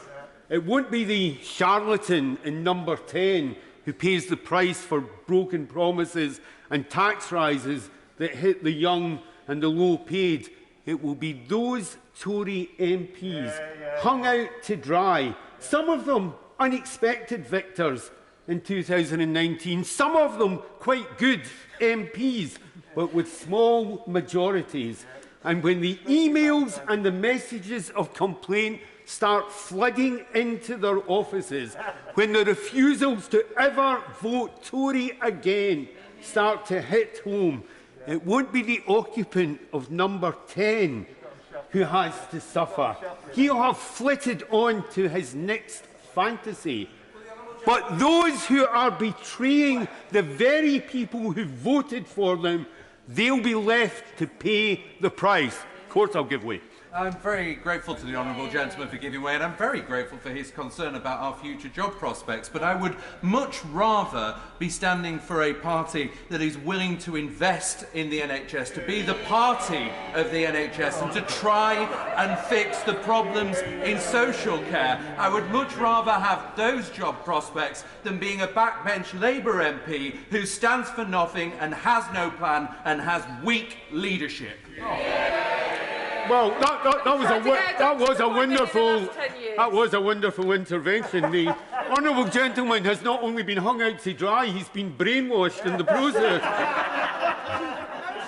This is a measure built on deception, a promise of no tax rise or national insurance rises, yet a tax rise to hit young workers, people who will never get the opportunity to buy a house. The self-employed struggling to get back on their feet, many of them ignored by this government during the pandemic. Employers struggling to get their businesses back on track now face a tax on jobs, and the low-paid battling to keep life and limb together will end up subsidising others whose assets they can never hope to match. Only last year, they were boasting about raising the national insurance threshold, and now they're squeezing the very same people. What's happened to the promise to raise the threshold to 12,500 by the end of the Parliament? This is money to pay for two things. One, to subsidise those who hope to inherit large properties from elderly relatives, and two, for the disastrous cuts in the NHS over the period the Tories have been in office. Even on their own reckoning, only about 5.3 billion of this tax grab will ever make it to social care. We were promised a plan was ready. It was a priority. The PM would get cracking within his first 100 days. It would fix the crisis in social care once and for all. None of it true. Age UK estimate there are about 1.5 million people in need of help with daily living who don't get it. This tax rise won't address those issues. It won't help people needing help with washing, dressing, eating, taking their medicines. This is a broken tax promise, a penalty for those who took a chance on voting Tory at the last election. On social care, it's a fiction and a deception from people whose promises will never again be given any credence. John Lamont. Thank you, Speaker. I wasn't expecting to be taken so early. I very much welcome the fact that this government is taking action to properly fund social care and the NHS in this country. Now, as my honourable friend, the member for Hemel Hempstead, said earlier, previous governments and previous Prime Ministers have recognised the challenge of funding social care and the NHS. But it's this Prime Minister and this government which is taking the brave step forward to be able to bring forward concrete proposals to address this. Now, we've heard much over the last few days and over the last few hours from the SNP benches about how horrified they are by these proposals to increase funding for Scotland's NHS. And astonishingly, they seem to oppose the £1 billion of extra funding that Scotland's NHS is going to benefit from this year. Astonishing. I just don't understand how they can possibly explain that to their constituents and justify such an irrational decision. And I'm happy to hear from the honourable member from Glasgow Central why she's made that choice. I think, as he well knows, it has been made very clear to him in the remarks that I made, funding for the NHS is not the issue here. The issue is raising taxes in a disproportionate way on the backs of his poorest constituents and mine, and I would be interested in hearing what he's going to tell his constituents when they come to his surgery about it.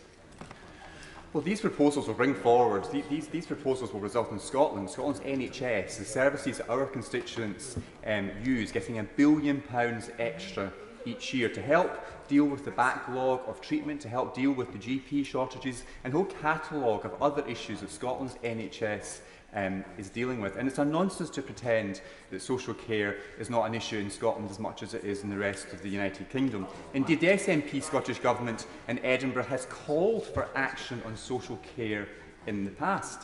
Indeed, the Scottish Government have said that they intended to increase investment in social care in Scotland, but they've also been clear that their plans required extra resources. Their planned reforms, and I quote, can only be delivered with increased investment. Their independent review of adult social care said that, and I quote again, more money will need to be spent on adult social care over the long term. And furthermore to that, Audit Scotland recognised, and I quote again, more investment is needed. I'll come to the Honourable Lady just in a couple of seconds. And the Scottish Government have admitted in their August 2021 consultation that the proposals of a new National Care Service were not yet funded. I'll give way to the Honourable Lady. In Scotland, we already, as I said earlier, spend 43% per head more on social care. So if he's moaning about Scotland, he can maybe imagine the problem here. But Scotland has a plan. The Feely Review, the National Care Service, a human rights approach, and extending free personal care and free provision to all home care. What we are not happy about is the idea that suddenly the Prime Minister will meddle in a completely devolved area of health and social care and will have the same outsourcing and fragmentation England has struggled with since 2012. Nothing in this plan undermines the devolution settlement. What this plan does is provide our constituents with more investment for NHS services across Scotland. What the Honourable Lady seems most upset about is this UK government delivering that resource rather than something that the Scottish Government had previously asked for. And she admits that, which is just frankly astonishing. It's beyond belief the SNP oppose these proposals, which would raise much needed extra resources for the NHS and the social care sector in Scotland. Scotland, Wales and Northern Ireland will benefit by additional £2.2 billion. £2.2 billion per year as a result of the levy and an equivalent increase to dividend tax rates. Now, there is a clear union dividend from this policy. Scotland, Wales and Northern Ireland taken together will benefit around 15% more than is generated from their residents, equivalent to around £300 million per year. Now, the honourable ladies and gentlemen opposite the SNP benches shake their heads. How on earth can you justify opposing this extra money coming into Scotland? Scotland will receive £1.1 billion in extra funding over the coming year. We must ask why the SNP are so opposed to this extra funding coming to Scotland and our NHS. And that's certainly what my constituents in the Scottish borders are asking. My constituents have witnessed the remarkable job that our NHS heroes have been doing during the COVID-19 pandemic. But they also recognise the massive challenges that Scotland's NHS is now facing. Delayed operations, GPs under pressure, rural health services being withdrawn, waiting lists growing and growing and growing. And yet, when offered with extra funding from the UK Government to help address this and also to help tackle the social care crisis, the SNP say no. The SNP say no to extra funding for Scotland's NHS. Now, the NHS and all, the Honourable Lady says rubbish. Rubbish. She's going to say rubbish to my constituents who have had patients who have had their operations delayed time and time again, can't get access to a GP in their surgery because of decisions made by the Scottish Government, who blame the lack of resource and repeatedly blame this government for not funding them enough. And here we have it, £1 billion more coming to Scotland, and they say no. No, typical SNP grievance politics. It's not about solutions, it's not about making the lives of our constituents better, it's about grievance and more grievance. Now, the NHS, all four parts of the UK, needs significant investment to tackle the lasting effects that COVID-19 has had in services, and we must work as one united kingdom to tackle this collective challenge. And it's also true the SNP Scottish Government has not prioritised the investment in the NHS during its time in office. As I referenced earlier, the IFS has noted that in the last 10 years, spend on health in Scotland has increased by just 1.2% as a proportion of total expenditure, compared to 3.6% in England on a like-for-like basis. So despite all the spin we hear from the SNP members opposite, Scotland's NHS needs this extra investment. Now, some in the SNP have been complaining that this policy is some sort of attack on the devolution settlement. That's utter nonsense. Utter nonsense. It's true that the devolved administrations will be required by law to spend their share of the revenue raised from the levy on health services in 2022-23 and from April 2023 on health and social care services. And it's also true that some elements of the new revenue will be spent directly by the UK Government for the benefit of all four nations, including the purchasing of vaccines to help defeat this virus. But there is no requirement for the Scottish Government to implement the same policies as the UK Government. The devolution settlement is protected. So the SNP are really going to oppose this extra funding coming to Scotland's NHS and our social care services.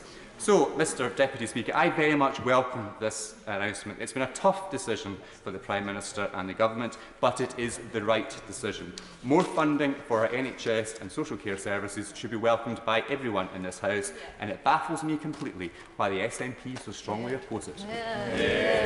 Thank you, Mr Deputy Speaker. This national insurance increase is a point of no return for the Tories. This is an unfair way to raise the money needed for our NHS and social care. But those who earn the least and the young are going to pay for those who are already well off. This is the biggest single tax increase in 70 years. This is the highest level of tax paid in the UK in peacetime. And there's more to come, as my honourable friend, the chair of the Select Committee, has pointed out, that in the government's own document it says that there is more to come in terms of council tax increases. And we've already had increases on levies imposed on precepts on council tax. When the Tories got caught out because they cut 20,000 police officers, they put a levy on the council tax to put money into paying for police officers. On social care this year, they put a 3% levy to go into social care, 600 million. So they've had their hands in the pockets of people for several years now, and they've not taken it out. Now let's be clear, the claim that the Tories are the party of low taxes and small state is over. The argument in the future is now going to be how we invest in public services and how we value the workers who work in them. People earning as little as £10,000 will pay this increase. People who can afford to pay more, like ourselves here on these benches, should be asked to pay their fair share and not rely on those people to pay increased taxes. People who have to count every penny to survive on a daily basis, to buy food, to pay rent, pay travel costs, household bills. They have to budget day by day to live, and they will have to tighten their belts. But those of us on higher incomes who could pay more, whose lives will not be changed by this increase, will not have to tighten their belts at all. And one of the areas that will suffer most, as my honourable friend from Birmingham has pointed out, those areas where the Tories talk about levelling up will be the hardest hit by this tax increase. So what of their local economies? With the tax that we're taking out, or the government is taking out, of those local economies that won't be there to be spent in those local businesses, there's no levelling up in this tax that the Tories are imposing. And there'll be less money in those economies to circulate. It isn't fair that these people who we clapped during COVID, care workers, delivery workers, shop workers, postmen and postwomen, and many more who kept our economy going during difficult circumstances, will be asked to pay a disproportionate amount through this tax increase. And there is no going back for the Tories from this day going forwards. Whatever happened to the pledge that no one will have to sell their home to pay for care that the Prime Minister made in 2019? And that he would cooperate with across the House and discuss the way forward on how to deal with the issue of social care. Yet another broken promise from this Prime Minister. And if a person is cash rich, is property rich and cash poor, how are they going to have to avoid, how are they going to be able to avoid having to sell their homes? This is £86,000 is a Kensington cap. Outside of London, in many areas, the cap is far too high and will lead to people losing their homes. And there is no plan for social care in what the government has announced so far. The Tories have behaved here today as if these problems have just been created. They've just emerged because of the pandemic. But nothing could be further from the truth. The waiting list was 2 million before the pandemic hit. They took 8 billion out of social care. Where was all the hand-wringing and all the concern about the social care and the NHS back then? And they are using the pandemic as cover for 10 years of cutting public services and underfunding our National Health Service. So how are they going to explain to their constituents that they're being forced to pay this increase for paying for 10 years of Tory neglect? Julie Marson. Thank you, Mr Deputy Speaker. I'm sure, as many constituents and many across this House, we've all got personal experience of the need for these measures. In my family, I had a much-loved family member who sold her house during the time of the last Labour government. I had another family member who had a bad back but didn't want to bother the NHS at the time. Unfortunately, it was a lot more serious than that. And we don't want that to continue indefinitely, particularly after a pandemic. We don't want, and it's why I asked the question of the Prime Minister earlier, we don't want people holding back their concerns and their needs from their GPs, from the NHS, with this feeling that they shouldn't bother people because it's under so much stress. And so I'm so pleased that the government is grappling with these really long-term, intractable problems. It's important and it has a real impact on our lives, all of our lives.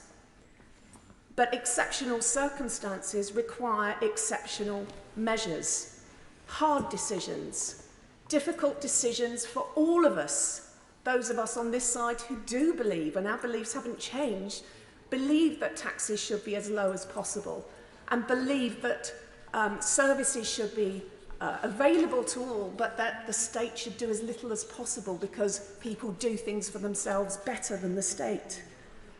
So there's no easy answer, and I welcome the difficult decisions that this government is taking, because to lead is to choose, and that is what we are doing, making difficult decisions. And I commend the comments of my friend, my right honourable friend and colleague, the chair of the Treasury Select Committee, when he evaluates the alternatives. The alternatives about austerity, spending cuts, they are not welcome and they would be criticised as well. Increased borrowing. This is a government which has put its hands around this nation during the pandemic and spent £400 billion to protect people's jobs and livelihoods during this pandemic. And so increased borrowing, that also has a profound effect on individuals' lives because it has a profound effect on the economy and our future prospects for this economy. So I absolutely reject the proposition that this is the end of conservatism, that this is this doesn't mean that our principles have changed, because it doesn't. And it's because we are responsible and pragmatic and realistic and willing to lead that I believe people will understand. Because to say to people that there is a need and we are going to address it but there's no cost, people know that that's not true, and that is not honest either. One of the things I do want to see is, as people have said on this side, innovation and a determination that the NHS does not become the insatiable beast that just swallows up funds indefinitely is something that we need to keep a grip on. It's so important that this goes in hand with innovation, with reorganisation, to make this work and to make this as efficient as possible for all people in this country and across the United Kingdom. So I welcome these measures. They're not easy, but that is the job that we are here to do, and I welcome the government's initiative and implementation of this measure. Thank you. Mohammed Yazin. Mr. Deputy Speaker. Many who voted for Brexit in the hope of securing £350 million a week for the NHS, or voted for the Conservative Party in the belief that taxes would not be raised, must feel very disillusioned today. When after just 9 months since leaving the EU and another Johnson's broken promise, they are now being taxed to pay for health and social care. In recent months alone, the Prime Minister has broken promises on the foreign aid budget, his commitment that there would be no checks on goods moving between Great Britain and Northern Ireland, and the triple lock on pensions. We all understand the impact of the pandemic, but it should not be used as a shield to mask the Prime Minister's broken promises. His promise to fix social care once and for all predated the pandemic, and we have waited over 2 years for the plan the Prime Minister promised the nation in his very first speech was already prepared to materialize. The 2019 manifesto also committed the Conservative to deliver a social care plan through consensus and with cross-party support. People ask the question, what happened to that consensus? Instead, the Prime Minister is pushing this grossly unfair tax through Parliament, allowing as little time as possible for proper scrutiny, the kind of scrutiny that improves legislation. Because of the government's woeful mishandling of the pandemic, allowing the NHS and care workers to face the biggest crisis in history, in the depleted state, it was reduced to after successive Tory governments stripped £8 billion from the service. Much more money is now needed for health and social care. With waiting lists predicted to reach 13 million, even with this money, it will take the health services years to catch up. The working public are now being expected to stump up more money for the Tory mismanagement of health and social care. And it's working and middle-class workers that are bearing the 10% national insurance tax hike. The Prime Minister's plan boils down to this. He's using the tax of young and low-paid workers without assets to protect the assets of the wealthy people. Raising regressive national insurance, which takes money from the pockets of the lowest paid workers, many of whom have been on the front line of pandemic, is not the way to fix our social care system. I hope the Prime Minister will listen to many rational voices in business and industry, including the British Chambers of Commerce, who have said the Prime Minister's plan will be a drag anchor on jobs growth. As firms emerge from the pandemic, the furlough winds down. We need a national and fair effort to deal with the crisis in social care, and a plan that goes far wider than just looking at funding. We need to address the recruitment and retention crisis in health and social care, which is the most urgent issue at present. It is vital that any long-term plans must be included alongside immediate measures. We need to properly value our health and social care workforce, not tax them to the hilt. Thank you. Thank you very much. Lucy Allen. Thank you, Mr. Speaker. I'm not entirely ready for that, so thank you. I particularly would like to thank the Prime Minister, the Chancellor and the Secretary of State for Health for bringing forward this proposal today. It's a bold decision, a difficult decision, but it is the right decision at the right time. Now, initially, I really struggled with this concept, because when the Prime Minister stood up to deliver his statement yesterday, I had not expected to feel able to support it. But by the time he sat down, I could. Now, that's not just because the PM has excellent rhetorical skills, but it is down to a simple and obvious fact that most people want to see better health and care provision. Most people understand the challenges created by COVID and the devastating impact on the NHS. Most people want to see money spent on the NHS. And they do expect everybody to make a contribution, and so they should. Now, COVID has brutally exposed what a fragile and struggling health and social care system we have. And yes, the enormous backlog of cases that has now arisen must be tackled, and therefore, of course, more cash is needed. Now, I'm someone who fundamentally believes in incentivising and rewarding hard work, in allowing people to keep more of the money they earn, and that people know better than the state how to spend their own money. A low-tax economy is a buoyant economy, and I hope when this is all over, we can revert to proper Conservative economic policy. Any MP will tell you that healthcare features uppermost in their inbox. The struggles to access a GP, the waiting lists, the cancelled operations, the waiting times in A&E, and the quality of care. These are all issues that are raised with us day in, day out, and have very human consequences. Now, it may be that in Telford it's more of an issue than it is elsewhere, because we do have a particularly challenged hospital trust and CCG, and some very serious problems have arisen during my time as the MP for Telford. The trust is now in special measures.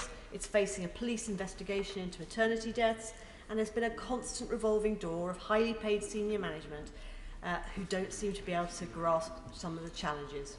And we have a GP super surgery with 60,000 patients that has long operated a telephone triage, and people cannot get them to answer the phone. And that was pre-COVID. So people have no option but to go to A&E and face huge waits. So it is fair to say that it's completely understandable that Telford residents will always put the NHS as their #1 concern. And we've also had grand transformational schemes that are being devised by hospital management to spend £600 million of government money. And they've had 7 years of thinking about it, and they still haven't come up with being able to put a shovel in the ground. Now, I've never been one to believe that throwing cash at a problem will provide a solution. We have a duty to ensure that taxpayers' money is spent wisely, and that waste and bureaucracy is stripped out. We need to make clear that this is no blank cheque that we are approving today, and that we do expect trusts and CCGs and their management to work to put patient care first and the patient experience first. And that has been lacking. And I know that from my experience and my constituents' experience. They're so often treated as a nuisance or treated with contempt. That must stop. And this money is going to help that happen. I want my constituents to have far, far better patient care than they currently have. And I know they want to see extra cash spent. They will expect improvements, and I would caution that this is not the time to be removing the A&E from Telford and other local services. This measure before us today is a much needed first step, which I welcome fully. And I do congratulate my right honourable friends, the Prime Minister, the Chancellor and the Health Secretary, for being bold, for being ambitious for our future, and being willing to embrace the big challenges that others failed to seize. They have my full support, and I hope that all members on this side will also be able to support our leaders. Lloyd Russell-Moyle. Thank you, Mr Deputy Speaker. When I first heard that the Prime Minister was going to come forward with a plan for social care, to tell you the truth, I'm so desperate for any improvement in social care, I would even consider voting for it. And even until yesterday, I would have considered voting for it. But as the details came out, I was not only disappointed, I was completely devastated, as will many of my constituents. Not only does this plan fail to deal with any of the real issues in social care, which I'll come on to in a second, but it is actually just a tax hike. It is a tax hike that is pretending to deal with social care and health care, but in reality, at the beginning, it is not even linked to that, and later on, there is some vague promise that it might trickle down to social care if we are lucky. This is a tax rise that will hit the youngest and the poorest, the hardest working in our communities the hardest. This exacerbates the intergenerational justice crisis that we have in our society at the moment. Far too many young people feel that the ladder is being whipped up behind them by an older political generation that is currently in power. I think that's sometimes unfair, because actually the issue is a class-based one, the issue is a wealth-based one. But this will exacerbate that feeling that young people, a young graduate with student loans added in, will be paying a marginal tax rate almost at 50%, more than many people on £90,000, and vastly more than someone whose earnings is from property, or is from shares, or is from other forms of wealth. And there are other options. The government had other options. Of course, they could have lifted the higher rate. They could have lifted the lower rate of national insurance into the higher rate. Because I think most people don't realise, most hard-working people, of course, don't earn £50,000 more, but you earn more than £50,000 and you only pay 2% national insurance. You could have easily made that 12%, or now with the additional, for everyone, and that would have provided £14 billion in one stroke, and it would have not affected any hard-working person in our country. It would have already raised more than this non-existent plan. You could have looked at a wealth tax of people who have wealth higher than £5 million, an amendment that my and other colleagues put down here today. A capital gains reform that actually brought capital gains in line with income tax, for example. Or looking at making inheritance tax fair, so it is based on what you receive, not on necessarily what you give, so that those in large families, of course, can receive fair amounts, but actually it is based to ensure that everyone pays their contribution, but none of those were considered. Why? Because this Conservative Party is paid for by developers, it is paid for by landlords, it is paid for by the very people that this tax will not touch, because this is not a party opposite of capitalism, it is a party opposite of extraction, of extracting the wealth from hard-working people, from extracting the wealth of small and medium-sized businesses and redistributing it to those landlords, to redistributing it to those capitalists that work in the stock market and in the city and not in the factories that run our country. And this is also... I will give way, go on. Always listen very carefully to what he has to say.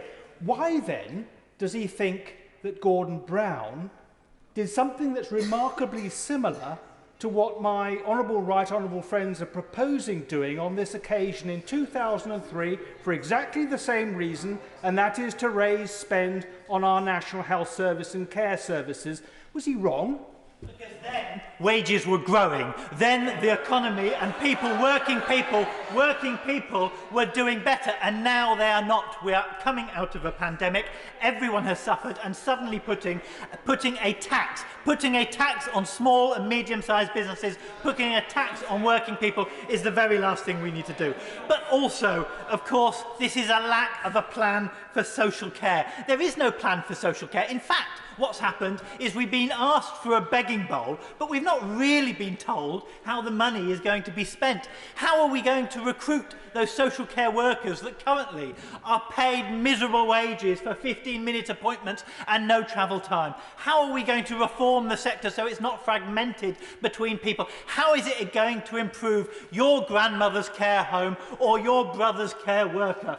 It is not. Because it doesn't deal with that fragmentation. It doesn't integrate social care into the NHS, which we desperately need. And what it doesn't do is relieve the burden from councils. Because at the moment, the truth is, council tax has to subsidise social care time and time again. And when people complain about the roads, when people complain about their parks, when people complain about youth services being shut, the reality is because this government hasn't dealt with actually funding social care properly. It's put the burden on councils and council tax that was never designed for social care. And it does not deal with that fundamental problem. So when people complain about their bins, when people complain about their potholes, I say to them, it is not the fault of your council, it is the fault of this government failing to deal with that drain on your council. And in fact, this levy will not even aid one bit that gap that has been growing. That gap will continue to grow under this government. So please, I will be unfortunately holding my nose and desperately sad voting against this, not because I think we need no action, but because this action is the worst of all worlds. Steve Baker. Speaker, and I want to begin by just thinking through what would Labour do. Yes. What would Labour do if they were in power?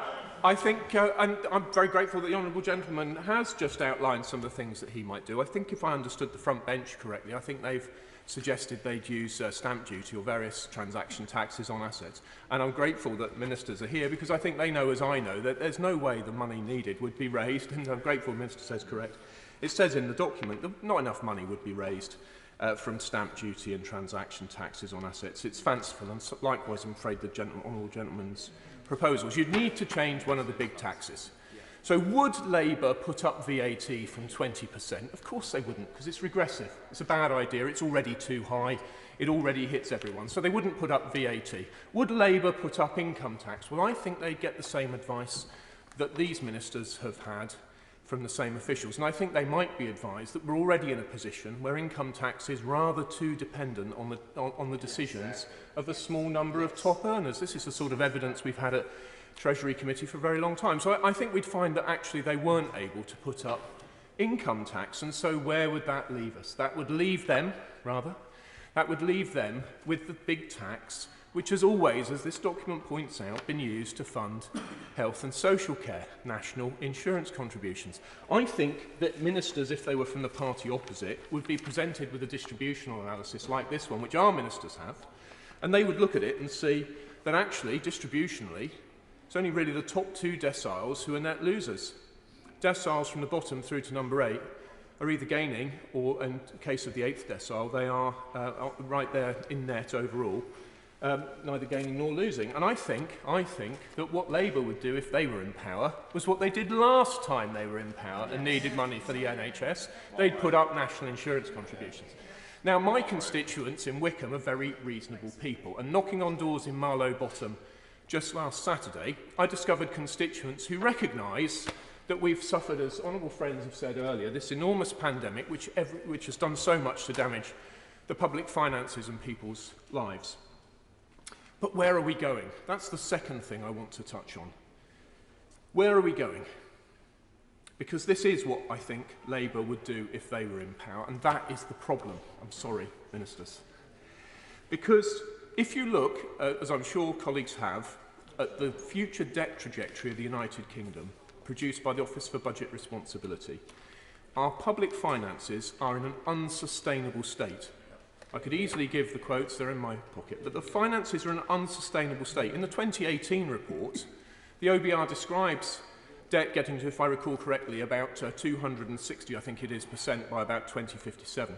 And says something like, of course, policy would have to change by then. Well, I've always taken that to be a euphemism for saying, well, of course, we'd have to default on our age-related spending promises.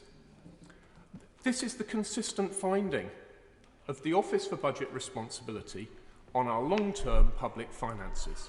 Sooner or later, in all of our lifetimes, hopefully, we are going to find that the state cannot afford the promises it has made to older people.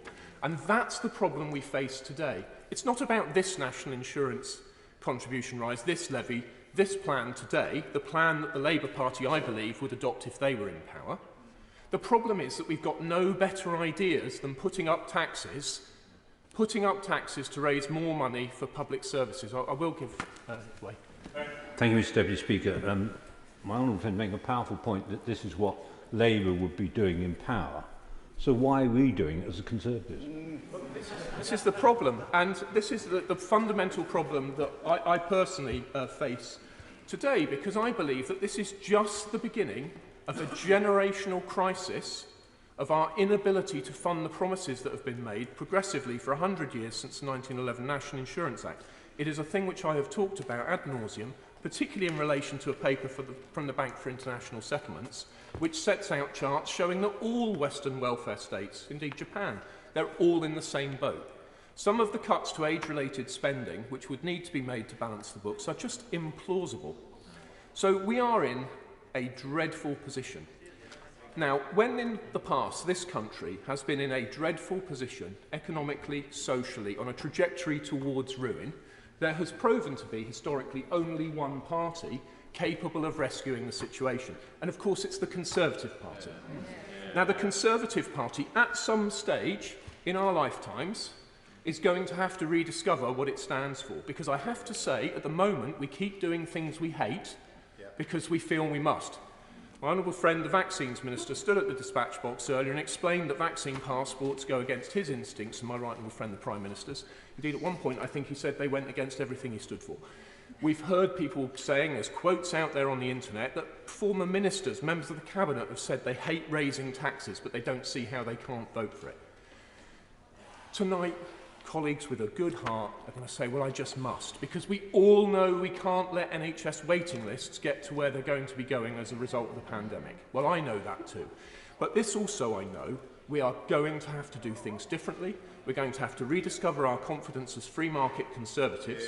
We're going to have to rediscover the radical reforming zeal of the 2010 Parliament and the big society, and show people that we can secure a bright and prosperous and free future which provides for their needs in old age, but do it without, every time there's a squeeze on the public finances, coming back for higher taxes. Because down that road, there is ruin. We all know that eventually, as a socialist, you run out of other people's money. And I have to say, I'm sorry, ministers, I'm not going to be able to vote with you tonight, because some of us are going to have to be seen to be standing for another path. Yeah. Peter Grant is next, and then the time is going to be reduced to 4 minutes. Peter Grant. Thank you, Mr Deputy Speaker. I'm pleased to be able to contribute to this debate. Listening to the honourable member just now, the words that kept going through my mind were union dividend, tied to a nation whose public finances are in a mess, unsustainable, in a dreadful state. I want to come on later to the regressive nature of what the government are proposing, but first of all I want to touch briefly on just how far short this falls of the promises the Prime Minister and others made in order to get elected. The government have claimed they've got a plan to reform social care in England. It's obviously not for me to dictate what that plan should be. But if they've got a plan, perhaps when summing up, the Minister could tell us what changes, if any, will there be in the balance of resources between NHS and social care. What changes, if any, to the arrangements to manage each individual person's needs as they make the transition from health to social care, to the balance of provision of care for the elderly between residential and non-residential care.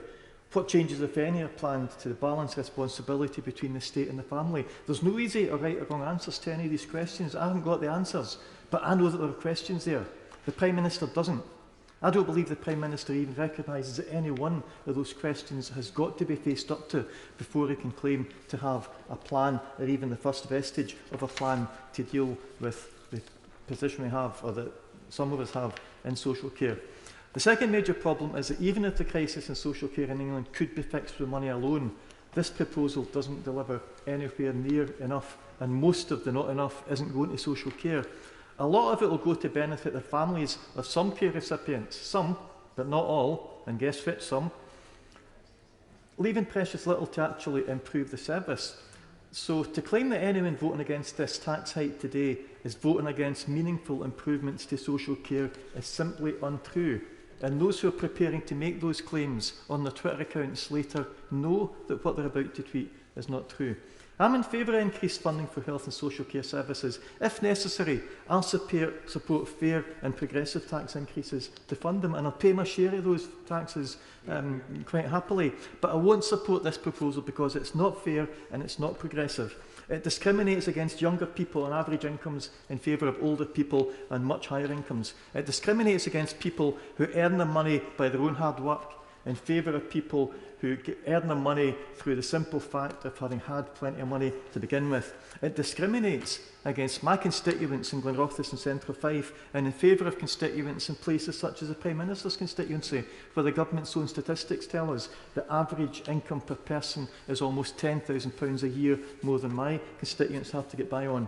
The government have claimed in a number of the contributions, they already know which of the UK's nations will contribute most to this tax hike and which will benefit most. They've claimed they've done the analysis that it's not regressive in terms of different income groups. So although our amendment was not accepted, I expect to see the government honour the spirit of that amendment, not by the end of the year, but by the end of the week, publish that analysis that we have asked for. Or is it another case where they claim to have all the information until they're asked for it, and then suddenly we discover it doesn't exist? The final substantial objection, of course, is that this is designed to grab powers away from the democratically elected governments of three of the partners in this union and place them into the hands of a Prime Minister who's got no mandate to do this, even in England. I've no issue with anybody allocating additional resources to Scotland. I've got a big issue with signing up just now to a regressive tax hike with no guarantee whatsoever that the Barnett consequentials will not be siphoned off in some later budget decision. And any guarantees we get from the government today will be as worthless as the promises they made in the manifesto in 2019. Let me be clear that the Scottish National Party will continue to honour its manifesto commitments. Any Barnett consequences coming to Scotland as a result of increased spending in health or social care in England will be passed on in full to health and social care services in Scotland. But within that overarching guarantee, who does this government think has got a mandate to decide exactly how Scotland's health and social care funding is allocated? Even on the Tory benches, I doubt if there's a single person who honestly thinks that it's right to assume that because a particular way of allocating funding might be right in England, it's automatically right in the other three UK nations where health and social care are organised in a completely different way. There's all the difference in the world between allocating funding to be used in a way that honours the Scottish Government's manifesto promises and decisions being foisted on us in a failed attempt to cover up the fact that the British Government doesn't keep its promises either to the electorate or to anyone else. Mr Deputy Speaker, if one of the Prime Minister's heroes had been here today, he might well have observed that never had so many promises been broken in so short a time to the detriment of so many and to the benefit of so few. Laura Trott. Thank you, Mr Deputy Speaker. Now, this area, social care, has not had a happy history where it comes to political point scoring, and indeed we've seen much of that, unfortunately, today from the opposition benches. But it is unacceptable that we play Russian roulette with people's life savings where it comes to social care. 1 in 7 people are going to be affected by this. 1 in 7 people sitting around today that just because your loved one dies of dementia rather than cancer, life savings entirely wiped out. It's not right, but it is right that we are doing something about it. And I'm glad that we are seeing some element of cross-party consensus on the model, the Dilnot model and the Health and Social Care Committee, which I sit on, put forward this as a proposal, and it was obviously supported by the Liberal Democrats when we were in government with them, and I think to a degree by the Labour Party. So at least we are moving forward slightly on the model. The real question we have now is how we actually pay for it. And there's been a lot of confected indignation, may I say, on the other side, to cover up a lack of a plan. Because national insurance is not perfect in very many ways. But, as Tony Blair said, if we want sustained investment in the NHS over a period of time, we're going to have to pay for it. And national insurance is the fairest and the best way to do it. And I must say, I agree, even if members of his own party don't seem to. Indeed, Paul Johnson from the IFS says overall much-needed reforms to social care are being introduced and unavoidable, note unavoidable, pressures on the NHS are being funded through a broad-based and broadly progressive tax increase that is better than doing nothing. Now, I think it is incumbent on members opposite to really look at themselves and to understand whether they think real change is needed.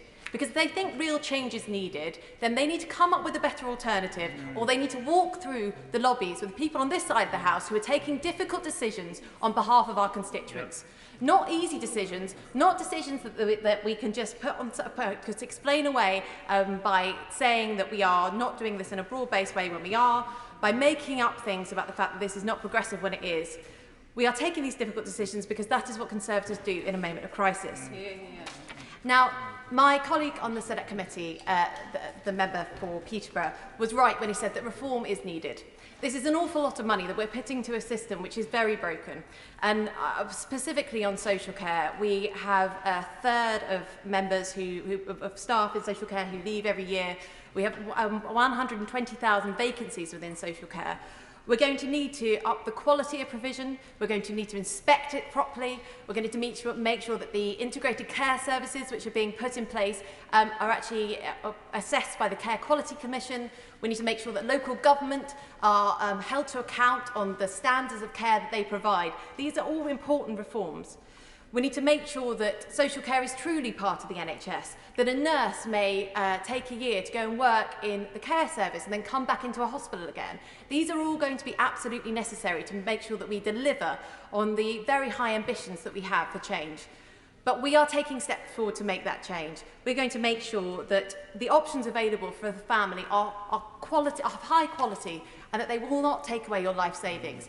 We are taking difficult decisions, and the opposition need to look at themselves and decide whether they're doing the same. Karen Smith. Deputy Speaker. For too long, successive governments of all stripes have failed to grasp the nettle on social care reform. In fact, we've mostly failed to acknowledge there is a nettle at all, and that is largely because this burden overwhelmingly falls on women, and our voices have been silent. I won't rehearse all the debates that have happened, but this is a time to start something better. When he became Prime Minister, Boris Johnson promised he had a plan to fix social care in England. It is now clear that he did not. But, and I say this with all sincerity, he has since started one, and he's brought it to this place at some political risk, and this, I think, is worthy of a sliver of credit in itself. But having brought these plans forward, what is now needed is an honest and thorough debate here and across the country about the merits and deficiencies. Yesterday I said the Prime Minister may have broken the dam. He looked slightly confused. And that's because he thinks he's now fixed this problem. The trio of the Prime Minister, Chancellor and Health Secretary looked very comfortable with themselves yesterday. They are very wealthy men. They seem to have heard something, but this has not fixed it. They need to understand that behind the dam is a torrent of questions, costings and aspirations, none of which the government seems prepared to acknowledge. This motion today does not represent a sustainable plan. Indeed, it's a shoddy nod just pushing it through without even lip service to the scrutiny it needs. Millions of families are hoping for something else, and we mustn't give them false hope. That would be cruel and unnecessary. There is only one solution to this in the longer term as we inch our way towards it in the coming months and years. It's a universal system based on the same NHS principles of fair taxation, based on the ability to pay according to need. And crucially, like the last Labour government, we need to start moving people with us on that journey to that solution. Pitting people against each other, talking solely about tax rises and pitting generations against each other is a narrative that is now infecting this debate, and it needs to stop. Madam Deputy Speaker, today is my birthday, and I... very kind. I was also once in my 20s, and the message for young people really is, you get older. A young woman yesterday on the BBC very movingly talked about the fact, as she struggled with social care, that everyone is one accident from away from social care. We have to remake the social contract for a new generation. Reform is too late for my mother in her 80s. It is too late for me in my mid-ish 50s. It can't be too late for my children, and that is what I need to explain to them, not talk of generational warfare. I would like to talk a little bit about the smoke and mirrors that is around the NHS settlement. I spent most of my career in NHS management. I was part of that great improvement in health services under the last Labour government. If we are really going to start delivering this, it is going to require a massive clinical and managerial effort to transform the legacy of the pandemic and austerity on the health service and change those waiting lists. Politicians always like to talk nicely to managers in private conferences and then take pot shots at the whole time. But clearing the waiting list is a massive managerial and clinical challenge. The clerical and clinical validation of that list and helping people move forward through the care system is going to be massive, and they need support for that. The Prime Minister has a majority of 80 MPs. It is in his gift to deliver a policy that could truly stand the test of time. Having bitten the bullet and picked the fight, he seems determined to squander the opportunity with the solution before us today. I urge him and the government to think again. He needs to seek to build a consensus that could exist in this House for us to do something truly lasting after the terrible pandemic we've just all been through. Jane Hunt. Thank you very much, Madam Deputy Speaker. For too long, the issue of how to deal with worsening social care problem has been put off. Indeed, the party opposite shunned their responsibility when in government and refused to make the difficult decisions which put social care on a sustainable footing. As Peter from Loughborough has said in an email to me, it is long overdue to try and fix the social care problem. Governments of both parties have pushed this into the long grass time after time, and it cannot be put off forever. The Conservative manifesto pledged to build a cross-party consensus to bring forward an answer that solves the problem. Clearly, this has not been possible. It has therefore been left to this government to make the tough decisions, decisions which I know the Prime Minister has not made lightly, given the Conservatives are the party of low tax. I certainly will, absolutely. the lady for giving way, and I welcome that she refers to the aim to create cross-party consensus. We heard that repeatedly said, and yet as health and social care spokesperson for the SNP, and I know the same for Labour, we didn't receive so much as an email. So to say consensus couldn't have been built is wrong. It could have. We could have had discussion before yesterday.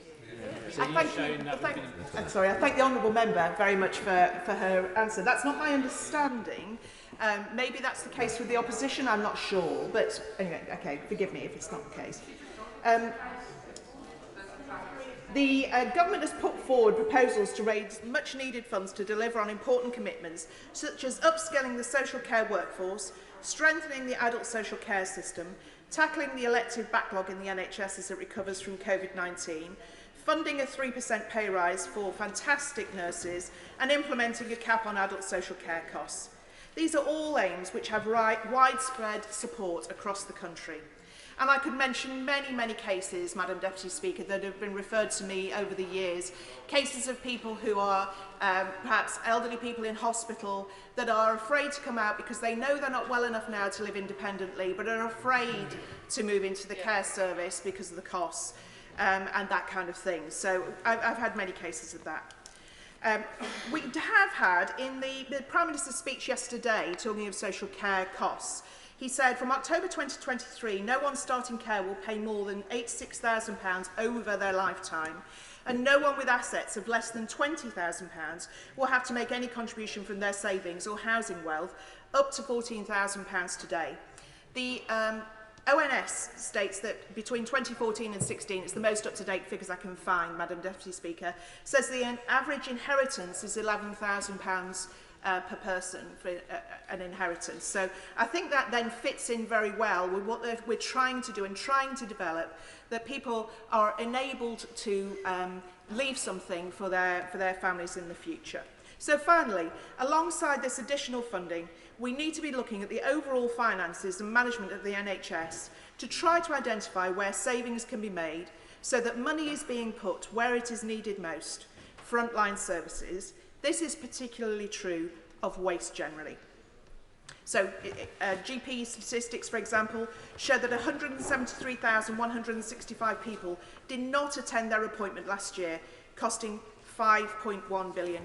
So those are some of the things we need to look at across the whole thing. But I will be supporting this tonight for the reasons given above. Thank you very much, Madam. Richard Thompson. Thank you, Madam Deputy Speaker. It's a standard trope from Conservatives that members that public services in general or the performance of the Scottish Government in some way falls short of what happens at Westminster. And we heard earlier from the member for Berwickshire, Roxburgh and Selkirk, who seemed to spend more time complaining about the SNP than he did talking about the NHS and social care. Now, despite some of the Damascene conversions that there's clearly been in the Conservative benches overnight, there are a number of truths, I think, in this debate which should make, and realities, it should make for deeply uncomfortable feelings amongst the Conservative members, that not only by levying this tax that they're breaking a manifesto pledge not to increase national insurance, not only are they increasing the tax burden disproportionately on the youngest and the least well off, but they're also doing so in order, ostensibly, to play catch-up with the health and social care situation and landscape as we have in Scotland. Now, I listened very carefully to yesterday's statement, and I listened intently to MPs from the government benches talking earnestly about the need for health and social care integration. I even listened carefully to that call when it came from members who had in ministerial office been in a position to do something to drive that health and social integration agenda forwards. But what was startling for me, Madam Deputy Speaker, was the gradual revelation throughout the course of the statement that there was indeed no plan. There was no planned assessment, there was no assessment of impact or plan for how the monies raised would make their way through the NHS and ultimately to social care. And leaving aside the unfairness of the means by which these monies are to be raised, and leaving aside the Prime Minister's utterly bogus rhetoric about union dividends, we're being asked to applaud the scale of the inputs without clearly any thought being given to the nature of the outputs. And clearly, in its desperation to do something about this, the government has decided that a tax is the best form of defence. It's also very clear that in England, at least, this debate isn't even in the foothills of where it needs to be about health and social care and integration. In Scotland, we embarked on that journey several years ago, and I think there is some irony that on the day that the UK government finally announced a plan to lace up its running shoes on this, the Scottish government in Edinburgh was also announcing in its programme for government plans to go beyond health and social care integration in its programme for government to forge ahead with a national care service. But what this reveals, I think, most of all, is the mismatch that there is between policy and resources and the shortcomings of the fiscal settlement for devolution. We saw that through the pandemic. We still don't know whether this is to be Barnettised or hypothecated, how much is to come to health and social care and by what means, and the answers, Madam Deputy Speaker, to those questions matter. Because if the devolved settlement is to be respected, then the spending decisions should be taken by the government which is directly elected and directly accountable to Scottish voters. And the suspicion has to be, given the lack of detail round about that it's yet another power grab with the UK borrowing and claiming that borrowing as the so-called union dividend. But the most iniquitous aspect of all, Madam Deputy Speaker, in the time I have left, is the impact that this has on the lowest earners in society, the youngest in society, those who have least in the way of assets of their own, who are being asked to forgo their earnings, which I'm sure, for an objective with which few could quibble, but in order to protect the assets of those who already have the most. This is a government which has removed the freedom of movement for young people across Europe, which is seeking to disenfranchise them at the ballot box and now expects them to pay for a social settlement which few have the means to do and which few can expect to benefit from. This, Madam Deputy Speaker, is no country for young people at the moment. Thank you.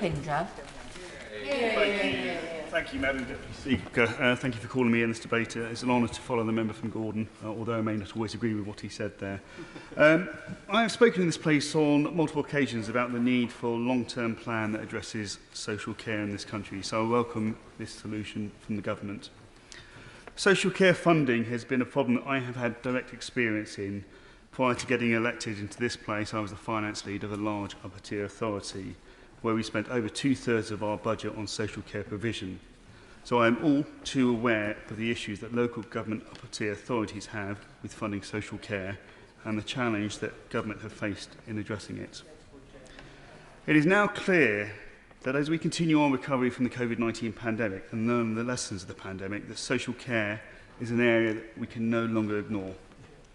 By introducing this reform to social care after decades of inaction, we will change the lives of thousands of families struggling to afford quality care and having to make difficult decisions in their most vulnerable of circumstances. In finally addressing this long-standing issue, we will be improving the quality and availability of social care for those who most need it, whilst ensuring it is most affordable and helping to relieve the pressure the NHS is continuously under. The backlog created by the heroic work of our NHS in rightly prioritising treating COVID-19 patients is now something that we cannot ignore.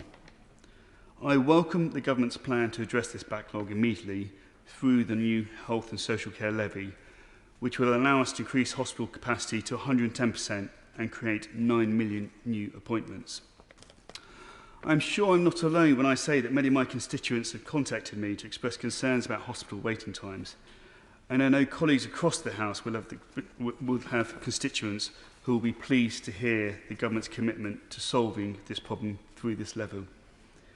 I am, though, fundamentally a low-tax Conservative.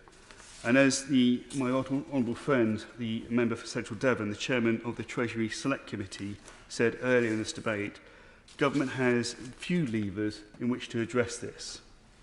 But as the Prime Minister said yesterday, a global pandemic was in nobody's plans, and the 407 billion the government has spent in supporting businesses and families has been vital in keeping people safe and keeping our economy afloat during these really difficult times. Focus, though, should also be on the impact and not just additional resources.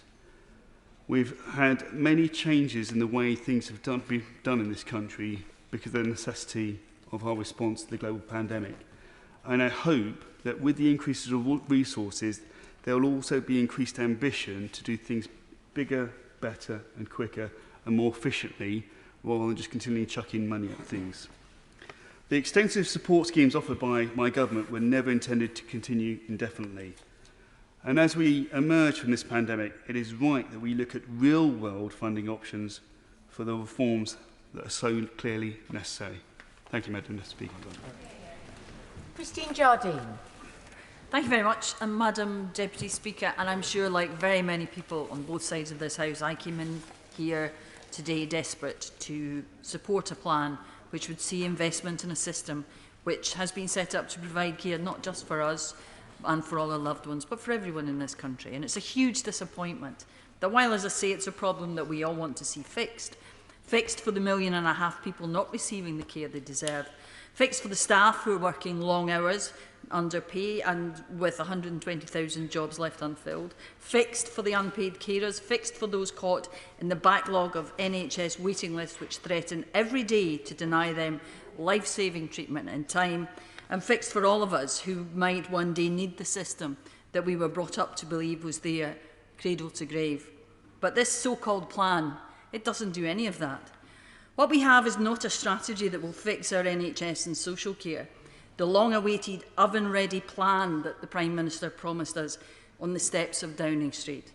Although perhaps now it would be more appropriate to talk about the naughty step and to consider what this will mean for the young people, the lowest paid, and the small businesses who will be hit hardest by this. Because this is a tax hike for low-paid and young people, which the government promised there wouldn't be. And where is the carefully costed, detailed plan of what will be spent on the NHS backlog and what will be invested in our social care system? One mustn't be at the cost of the other. And there is a better way to deliver for a social care system that was already in crisis before the pandemic, which is not an excuse for the broken manifesto promises of 2019. This is a system which was already in crisis and already in need of investment. Liberal Democrats have repeatedly called on the government to hold cross-party talks to find the best plan, some consensus, to fix social care. The government have had plenty of time. And we know it can be done. Because when the Liberal Democrats were in government, we built a cross-party agreement through the Dilnot Commission, as mentioned by the Honourable Member for Gainsborough, and the Care Act, based on the values of the NHS. We legislated for it. But, of course, after the 2015 election, the Conservatives ripped it up. Instead, they're now pressing ahead with a scheme that places a huge burden on low earners and small businesses. Has it completely escaped unnotice that many of those who will be hit hardest by this tax hike are the frontline NHS and social care workers? Then there are the other public sector workers, police and fire officers. And as for business, this comes at the worst possible time when, as the Federation of Small Businesses points out, they are still struggling, trying to recover from the impact of the pandemic. So what does the government do? It ends support, stops furlough, and then hits them with another bill, while many of them are struggling to get out from under the debt that the pandemic has created. And so many families are now facing a cut in universal credit. It's abundantly clear to me and to the Liberal Democrats that this government, this Prime Minister and this Chancellor are out of touch with ordinary families, small businesses, frontline health and care staff, and what they face on a daily basis. And the pandemic, as I say, is no excuse for breaking promises. This is a moment in our history when the people of this country most need a government they can depend on, that is as good as its word. And what about the people that this so-called plan is supposed to help? Where is the respect beyond that for a certain portion of the population? We will all start paying for this new arrangement in April 2022, but it will not come into effect until October 2023. What about the people who are in care now, or who will enter care in those intervening 18 months? And as for the cap, £86,000 is still a lot of money. This country deserves better. Natalie Elphick. Thank you, Madam Deputy Speaker. I welcome the government's commitment to this investment to speed up the backlog that we've had since the pandemic and to invest in social care. For too long, social care has been left in the too difficult to solve box. Well, we come here to do the hard things as well as the easier, and that is what this government is doing. In spite of the warm words that have been said opposite, it's absolutely clear to anyone listening yesterday or today that whatever is proposed, they will oppose. To the extent of even stopping, preventing of voting against people getting urgent NHS treatment or care. The proposal of additional money does come on top of unprecedented investment in the NHS, approaching £40 billion by 2023-4. But today's welcome further boost for the backlog and social care does need paying for. No one on this side of the House likes tax rises, and I certainly don't. It is essential to look at the burden of taxes overall and to commit to reducing that over time. But I recognise and I accept that if we fail to take the tough decisions now, the longer-term economic consequences will be even greater in the future. But along with these changes, I hope that my honourable friend and right honourable friends will consider how we can move away from the burden on council tax with the social care precept and make sure that we continue to modernise and make every pound and penny count on the front line. I'd like to take a moment to just reflect on what that NHS investment through successive Conservative governments has meant for the people of Dover and Deal. We have a brand new state-of-the-art hospital, the Buckland Hospital, a groundbreaking Harmonia dementia village, which will be the first of its type in the entire country that has been delayed by the pandemic, but is now expected to be open in the spring next year. We have a pilot centre for a new approach to wounds at the Queen Victoria Memorial Hospital at Deal. We have a new training centre for GPs and nurses in East Kent, serving our entire area. We even have a new dentist provision. And the market is also responding to this investment and commitment to healthcare and to people of our country, with older people's housing being built by McCarthy and Stone in the centre of Dover at this very time. But the pandemic backlog is causing real distress, as is the failure to grasp the nettle of social care. I see that in my inbox, as we all do. And so I strongly welcome this funding, this new approach, this commitment to tackle it. The Right Honourable Member for Leeds West asked about election leaflets earlier. Well, in mine, I committed to better healthcare, and I know it's this side of the House that is funding and delivering that for the people of Dover and Deal. Janet Davey. Thank you, Madam Deputy Speaker. Madam Deputy Speaker, we've heard mainly from this side of the House about the grave issues and concerns of this NHS tax and how this will be detrimental and will cause more hardship, especially to young people and to the poorer people in our society. We've also heard about the cuts to the local authority, cuts to universal credits, and now the increase of this national insurance. It will hit poorer people in our society. How can that be right? But I'd also like to turn my focus to the government's progressing efforts to privatise the NHS. NHS privatisation has been a creeping threat for the past decade.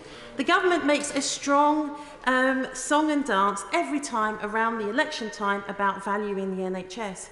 This includes their broken promises to build 14 new hospitals. It also includes their broken promises for £350 million being spent on the NHS every week if we left the European Union.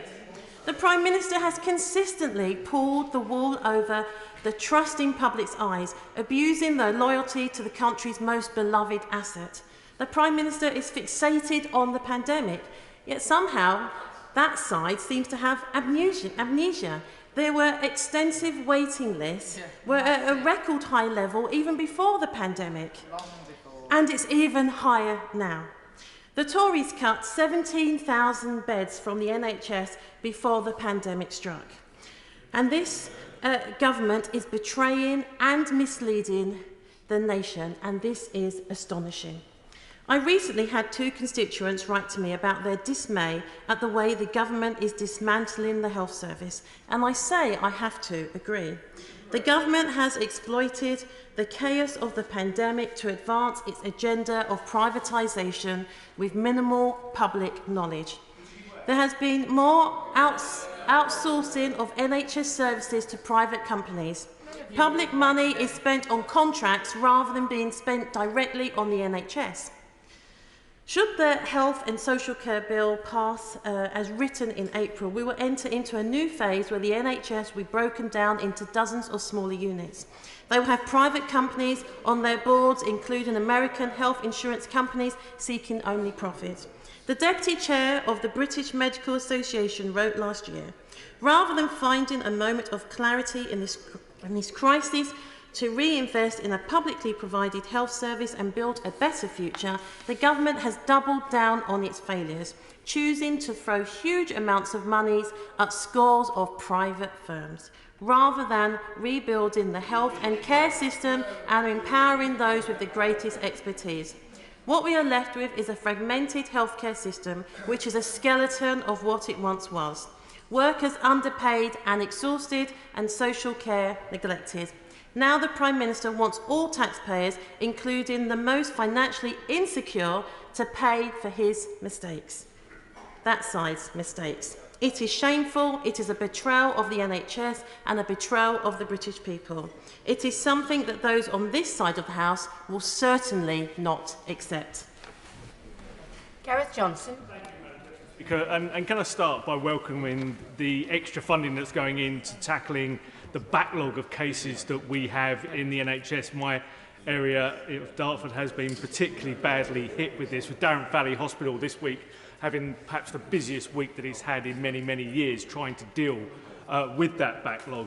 I'd ask as well the Treasury bench, the Treasury team, also working with their colleagues in the Department for Health, to ensure, though, that this extra money that we're going to be seeing invested in the National Health Service gets its way through the treacle of bureaucracy that can quite often impact on extra funding that goes into the National Health Service, so it can reach the front line without being siphoned off into various different directions as it goes through.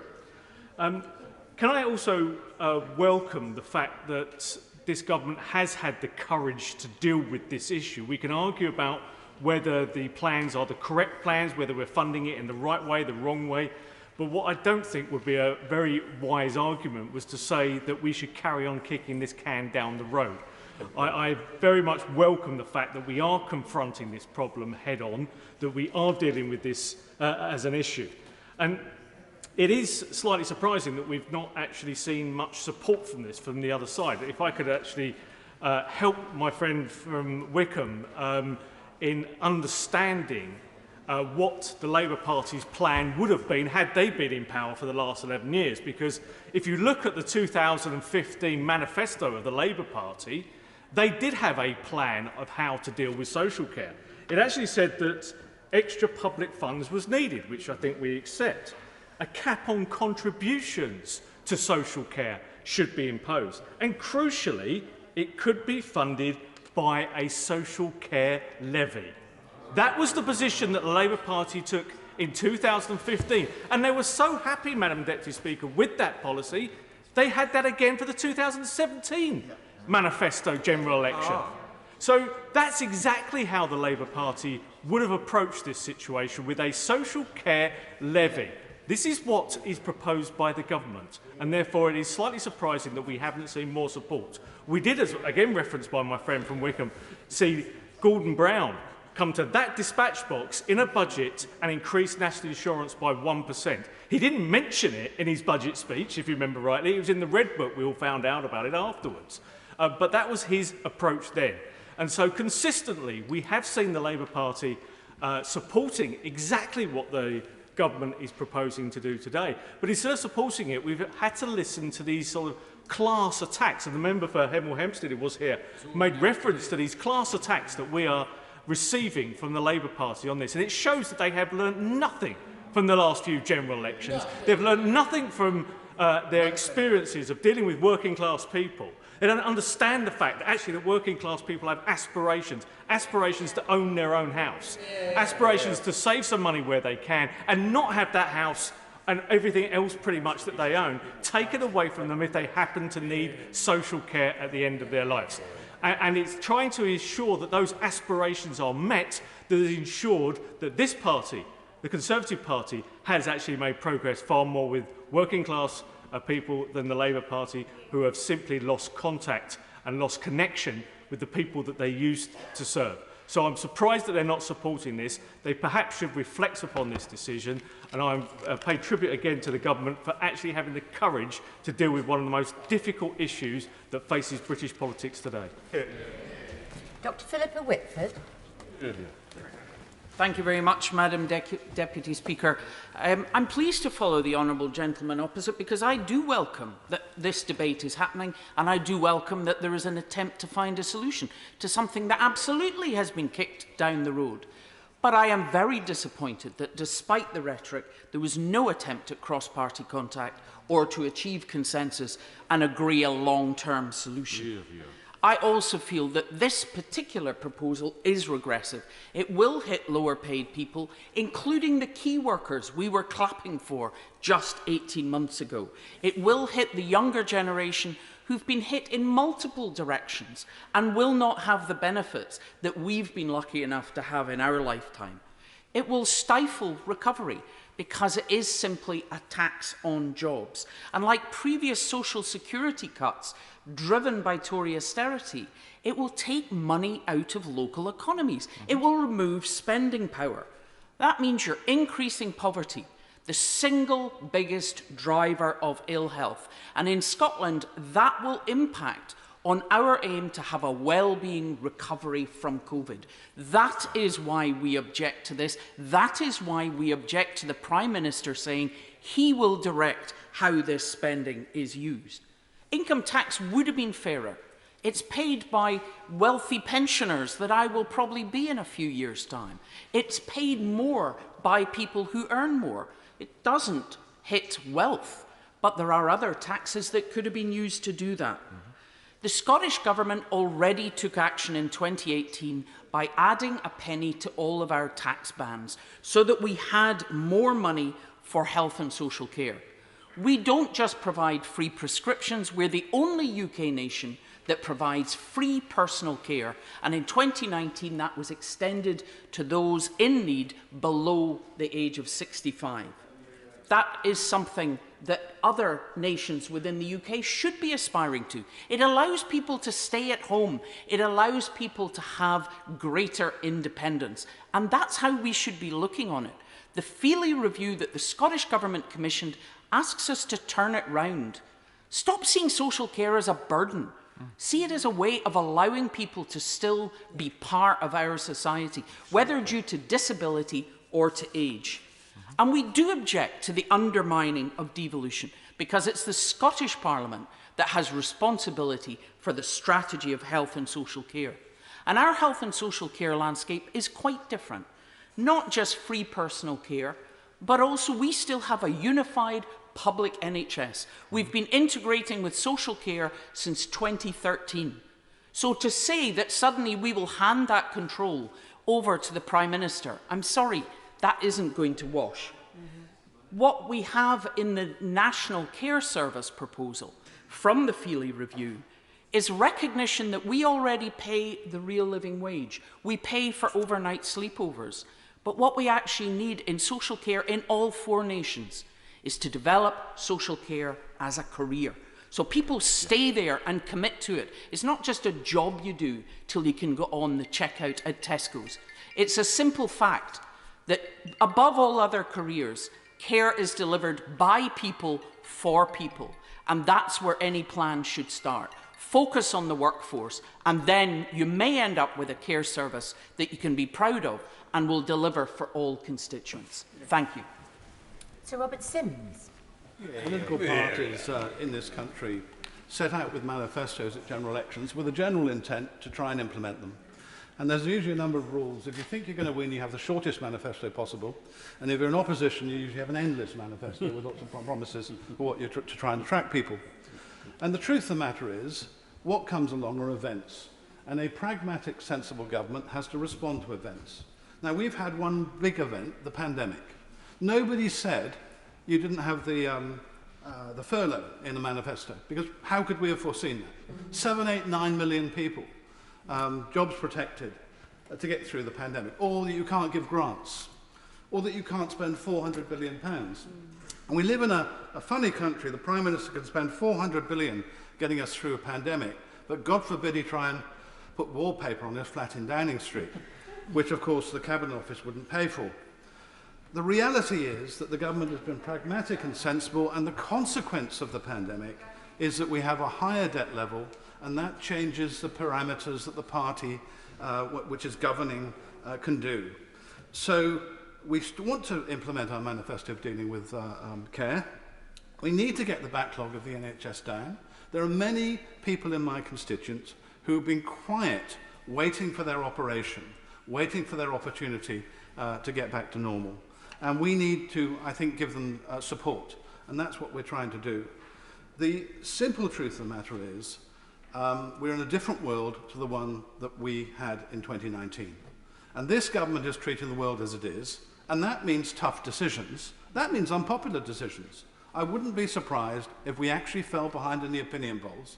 But the reality is that what we're doing is what the British people expect us to do, which is to govern and deal with the problems that we face. Now, I support this government, not because I agree with everything that they do, but I'm actually proud of the fact they take tough decisions, because that's what governments are meant to do. They're meant to take challenges and take them head on. So we're dealing with the NHS backlog. Who can tell how quickly we'll get it shifted? Of course we need more staff, but we're already seeing, and figures out recently, the backlog is already starting to fall. So let's hope it's cleared quickly. And we're starting to deal with some of the care issues. Is this a silver bullet for dealing with them all? No, it's not. Is this enough money? I wonder, because I think that there's a list of things in the government priorities that may mean that some funds may be diverted before we get to the care. But the government are trying their best to deal with the people's concerns. And we all have constituents whose parents have worked hard all their life to buy a home, who see it, they're the unlucky ones, where mum or dad goes in with Alzheimer's into a home and they see the proceeds of life work disappear. Yeah. And it's quite right and proper, if that person's in a home next to somebody fully funded by a local authority, that we should at least pay some regard to the hard work and indeed the things that they didn't have, that perhaps the holidays or the racehorsing or the gambling, because they wanted to buy a home. Yeah. I think this government is roughly on the right track. I hope we get back to a more tax-cutting agenda as the years roll by. I'm very hopeful for the deficit this year. We're growing quite rapidly. We seem to get control of spending, and we've had to take some tough decisions with tax. I'm confident that when we come to face the British people, I will hold my head up high, because we're tackling the issues that my constituents care about. Jim Shannon. Sorry, this is tangled. Apologies, Madam Deputy Speaker. Can I, first of all, just say this? We are all aware of the pride of the UK, our NHS, and we are all similarly aware that this is a grim possibility that may become our biggest loss. So I'm very, very much focused upon the issues of the health. The loss will be because of historic underfunding, as well as the unseen pressures that COVID has placed in every facet of the NHS, from dentists to physio to surgeon to waiting lists, assessments and operations. I'm not going to take the path of some others today, Madam Deputy Speaker, to seek political point scoring. That's not what I'm about. I'm going to think of the constituents who came to my office that are almost immobilised.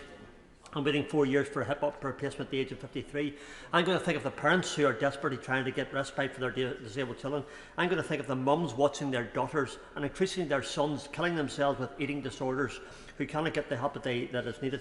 I don't want to score points, but I do want to get it right. These are rightful questions as to who will bear the brunt of what is undoubtedly a necessary evil. My real fear is that small businesses who have in small years taken on the burden of paying SSP sickness to staff, had to increase the minimum wage, who are paying more to ship their products to Northern Ireland due to the disgraceful Northern Ireland Protocol.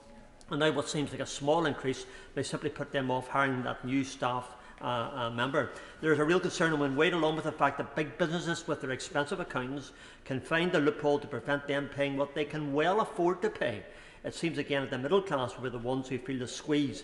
And so I wish to share the concerns of my colleague, the Honourable Member for East Antrim, when he highlights the unfair nature of the blanket tax.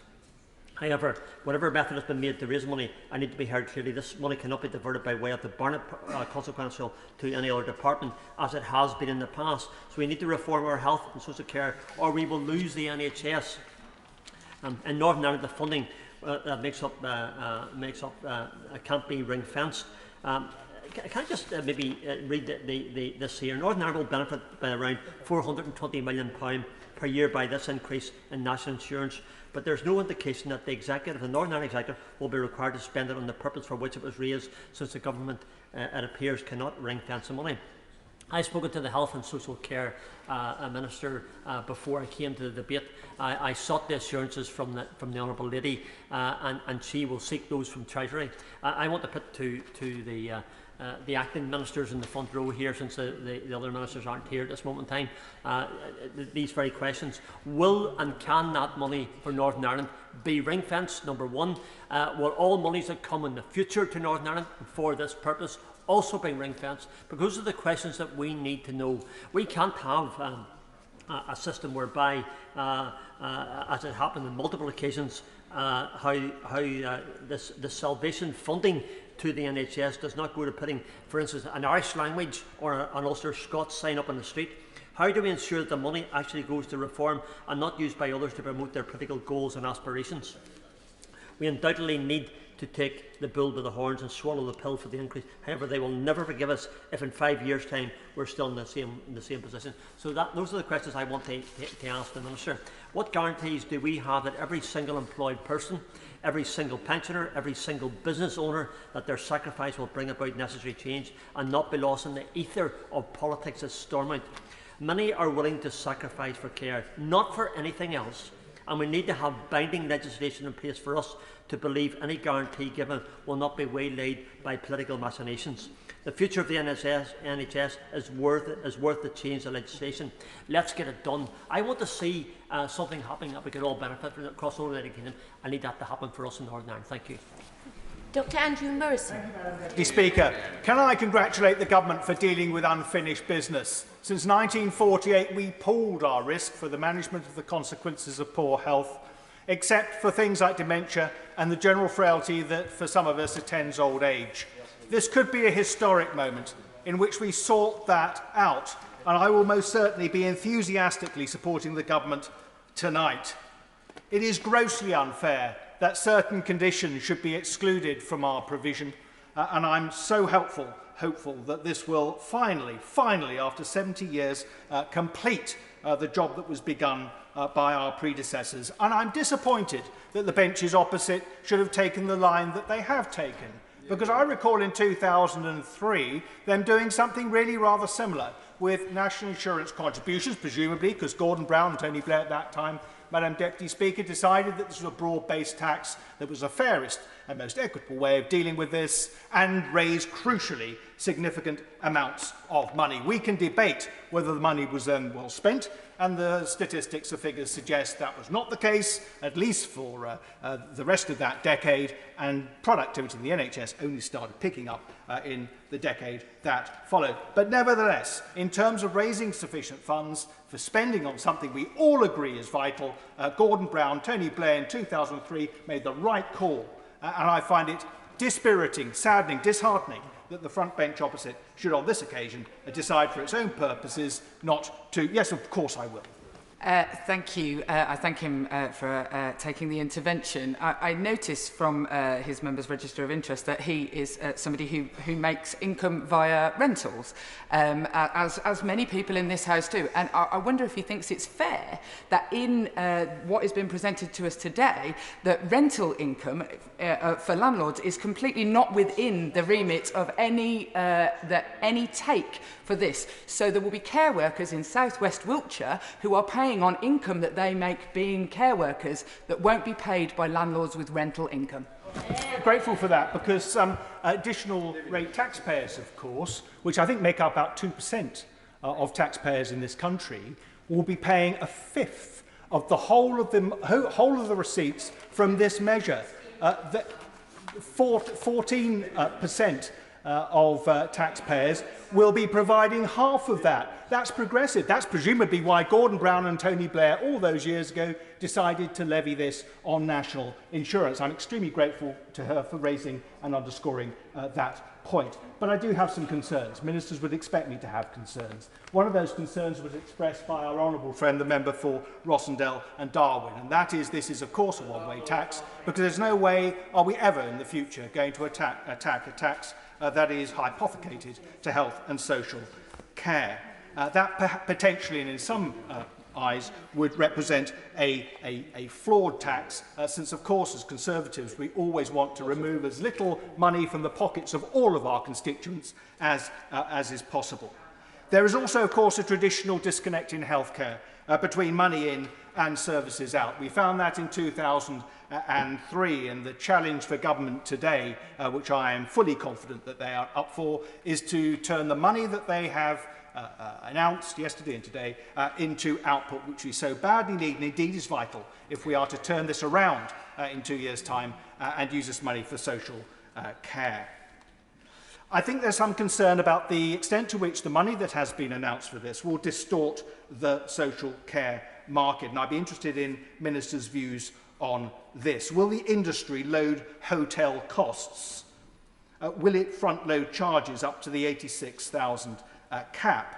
How will that incentivise the domiciliary care market, something that could turn out to be extremely positive? How will it affect the current 40% cross-subsidy from fee payers to local government-funded customers? How can it grow a vibrant insurance product market that will cover the delta, the 20,000 to 100,000 pound difference? And what will be done with actuaries and underwriters to that end? But can I finish finally by just saying that all of this depends upon improving productivity in the National Health Service, a challenge that has evaded many over 7 decades, but what must be grasped if we are to complete this and ensure that we do indeed set the foundations, and I'm confident we will, for proper social care. We need to drive down, for example, sickness absence, very high in the National Health Service. We need more service work to be done by professions allied to medicine. We need more AI, data analysis, robotics. We need to crack down on variations in healthcare and have zero tolerance to practitioners who diverge from it. We need to cut treatments and procedures of marginal benefit.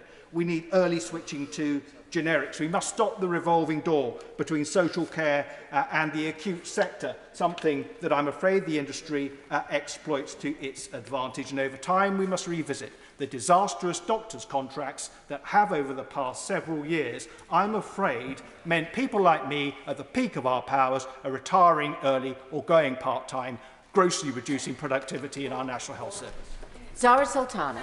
Madam Deputy Speaker, in the course of the pandemic, the UK has amassed a record number of billionaires, 171. Their wealth has rocketed by more than £106 billion. In total, it now stands just shy of £600 billion, up nearly 25% since May 2020. So it's safe to say, Madam Deputy Speaker, this super-rich class hasn't had financial worries these past 18 months. Unlike millions of people across the country, they don't have to worry about putting food on the table, about paying the rent, or the costs of caring for elderly relatives. So you might think that instead of hitting the living standards of our heroic key workers, it would be this super-rich class who would be asked to pay more when the NHS and social care system is in desperate need of funding. But that's not how it is under a Conservative government. This national insurance hike will hit low-paid and young workers the hardest, while doing absolutely nothing to tax the wealth of the super-rich. For a Band 5 nurse in Coventry, it will cost them more than more than £250. For a recent graduate, their marginal tax rate, once student loan repayments are included, is now close to 50%. It is another attack on the living standards of the working class and the young, from a party that for 11 years has let the rents of my generation soar, our student debt rocket while wages stagnate. But it doesn't come in isolation. Next month, the party opposite plans to cut universal credit by £20 a week, the biggest overnight social security cut in the history of the welfare state, a move that will push 500,000 working class people into poverty. And yesterday, the party opposite announced that it would break the triple lock on pensions, robbing retirees of nearly £350 a year, at a time where pensioner poverty is already at a 15-year high. Madam Deputy Speaker, this government is hammering working class people, raising taxes on workers while cutting their safety net and doing nothing to rein the vast wealth of the super rich. They pretend they're one nation, but in truth, again, today they show they only represent one class, that of billionaire donors and the super rich property developers, the big landlords and the fossil fuel barons. Madam Deputy Speaker, yes, the NHS and social care system desperately need more funding. Our care system needs to be transformed into a national care service modelled on our amazing NHS, free at the point of use for all. But this must be funded by a wealth tax on the super rich, not an income tax on the poor. Thank you. What rubbish. Doesn't work. Anne-Marie Morris. You tried it in the 90s. Speaker. Order. Anne-Marie Morris. Thank you, Madam Deputy Speaker. I think it is without doubt that there is agreement across the House that funding is absolutely necessary now for health and social care. The challenge is, how do we fund it, how do we spend it, and how do we make sure that government is held accountable for its promises? Now, I'm not going to repeat the very powerful words from my right honourable friend for Rossendale and Darwin and for Wickham. They spoke truth to power, and I hope government was listening. But they raised a second issue, and indeed it has been raised by others. Is there a proper plan? We have a document, it's called a plan. But I think for me, a plan is something which sets out very clearly, not just ambition, and that is there aplenty, but sets out specifically what is going to be done, when it's going to be done by, who's going to be doing it, and how will the government in this case and the NHS be held accountable. What will be the reporting mechanism? And I fear, Madam Deputy Speaker, I see none of that. And if I'm asking taxpayers to pay a very substantial sum, that I think is the least that we owe them. In this proposal, 80% of this pot will go to the NHS backlog, 20% to social care, which will be split between sorting out the woeful provision that we have now and the cap. Madam Deputy Speaker, I would suggest our priorities here are wrong. Backlog, yes. Social care, not second class, not second time, not after the backlog is fixed. It needs fixing now. Yes. And to be honest, to talk about fixing the mechanism by which we share the cost between state and individual as a priority seems to me wrong. If we don't have a social care system which actually delivers, there is nothing to pay for. There is nothing to debate how we fund it. That priority, I believe, this government must change. What is it then that the government could do? Well, with regard to the backlog, it could look not just at longer-term plans. We haven't got time for that, for recruitment. How are we going to get retired doctors back? How are we going to get overseas qualified doctors back? Government could do it. They could change the bureaucracy that stopped this happening during the pandemic. The government could look at how we could change the way we flexibly work across the different specialists. It can be done. It has been done. That should be the focus. Government won't like this, but we also need to look at the immigration rules. I know there are exemptions already for highly skilled doctors and nurses, but we need more than that across the whole health sector, and that help will only come through immigration. And what about these targets? I think we deserve, constituents deserve, specific targets set. We need to know how these are going to be triaged according to need, as I assume they will be, and how they will be reported on. And then social care. Well, what are we going to do here? Can we really afford to wait for a white paper? No, I don't think we can. But what could we do? We could legislate now. We could actually mandate proper pay proper pay which is fair for the quality of work and the professionalism provided. We could develop a proper professional system. We could fund local government properly. We could police the quality of the commissioning, as we might under the new bill going through Parliament. Again, we could change the immigration rules. And we could also look at properly supporting carers who, frankly, at home are looking after relatives, removing, frankly, extra burden on the NHS. All of this is possible, but without a plan, without accountability, how can we look the taxpayer in the eye and say, if you pay, we will deliver? Catherine West. Thank you very much, Madam Deputy Speaker, and there are many elements of the member for Newton Abbey's speech which I wholeheartedly agree with around what is the definition of good social care, and in particular, what's the reporting mechanism for the money that is raised that we will decide on tonight. So I think she's made some very important points in this evening's debate. I wanted briefly to say what an unusual first week back it's been. Yesterday we had the bill where we basically voted on compulsory ID cards, and I feel this is very much against the grain of who we are. It's always been very nice to know you can pop out to the shops or pop down to the polling station without having photo ID. And I think some of the things that we debated yesterday about photo ID is going against that very liberal notion of who we are. Likewise, we had the debate about compulsory vaccinations. Once again, I feel something very illiberal, particularly forcing certain people in certain workplace conditions to be having to do this, and I feel that's another essential debate about who we are. I am the daughter of complete Anglophiles, grew up with This Is England on the coffee table at home, and sometimes I feel we've forgotten who we are. Anyway, in 2009 the satisfaction rate for the NHS was 80%, and when the measure was introduced in 1983, 80% was the overall best figure ever.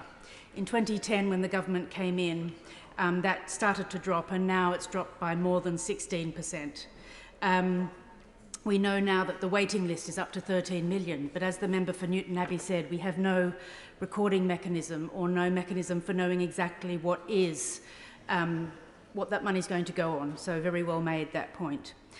We know also that there are real concerns by the Federation of Small Business, which this measure right now might stifle recruitment. The TUC are very worried about young people and their employment prospects, and questioning whether this is the moment when we don't really know whether the recovery is sustainable or not. I'm bitterly disappointed as a Vice Chair of the Local Government Association and former council leader, and I know there's one on the opposite benches, that there's nothing being spelled out as to how we are going to help struggling councils, and all of this could very well go straight into a waiting list that there's no targets, there's no promise, and so I do worry that local government is going to be ripped off and that 3.9 billion gap will never be filled.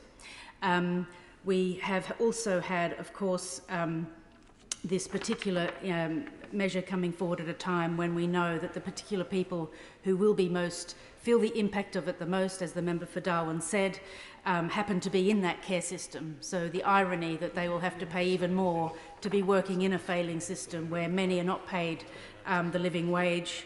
Many councils cannot afford to pay that extra living wage, which makes such a huge difference to that workforce. So I do hope that in the deliberation, which I'm sure that the Treasury front bench will make when it has a chance, I'm sure they've been working on it all summer, but it does feel a bit rushed. And of course, I thank my honourable friend for giving way, and I agree with much of what she has said in her speech to date. My honourable friend may or may not know, in Northern Ireland today, a leading gas supplier announced a 35% price increase. Now this will put significant financial pressure, particularly on the low... Order. I'm not sure whether the Honourable Lady has been in for much of the debate. It's important that interventions are very short, because there are a lot of people who've put down to speak who may not get in. It will put this significant pressure on low-paid and squeezed middle. Would she agree with me that the increase in national insurance contribution on top of this will make them, will impact them, even making it. I'll have to stop the Honourable Catherine West. Thank you, Madam Deputy Speaker. I think the member for Upper Bann is making a really important point about the unknowables. We don't know how much our gas and electric bills are going to go up in the next year. We don't know whether firms will take fright and stop hiring people. We don't know whether, well, one thing we do know is council tax will go up because there was nothing in the announcement for councils. So there's a few things we know that are not going to get better, and there's a few things we know which could get better and they might not get better. So it does seem to be a bit of a risky move. So in conclusion, Madam Deputy Speaker, I would say we've had a very strange return to Parliament. Sometimes I get very surprised by the government. I think sometimes ministers do too. But I do hope that there is urgent work between CLG, Health and Treasury to really make this work, because it's likely to go through. I don't think there are quite enough rebels, like the member there shaking his head, but please try and make it work so that to take such a risky decision right now, at least we can get the dividend of people being better cared for, getting through the backlog and helping our constituents be able to see GPs when they really do wish to. Thank you, Madam Deputy Speaker. Deanna Davison. Thank you, Madam Deputy Speaker. And I know there have been bits of partisan words flying across the day, but I think there is one thing that really does unite everyone right across this House, and that is actually a commitment to really try and tackle the issue of social care so that our children are not still having to deal with this in generations to come. And I just want to start really by thanking all our NHS workers who have really been part of kind of tackling what has been this really difficult challenge over the past 18 months. Their dedication to fighting COVID, keeping us safe and keeping the NHS working in this difficult time, I think must be commended by us all. And I really want to thank our care workers as well. And I have to mention my cousin Natalie and my great aunt Elaine, who have been really fantastic in working right throughout this pandemic. So I've said it now, they'll be watching at home. I think one of the things I'm really proud of is that after years of this being kicked down the road, it is the Conservative Party that is really finally grasping this issue and saying we are going to tackle social care. And to some extent, it has been a little bit disappointing hearing Labour criticised with no really viable alternative. Incredibly disappointing. So I want to try and be a little bit more constructive today. One of my concerns is about the speed at which these proposals have been presented to us. Now, we know there is urgency needed to tackle this issue. And in a sense, it is fantastic that the government wants to act swiftly. But having only seen these proposals yesterday, we really have had limited time to scrutinise them effectively. And also to consult our constituents to find out what their concerns are about these proposals and feed that into government. So I really hope government will engage with us as this passes through into the next legislative stages. Now, I think the speech that really struck me today was from the gentleman to my left, my honourable friend, the member for Rossendale and Darwin. I kind of wish I could copy and paste his speech and turn it into my own, because it really did address many of the points that I wanted to make. But the first one I want to quickly touch upon is on the relativity of house prices and how the sort of the minimum floor, maximum floor, I should say, for care is really going to impact there. The member for Hitchin and Harpenden did make a decent point about needing a simple system. But unfortunately, when looking at that limit and the relative house prices in areas like my own constituency in Bishop Auckland, where the average house price is about £120,000, seeing constituents potentially lose a huge percentage of their only asset, an asset they have worked their entire lives for to pass on to their children, is something that I'm finding it incredibly hard to justify, when people in other areas of the country who have equally worked hard would lose a much smaller percentage of that asset. But it is good to see the floor lifted from 23,000 to 100,000. It is to be commended. But still, I think there is an issue here about the ultra-wealthy who also will have the cost of their care capped, who can afford it. They can afford to pay more than that £86,000. So I hope that this is something that will be addressed. And I do have concerns about national insurance being used as the tool for this, as well as many other colleagues have already spoken on today. So my main concern is about the fact we haven't had a great deal of time to consider these proposals and to consider alternatives as well, as my honourable friend, the member for Gainsborough, spoke about earlier. The article by Peter Lilly proposing a state-backed optional insurance system is not only a free market approach to tackling this, backed up by the state, which is well needed, but also goes to that conservative principle of personal responsibility that I think everyone on this side of the House really does support.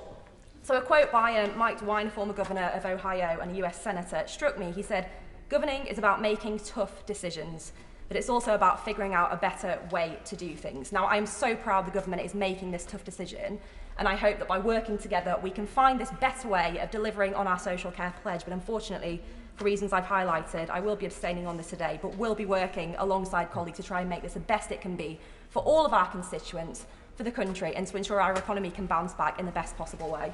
Yeah. Sam Terry. Thank you very much, Madam Deputy Speaker. I find it incredibly ironic that the government scrapped the chance today to have debated the removal of universal credit's uplift. Perhaps because they didn't want to be exposed for taking money away from some of the poorest in society, only to instead offer up a debate today about disproportionately hitting some of the lowest paid people in our country. The double whammy of a national insurance hike and a universal credit cut shows a complete disdain that this government has for the working population. And far from being the supposed party of aspiration, it seems to be nothing more than they've always been, the party of the 1%, not even trying to hide it with this regressive tax grab. And instead of sitting in front of this House today to front up this disastrous decision, the Chancellor seems to have gone AWOL. Maybe he spent the day in Sherwood Forest as a reverse Robin Hood, robbing the poor to give money to the rich. And as we've repeatedly heard from so many people in the House today, there's a staggering 2.5 million families across the country will be hit by this huge national insurance tax rise, as well as a £20 a week cut to universal credit. In constituencies like my own in Ilford South, who are among the lowest paid in the country, this is devastating news. It will mean that in many cases people will push further below the poverty line. What does the government have to say to these people? Or to the struggling small and medium enterprise and businesses that battle through the pandemic? What am I supposed to say to those people in my constituency who are public sector workers already hit after wave after wave of pay freezes? And now the government wants to hit them again with a national insurance increase. Or those families who are already stretched to breaking point will now be forced to sell their homes, plunder their life savings and to pay for the £86,000 of social care. The silence on this point in particular today has been deafening from the government. This week the TUC made crystal clear that it's completely unacceptable to hit the young and low-paid workers while leaving the wealthy untouched. It cannot be right that 95% of this tax bombshell comes from those in employment. And let's be absolutely clear, this is, unfortunately, a tax on jobs and on our economic recovery from this pandemic. Madam Deputy Speaker, it's incredible how ruthless the ideology of the Conservative benches can be, but yet when the facts are staring them in the face and makes financial sense, the Tories cannot simply countenance taxing their own. It's very simple, and I'll spell it out very clearly. Those with the broadest shoulders should bear the greatest responsibility. Even the ultra-free marketeers on the other benches have voiced concerns about this. That's why we need to consider more progressive taxation measures, such as a wealth tax that ensures the wealthiest pay their fair share. And let's be really clear what's happened in the last 18 months. Britain has created a record number of millionaires and billionaires during the coronavirus pandemic, as wealth has surged, while the combined wealth of billionaires in the country grew by more than 20%. So instead of raiding the pockets of the lowest paid and small to medium enterprises who may struggle to afford this, why isn't the government closing the tax loopholes and targeting the tax havens? We also need, and we have not heard it from the government today, an impact assessment about how these changes will impact jobs. The government has so far resolutely refused to do this. We need jobs to get ourselves out of this crisis and into growth and actually get more tax coming in. We also need a full, of course, comprehensive social care plan that is properly and fairly funded, integrated with the NHS, a system that looks after everyone in our country from cradle to grave, and most importantly, not a proposal that pits one generation who are wealthier than another against each other. The plan, as it currently stands, is unjust, badly timed, and will not fix the social care crisis. Mark Fletcher. Thank you, Madam Deputy Speaker, and it is a pleasure to follow the member for Ilford South, if only for the fact that he asked what do you say to the people in his constituency that have been struggling, and it seems a strange time to ask that, given that this government has just spent £400 billion helping individuals through a tremendous crisis, helping businesses through a tremendous crisis, keeping the show on the road, making sure that our economy can recover, making sure that our economy sees jobs growing, making sure that we have a way of life that we can continue with. And I feel that his points were somewhat ill-judged in its timing. But it's been interesting, Madam Deputy Speaker, to sit here in the Chamber today, because we seem to have covered all of the reasons why we shouldn't do something, and all of the ways in which we are doing something are imperfect. And I feel like we have captured the political paralysis that has surrounded social care over the past couple of decades, because it is incredibly difficult to do anything in this area, because it requires tough choices and it requires a punt into the dark of something that may or may not work. We can never be sure. And we speak often from these benches as if we are certain, as if we are positive, as if we know where things will go. And sometimes we have to say, we think that this is the best way forward and we hope it works. And I think to acknowledge the bravery of the Prime Minister and the government in doing something today on this NHS backlog and on social care is to admire bravery. To govern is to choose, and that is what the Prime Minister is doing. We have heard some tremendous speeches about the alternatives when it comes to taxation, the alternatives when it comes to systems, but we've been having this debate for so long. And when I look at my constituents in the eye who are suffering when they come to our surgeries and they say that this system doesn't work, you cannot sit there and say, okay, but I'm going to engage in an academic exercise for another decade until we find perfection. Sometimes you have to acknowledge that the best way forward is to take a chance. And I think today is a massive step in the right direction. We are investing £12 billion per year over the next 3 years to try and ensure that any damage that has been done by the global pandemic that we have just gone through when it comes to our NHS is no longer a problem, and that we can reach 110% capacity, but we are also grasping the nettle of social care reform. But there is an intriguing paragraph in this document, which is in paragraph 9, and it says the government will ensure that this money is well spent and goes to frontline care in England, increasing efficiencies and using reform to drive up productivity. And I think that there is an acknowledgement, particularly on these benches, that NHS funding cannot go on it becoming a black hole, that there is a need to ensure that outcomes and productivity are improved. And actually, I think if we look at some of the lessons of the pandemic, particularly in regards to things like the Nightingale hospitals, in which we saw overnight a combination of logistical support from the Ministry of Defence and the NHS, and we saw hospitals going up in 10 days. It was unprecedented. We saw in the vaccine rollout that when we bring in additional expertise into the NHS, we can achieve amazing things. And my nudge today is that I do not think that we can continue to assume that more and more money will solve the problems that we have. But equally, I will not look my constituents in the eye and say I did not try. And however tough some of the decisions are that we have to take, I back our Prime Minister and I back our government, because our constituents need to see our country get better, and that is what we are trying to do. Ben Everett. Thank you, Madam Deputy Speaker. And it's a pleasure to follow my honourable friend from Bolsover. It's a typically thoughtful and energetic contribution, and there's much to agree with there. My honourable friend from Bishop Stortford mentioned the quote, "To lead is to choose." And here we have no easy choices, and indeed we often have these tough days in the office in this job, those nights where you lose sleep thinking about a vote, a decision, the options, the choices that you have in front of you. I'm going to look on the bright side, I think, for this speech. I'm going to try and be optimistic and pull out the good things of the situation, these hard choices that we face. One good thing is that due to the timing of this, I only lost one night's sleep.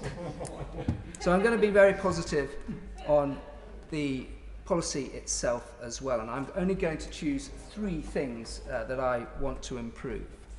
And I'm glad the Treasury Minister is here to listen.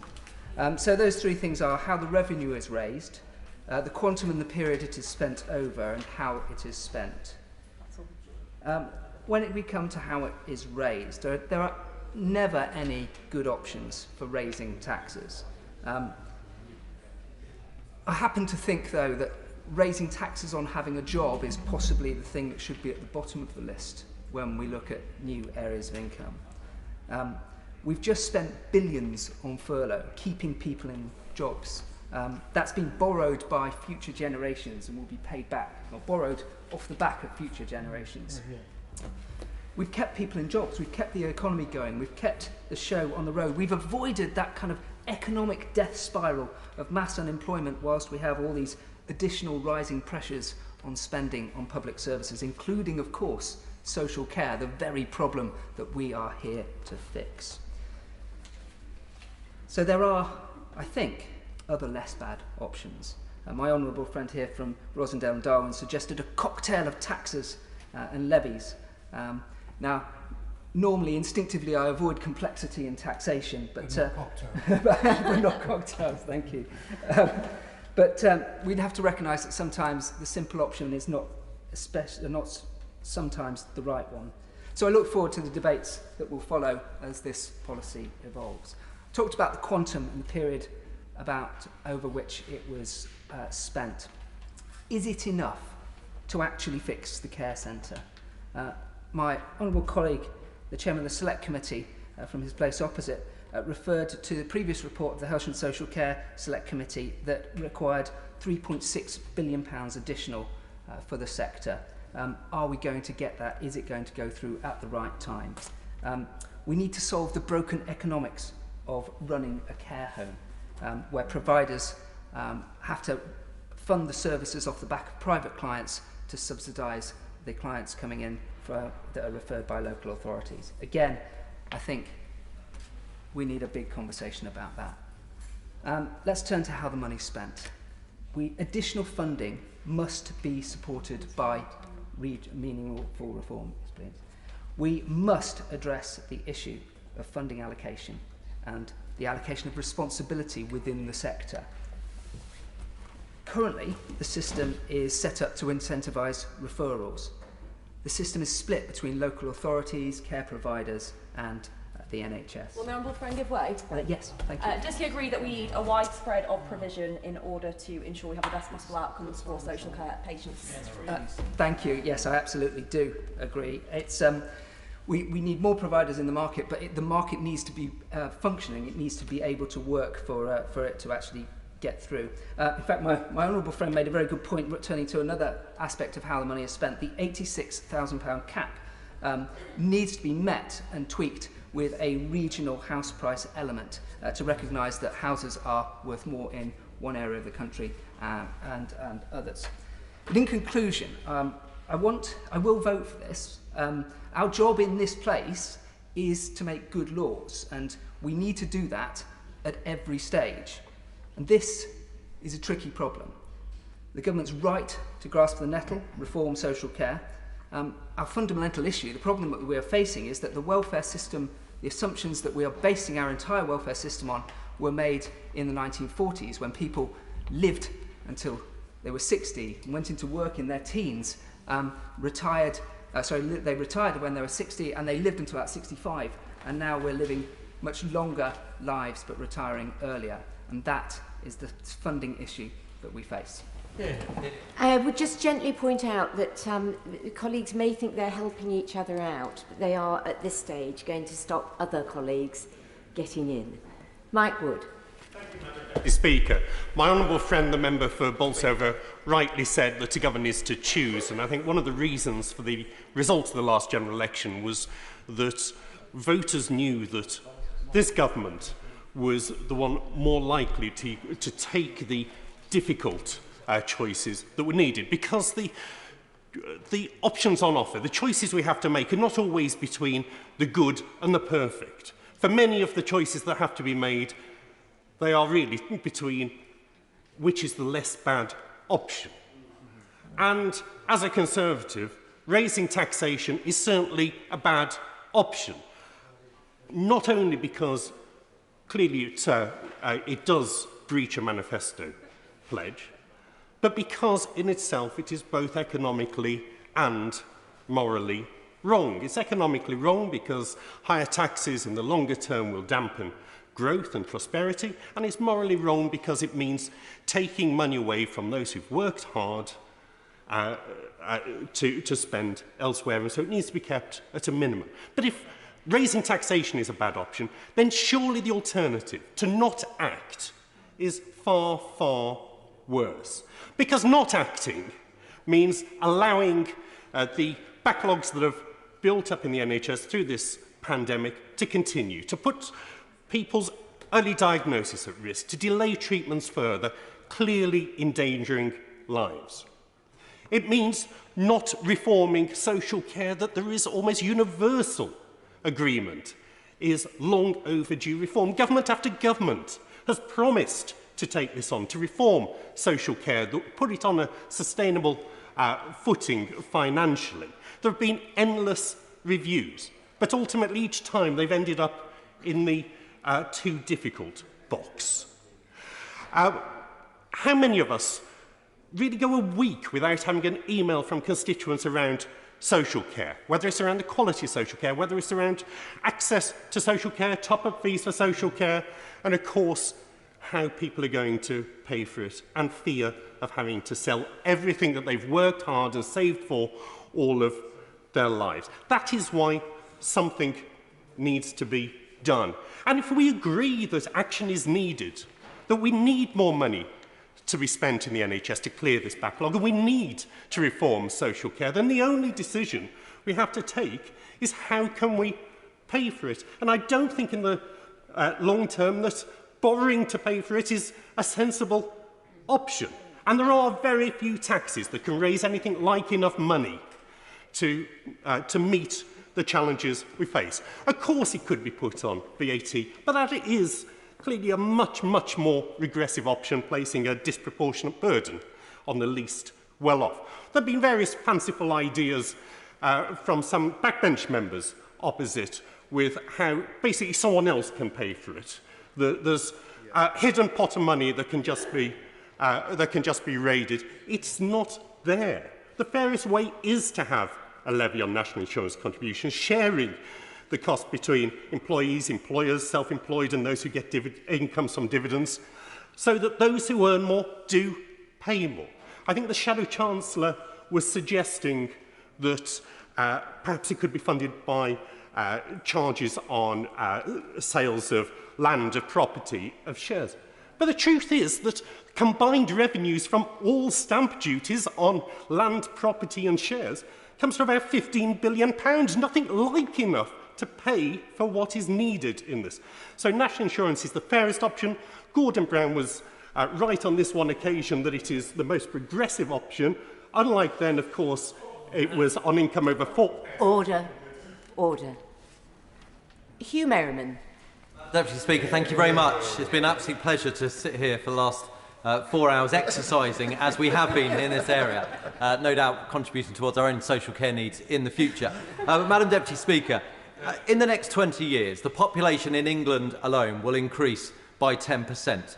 The numbers of over 75s in England will increase by 60%. That's an extra 2.7 million people. Between 2020 and 2021, there were 1.9 million inquiries for social care in England. The system is creaking. And in my constituency, a third of my constituents are over the age of 65. So this tells us that we need to act now. And I do applaud the government for taking decisive action now. I do have concerns about the action that we are taking, but I would say that we need to act now, and the government is acting now. My concerns around this particular measure are perhaps three. Firstly, I'm concerned that we have a health and social care levy, which will first of all, in its prior existence for the first year, go towards health. I am really concerned we will then get that out of the NHS and into the social care side. We know how difficult it is to convince people that a temporary lift to universal credit was just temporary.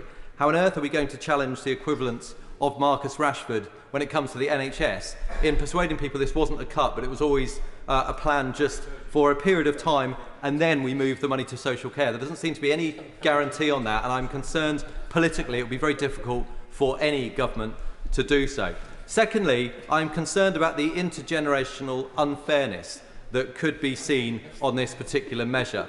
I have advocated, along with others who are here in this chamber, with a measure that looks also for those that are retired, do have the nest egg, to actually pay more for the service that they will use, rather than expecting the younger cohort, through national insurance, to have to pay for it when they themselves do not have a home of their own.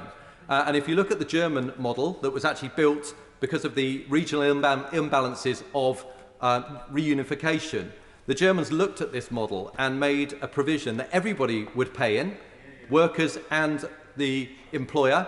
Those that are retired actually had to pay both parts. No one would have to pay more than €138 per month for it. It took the political heat out of the system. It delivers, and it uses the private market in terms of insurance providers to deliver.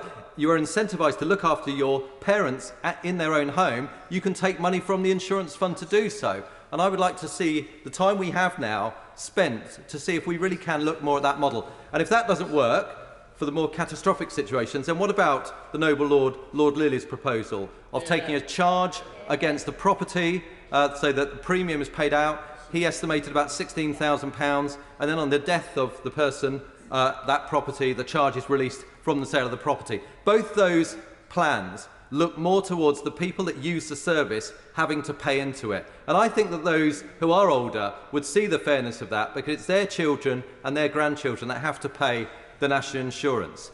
And I'm concerned overall, thirdly, on the entire tax take. We are going to have to look at reining in public spending. This has to stop. We need to allocate money towards the NHS with strict criteria as to where it's going to be spent, because it cannot be right that somebody at the age of 27 who is a graduate paying tuition fees back as well is seeing 42% of their pay on tax. That is not what Conservatives set out to be, to give people the opportunity and the chance to build dreams. But that having said, we do need to act now. I recognise the health service does need injection of funding. I will be supporting the government, but I do want to see these measures I've just touched on really developed before it's too late.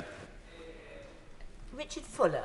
Thank you, Madam Deputy Speaker. I will, like my colleague, the Chair of the Select Committee, I will be supporting the government on this measure, and in so doing I will be breaking a pledge in the Conservative Party manifesto at the last general election. And this is not done lightly, and I do it for two main reasons. Firstly, the £400 billion cost of COVID has created a gap in the country's balance sheet that cannot be ignored. It cannot be wished away. It has to be dealt with, and it is fiscally responsible for the government to produce the measures today. Secondly, we have, as honourable colleagues have said, deliberated on reform of social care for more than a decade, with every day of delay creating more risks for families. I want reform, and it is right that it is done, and best that it is done by this government at this time. But there will be consequences from these increases in tax rates. They will hold the economy back. Public services require a thriving economy to fund them. In turn, a thriving economy requires people to be inspired to create, to take risks, to invest capital, to make profits, and to grow their businesses' skills and talent. This is something we as Conservatives understand. It is capitalism and competitive markets that deliver. And if I may say, Madam Deputy Speaker, I would like to hear a little bit more from our government about how good the power of free markets is, and a little less boasting about the latest ways they're spending taxpayers' money. With taxation rates already at highs for the last 60 years, for members on this bench to describe themselves as low-tax Conservatives means they need to be supporting efforts to reduce public expenditure. Every departmental minister right now, ahead of the budget, should be raising the bar for investment decisions and casting out those projects that fall short. Each minister should be taking an axe, not just to an obvious waste and inefficiency, but to meaningful slices of expenditure that reflect an over-bloated state rather than essential public need. This applies to all departments, including the Department for Health and Social Care.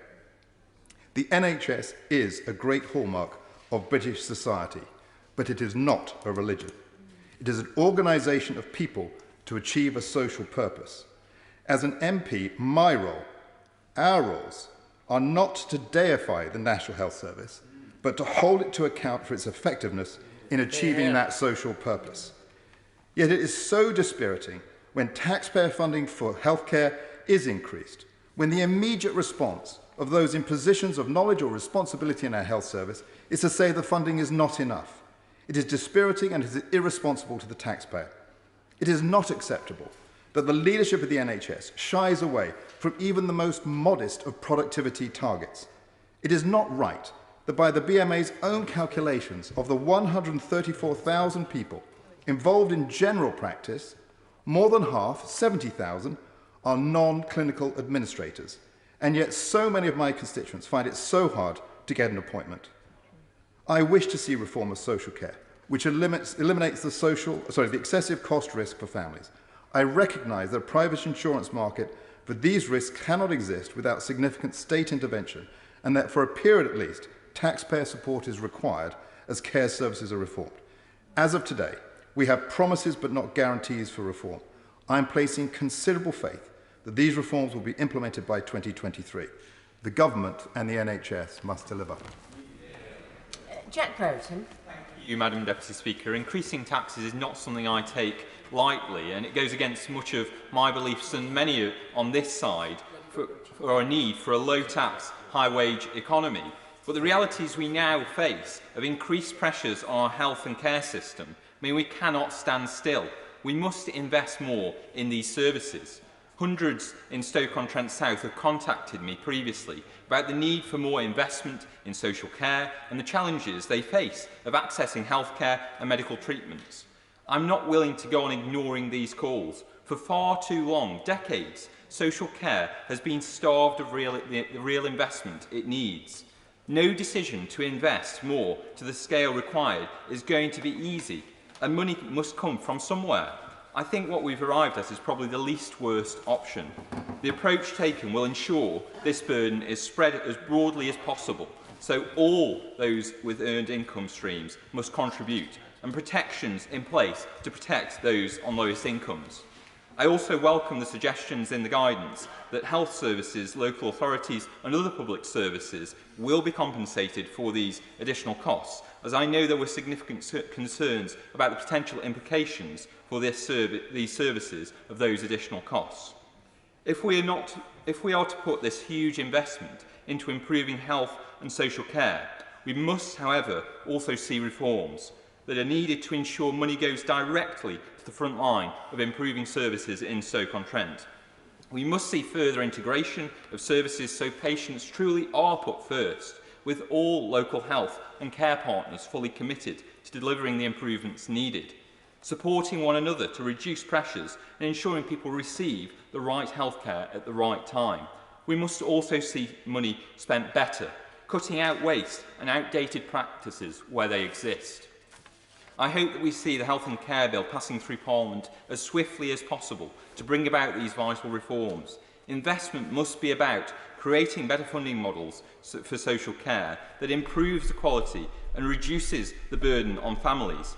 I also want to see ministers focusing on ensuring that we do develop that insurance market to help protect those whose properties are on the lower end of the scale, like those in Stoke-on-Trent, because we do need to make sure that people in those properties receive the same levels of protections as other parts of the country.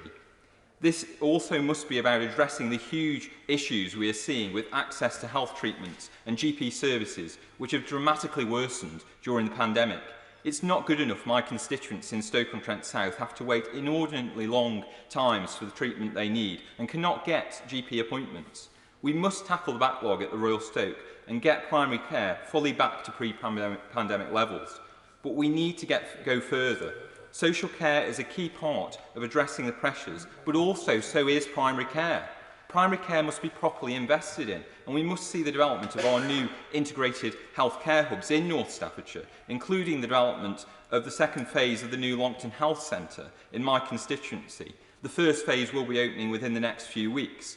Improving both social care and primary care will mean our secondary care is better supported, ending the scenes we frequently see today at our local hospitals with services overwhelmed. In North Staffordshire, our health services do face wider challenges due to the legacies of the burdens caused by Labour's PFI disaster, and the hospital was also not built to the level of capacity that was needed.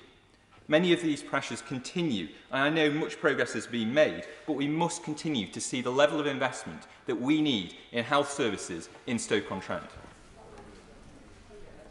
Kevin Hollinrake. Thank you, Madam Deputy Speaker. It's a pleasure to follow my honourable friend for Stoke-on-Trent, and I absolutely agree with him that this is probably the least worst option.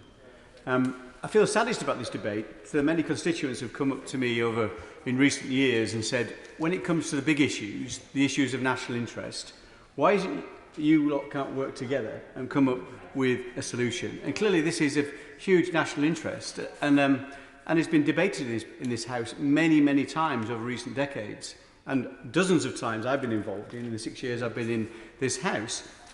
And I blame actually colleagues from either side of the House, either party, for doing this. When it comes to whether it's the death tax or dementia tax, people have come forward with proposals just to be rubbished by the other side for political purposes. The reality is this is one of many challenges we're going to face over the next few decades. According to the Office of Budget Responsibility, if we don't change our tax system, our debt to GDP ratio will be 400% of GDP by 2060. Because of pension costs, because of healthcare costs, because of social care costs. So we must sort this across the House so we do have a long-term solution. The reality is we have had cross-party consensus. I took part, as I've said a number of times in the last couple of days, in two Select Committee inquiries, the last one a joint one with the Health Select Committee and the Local Government Select Committee. 24 members of that committee, 12 from the opposition benches, and we came up with a solution that was strongly recommended, that was based upon national insurance. And of course we can argue some of the detail of the national insurance actual proposal, and that's been changed, I think, in some positive ways over recent days, but to simply dismiss this out of hand for political purposes is irresponsible in my view. Also, I understand that the Shadow Social Care Secretary has also proposed a solution based upon national insurance. So it just does not make sense for simply to say this is wrong for political purposes. And the Shadow Minister can shake her head, but that's the reality behind this proposal. The Chair of the Select Committee, Local Government, said it quite clearly that he still supported a solution based upon national insurance. So I agree with my honourable friend, this is a least worst option solution. I think there are better solutions we can develop down the line. I agree with my honourable friend for Bexhill and Battle. The German solution is a better solution, and they did come together based upon the national interest and cross-party to solve this issue. It's very similar, employer and employee. The key benefit of their solution is when you come as defined as needing care, instead of having care allocated by the local authority, you can choose to take a cash payment, a monthly payment. So you can then pay that to a relative, to a neighbour, whoever, to give you that care. So you can be cared for by the people who know you best, who understand you best, and love you the most, which must be better than some of the stories we hear about care providers who give a pretty poor service in terms of a 15-minute package here and now and then. That must be a better solution. The one concern I have about this, I understand why it's been brought forward like this using national insurance, because it's quick and easy, we need the money today. But the concern is about hypothecation, and many members have mentioned this. This was a social care levy. Already some of it is going to the health service. That's how I understand it at the start. Hypothecated taxes simply do not work, but that's what happens time and time again. This would be better to be developed into a proper social insurance system with not-for-profit providers, so it doesn't go into the private sector, but really could mean this money was paid in on a proper hypothecated basis to deal with that long-term problem of social care. Angela Richardson. Thank you, Madam Deputy Speaker, and it's a pleasure to follow a typically well-informed speech from my honourable friend, the member for Thirsk-and-Moulton. I stood for election to be a member of this Parliament because I want to be part of a party and government that strives to improve the lives of all of our constituents. I'm a Conservative because I believe in being pragmatic and realistic, not stuck in ideological thinking, but willing to find solutions to seemingly intractable problems, and more importantly, making sure those solutions are fit for the times that we find ourselves in today. Like other honourable friends have mentioned, I won't shy away from making difficult decisions that our constituents elect us to take. When Labour was in power, they failed to fix the roof when the sun was shining. Now, the pandemic has clouded our bright skies, but we are determined to grip this issue and to fix the social care crisis once and for all, as we promised. So what are we promising to do with the NHS and social care levy? This £12 billion average annual investment over the next 3 years means that we will invest the largest amount of any government to upskill the social care workforce, strengthen the adult social care system, tackle the elective backlog in the NHS as it recovers from coronavirus, fund nurses a 3% pay rise as the independent pay review body recommended, build resilience for future pandemics, ensure the NHS has resources it needs throughout this Parliament, and finally, implement a deal-not solution to cap social care costs. In addition, we promise to deliver 50,000 more nurses, 50 million more GP appointments, and build 40 new hospitals. The Conservatives are the party of the NHS, and it is frankly unbelievable that the party opposite will not vote this evening to give the NHS the funding it needs. Madam Deputy Speaker, this £36 billion investment to reform the NHS and social care is a responsible, fair and necessary plan. Many of my constituents in Guildford, Cranley and our villages will be feeling a sense of relief today for the genuine anxiety they feel. We know the pandemic has created an enormous backlog in the NHS, with over 300,000 now having waited over a year for non-urgent care. We know our constituents have wanted a plan for social care for decades, as many colleagues have mentioned today, and importantly, we know our constituents understand fairness, which is why, Madam Deputy Speaker, I will be supporting the government today. Peter Bone. Thank you very much, Madam Deputy Speaker. It's a great pleasure to follow the honourable member for Guildford, who set out a position very clearly. I have to say this is the first time in all my time in Parliament that a Ways and Means motion has debated all day. It seems to me that this has been more like a general debate on the NHS and social care. I would remind the House, Parliament says a Ways and Means motion is a resolution needed to authorise the creation, extension or increase of taxes or other charges. Ways and Means motions are most commonly put to the House for agreement immediately after second reading. In other words, there is a bill that we discuss. It's laid out there. So there should have been there should have been a care bill, a social care bill. We should have had that bill. We should have been able to debate the principle of that, and then immediately afterward voted on the Ways and Means. But we've got this mixed up. We're giving more money to the National Health Service.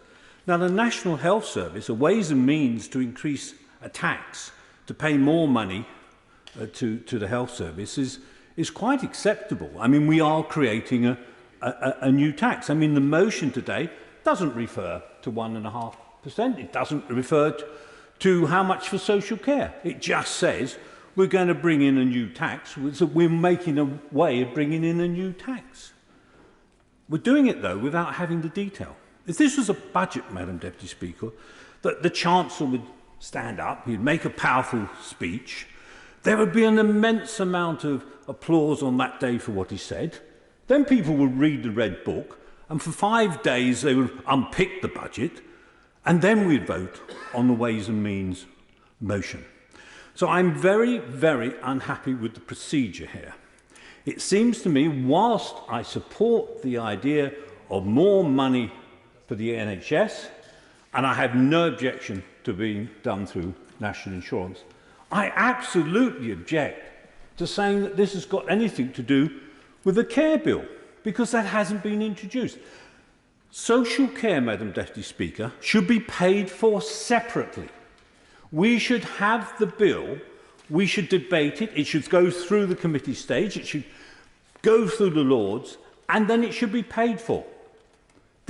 I have no idea what clever clogs in number 10 thought it was a great idea to mix these two up. Social care, I think, is one of the most, if not the most important thing that this House will have to decide on. It should be done separately and properly. And I'm afraid, yes, the people opposite should be working with us. Now, they've scored so many political points today that the honourable member for Milton Keynes North said it. It's one of those nights where you don't sleep because you're worrying how to vote. Should I vote for this because I want to support the Prime Minister? Should I vote against it because I don't agree with the principle? Or should I do nothing because I actually think it's a good idea and I think it's a bad idea at the same time? Because they've mixed the two things up. Now, I will make my decision having listened to the Shadow Minister and the Minister. And I have no idea, as of now, what I'm going to do tonight. Miriam Cates. Thank you, Madam Deputy Speaker, and it's an honour to follow the honourable member for Wellingborough. I'm in absolutely no doubt that we do need to raise the money to enable the NHS to recover from the pandemic. And it would be wrong to raise this money through more borrowing. We shouldn't expect our children and our grandchildren to settle the debt sometime in the future. We need a plan to pay for it now. So the criticisms of this motion come not so much from the fact that the government is choosing to raise the money, but more from the way it is being raised. And the criticisms centre around one central concept, the idea of fairness. And I think, as we've heard in this debate, fairness is extremely important for Conservatives. And if government is to be the force for good that it should be, we need to make sure that our policies are as fair as possible, that benefits and costs fall in a fair and equitable way across our population. And I accept that there is some unfairness around using national insurance to raise the levy. But in order to raise the cash required, we must use a broad-based tax. A VAT rise would have a disproportionate impact on those on low incomes. And using income tax would not incur a contribution from businesses. And of course, businesses very much benefit from health and social care. Huge numbers of people would have to leave the workforce if those services didn't exist. So on reflection, I do think that using national insurance to raise this levy is a fair way to proceed, especially given that my right honourable friend the Chancellor has made sure that dividends and working people of pensionable age are also included. So I support the motion today because I think we have to acknowledge that politics isn't about striving for perfect solutions. It's about finding the best solutions possible within the financial, practical and moral constraints that bind us all. However, whilst the money raised through this motion will be a start, it won't be enough. We have to accept that health and care costs are many times higher now than they once were. And I want to echo the comments of my honourable friends, the member for Wickham and Milton Keynes on this. When the welfare state was born, life expectancy was around 65. Many people left school in their early teens and entered the workplace. In the 1940s, an individual might spend well fewer than 20 years of their lives not working. Now, people can spend more than 40 years of their life not working. So simply put, during our working lives, we must now pay a lot more, double, perhaps more, taxation, pension contributions and insurance to fund our decades of economic inactivity. We can't escape that fact. So raising any additional money in future, we must be far-sighted, inventive, creative, look to other countries, as other honourable members have said. So in addition to taxation, we could look to build on the success of our automatic enrolment model for workplace pensions, consider some form of contributory insurance scheme. But we must also be clear that there are alternatives to ever-increasing bills for health and social care. And so I hope to see extensive consideration of local, community and capability approaches in the White Paper. And we mustn't forget the crucial role of the family. How can we help families to look after their own relatives well for longer and with appropriate support? So I acknowledge and understand that there are criticisms of this motion, but doing nothing is not an option. And when it comes to finding a pragmatic solution to such a difficult and urgent issue, I am convinced that this is a fair approach for now. Richard Drax. Thank you, Madam Deputy Speaker. I totally sympathise with the front bench, and I have huge respect for the Treasury Minister who's sitting in his seat. But I am concerned as a Conservative at the direction of travel. Taxes are at the highest for, as we've heard, 60, 70 years. This under a Conservative government. And for me, and I think for many of us, and around the country too, the alarm bells are ringing. And I don't like being bounced into this decision, and I think someone mentioned sleepless nights. Well, we won't have any because the decision's being made tonight, only after 48 hours. Earlier, being told all about it. And we still need to hear a lot more from the government about how this is all going to work. The Honourable Member for Wickham, my honourable friend Wickham, talked about the lack of money, the continual demand as our population gets older and the demands on the public sector increase. He's absolutely right. We cannot go on just spending the taxpayers' money willy-nilly. This is not our money. It is money earned by people working their socks off to provide for their family, their friends, their employees, and for the health and prosperity of this country, and we cannot abuse that. I also support entirely, in fact, as some other honourable members said, my honourable friend for Rossingdale and Darwin, who made a superb speech. Yeah. He referred to a Trojan horse, and if I can paraphrase what he was saying is, we as Conservatives are introducing a new tax. This tax will never ever be withdrawn, because come the election time, we will be told this is a one-off tax. We'll say, okay, remember everybody, that was a one-off tax, it's now going. Billions of pounds are being withdrawn from the National Health Service. Well, I think I can see where the opposition will go with that, and I can see what will appear on the opposition literature in 2024. And on that point, manifestos, promises made. Can we not think just a little bit carefully, or more carefully, about what we say in our manifestos? No one could have predicted the pandemic, and I'm deeply sympathetic to the government on that point. Of course we couldn't. But maybe we should say we aim to do something rather than we promise to do something. Because circumstances change. When one government takes over from another, they change the whole thing anyway. And we then, if we win it back, have to change it again. Throwing money into the National Health Service black hole is not the solution. And the sad fact is that parties of all colours over many years have failed to tackle the NHS issue, which needs a radical reform, both of the NHS and, of course, of social care. I'm not saying change the care free at the point of delivery. I'm not saying that at all. What I am saying is there is plenty of room for reform, and all those I've spoken to, most of whom I've spoken to, who work in it, absolutely agree. It's a matter of courage, political courage, to actually get on and do it. And finally, in the few seconds I have left, we are Conservatives. A pandemic, appalling though it is, creates opportunities. Where is the vision of this Singapore-style, low-tax economy attracting the world's best to this country to generate the wealth and prosperity that we need? And to generate the revenue we need, we lower taxes. That is proven. We don't raise them.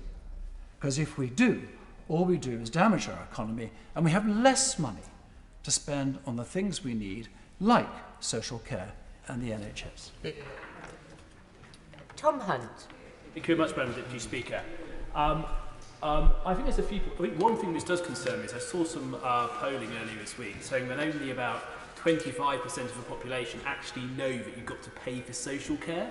So I think that in itself is something that we need to address through a certain level of engagement. And actually, I think a lot of the people who are dismissing the national insurance rise and opposing it, if they actually truly understood and comprehended how devastating the consequences of out of control social care costs are, they might think differently. So where are we right now? We're in a situation where we spent £400 billion since the start of the pandemic. We have growing, spiralling out of control waiting lists as a result of the pandemic. We have, all of us have constituents who are waiting in pain for hip, knee replacements and more serious operations than that. We've got constituents such as mine not able to see their GP face-to-face, and all of the consequences of that. That urgently needs to be addressed. My constituents should be able to see their GP face-to-face when they need to do that. We're also in this appalling situation. And I have to say, I do take issue with the quite dismissive way that members of the opposition have spoken about many of the individuals who could benefit from a social care cap, referring to them all as sort of millionaires in Surrey.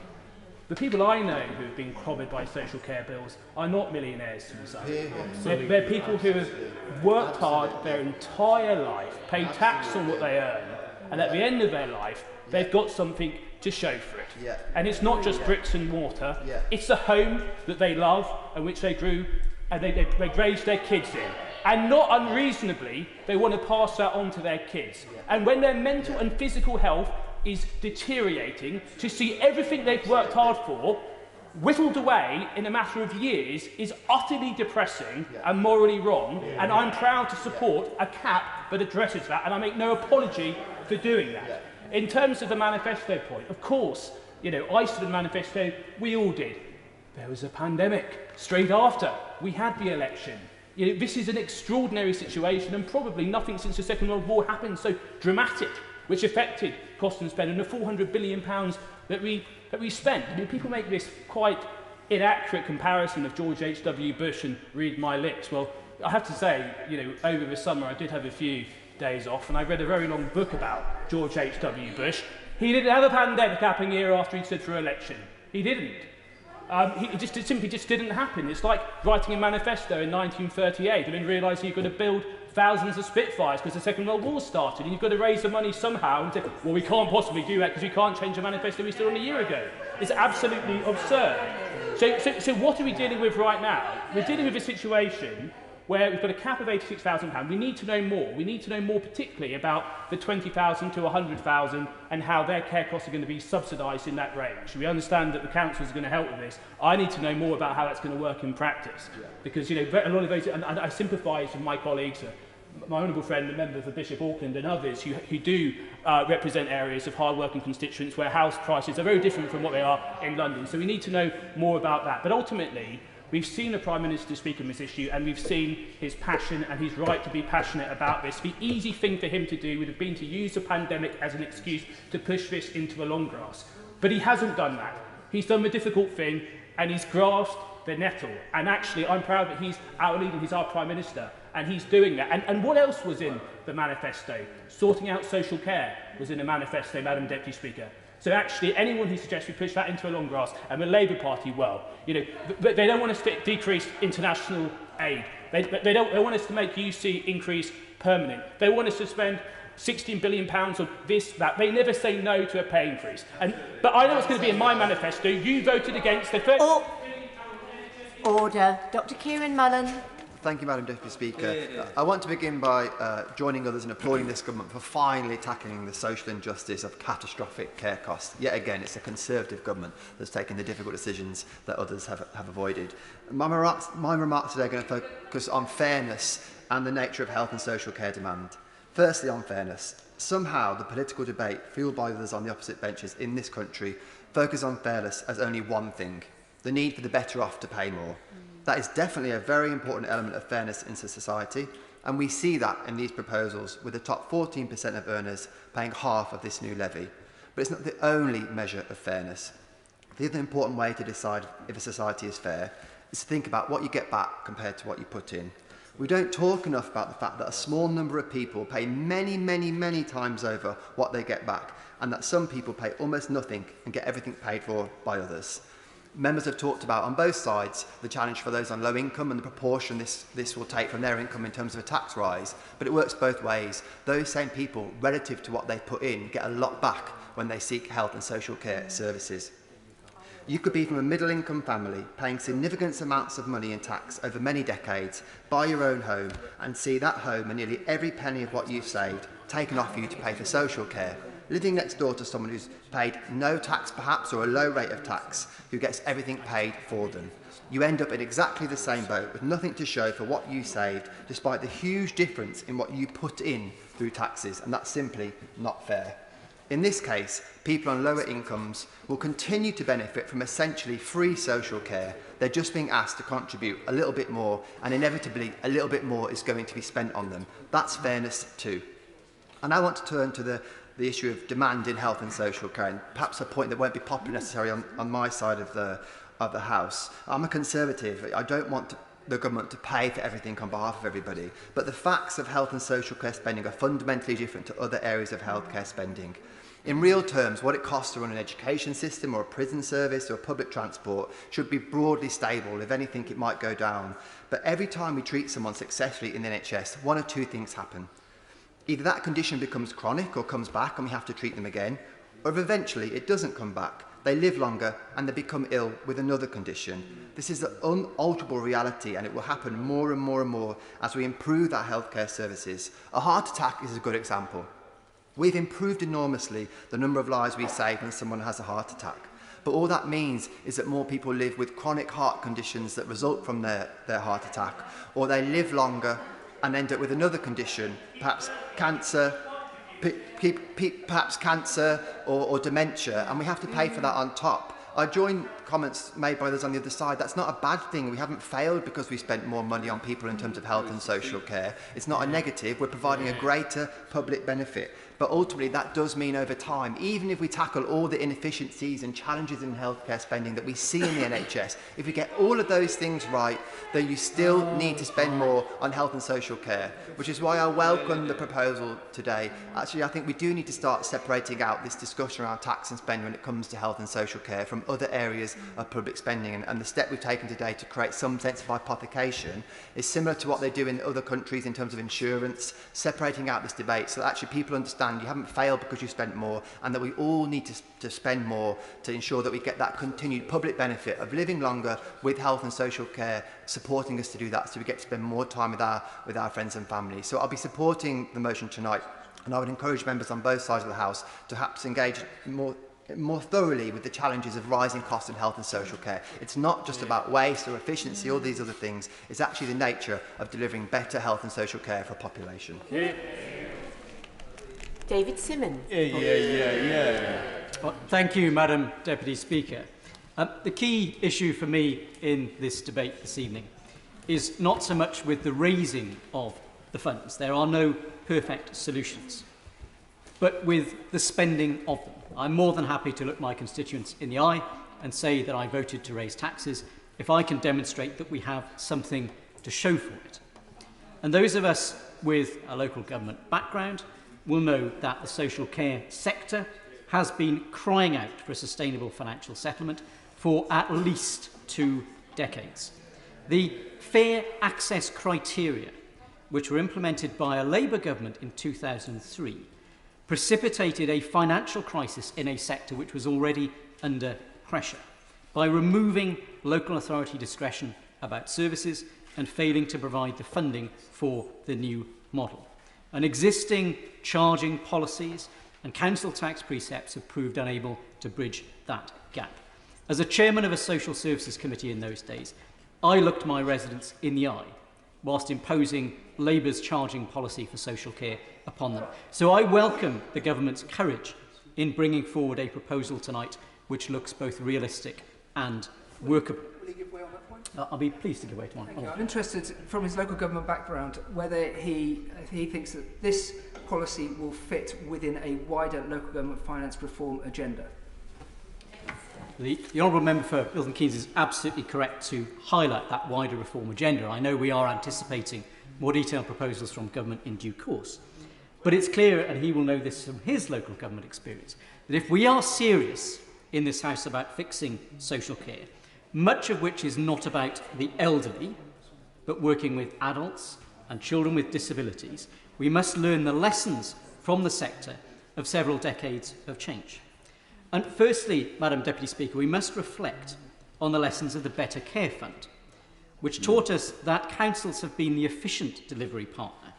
And even when the sole focus has been to relieve pressure on the NHS, councils have been much more efficient on the whole in using those funds. So we must avoid, as many members have said, that convenient political mistake of allowing it all to disappear into an NHS black hole with nothing to show for it.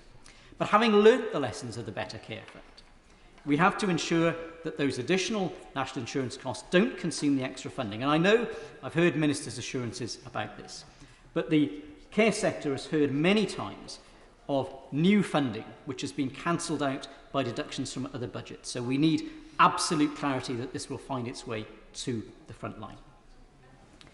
The second issue which I'd like to highlight, Madam Deputy Speaker, is the point that this affects not just the elderly. Around 2/3 of social care costs are for working age adults and children. And in many of those cases, the NHS is barely involved. But the costs can be eye-wateringly high. So we need to make sure that as we direct those funds, as the member for Milton Keynes highlighted, that they are getting to where they are required. The third lesson, and this has been mentioned by a couple of members, is how the market responds. We have a thriving market for social care in this country, including charities, including the private sector and local authorities. And we know many of those organisations will see the £86,000 as a very tempting target. The sooner you spend your £86,000, the sooner the state steps in. So we need to ensure that we've learnt the lessons of what's happened with the involvement of some businesses, particularly in the children's social care sector, and make sure that this is not seen as simply an opportunity to rip off the taxpayer. So finally, Madam Deputy Speaker, may I urge ministers to review the operation of the fair access criteria and the rules that underpin them. The rule of provide for one and provide for all that was clarified by a subsequent judicial review of the London Borough of Harrow forced the retrenchment of local authorities in adult social care towards only serving the most critical needs of people in our constituencies. And many of those, I'll be pleased to give way to the Honourable Gentleman, I'm very grateful to the Honourable Gentleman for giving way, and he's giving an excellent speech. I think one of the things that he's touched on, perhaps not expanded on, is the efficiencies that local government has found. And are there any particular lessons that he thinks are relevant to the NHS as we move forward? For time, this is not fair on the ministers who are winding up. David Simmons. Madam Deputy Speaker, so concluding rapidly, it is a very important point that is made. What we need to recognise, many constituents are surprised to discover that as a matter of law, very strict eligibility criteria restrict what they can access. So we need to ensure, as we reform the sector, that we free up local authorities to use these resources to meet those demographic challenges. Yeah. Shadow Chief Secretary to the Treasury, Bridget Phillipson. Thank you, Madam Deputy Speaker. It's customary when closing debate to say we've had a good debate, and indeed we have. But I think what's been most striking is how inadequate a basis it has been for a change of this magnitude to the tax system of our country. And I'll intend to come back to that point. We heard a number of extremely sharp and insightful contributions, including my honourable friends from Wallasey and from Nottingham East, who talked very powerfully about how what has been set out does nothing to improve the working conditions facing social care workers, many of whom will now themselves be facing a tax rise. And I'd just like to say it's wonderful to see my honourable friend back in her place in this House. We also heard contributions from the Chair of the Public Accounts Committee and the Chair of the Communities and Local Government Select Committees, who asked very important questions of ministers. And we didn't get answers to those questions, and I hope the Chief Secretary could address those really important points that were raised, and I'll touch on those a little later on. We also heard from the members from Birmingham Selly-Oak, from Eltham, Bedford, Brighton Kemp Town, Bristol South, Lewisham East and Hornsey and Wood Green. They all covered a range of different points, but they were all clear that this does not represent a proper plan for the NHS or for social care. It is instead a broken promise. 2.5 million working households hit by the Tory double whammy of cuts to universal credit and an increase in national insurance.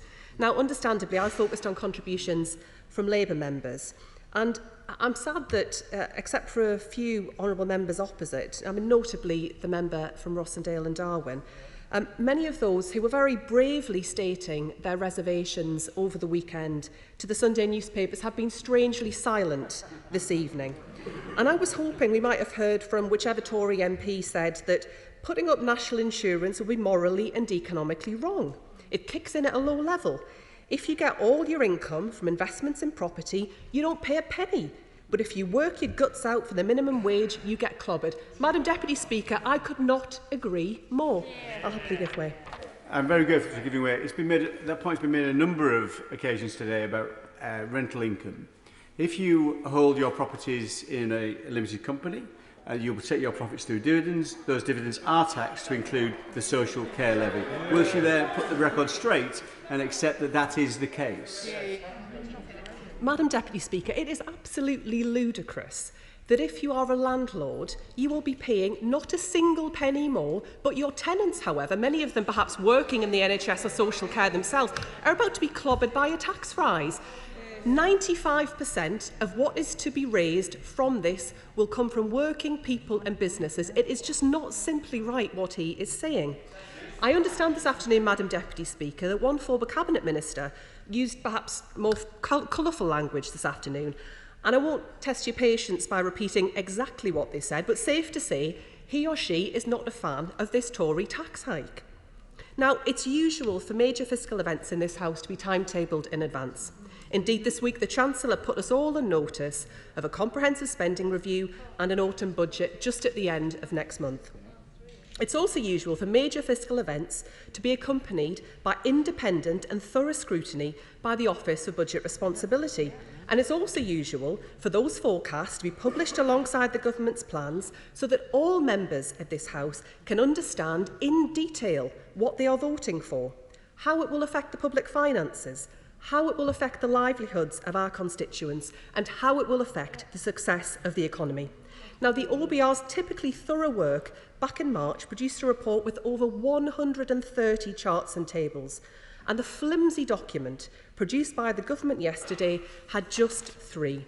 Now, I recall when some members opposite were sticklers for the rights of this House, sticklers for procedure, for proper time to debate and consider changes which will have a huge impact on our society and on the shape of our economy. Now, it seems those days are long gone. The change that we're being asked to vote through tonight is not being introduced in this extraordinary form because it's right for the country. The House knows that. It is because it is the right approach for the Prime Minister. Announcement on Tuesday, vote on Wednesday, maybe reshuffle later this week, backbench rebellion averted. It is no way to run a country. And let us be clear about what is happening. This House is being asked to approve, at almost no notice, an extra £11.4 billion of taxation on workers and businesses and an extra £600 million on dividend taxes. 95% of the new revenue is to come from taxing jobs and earnings.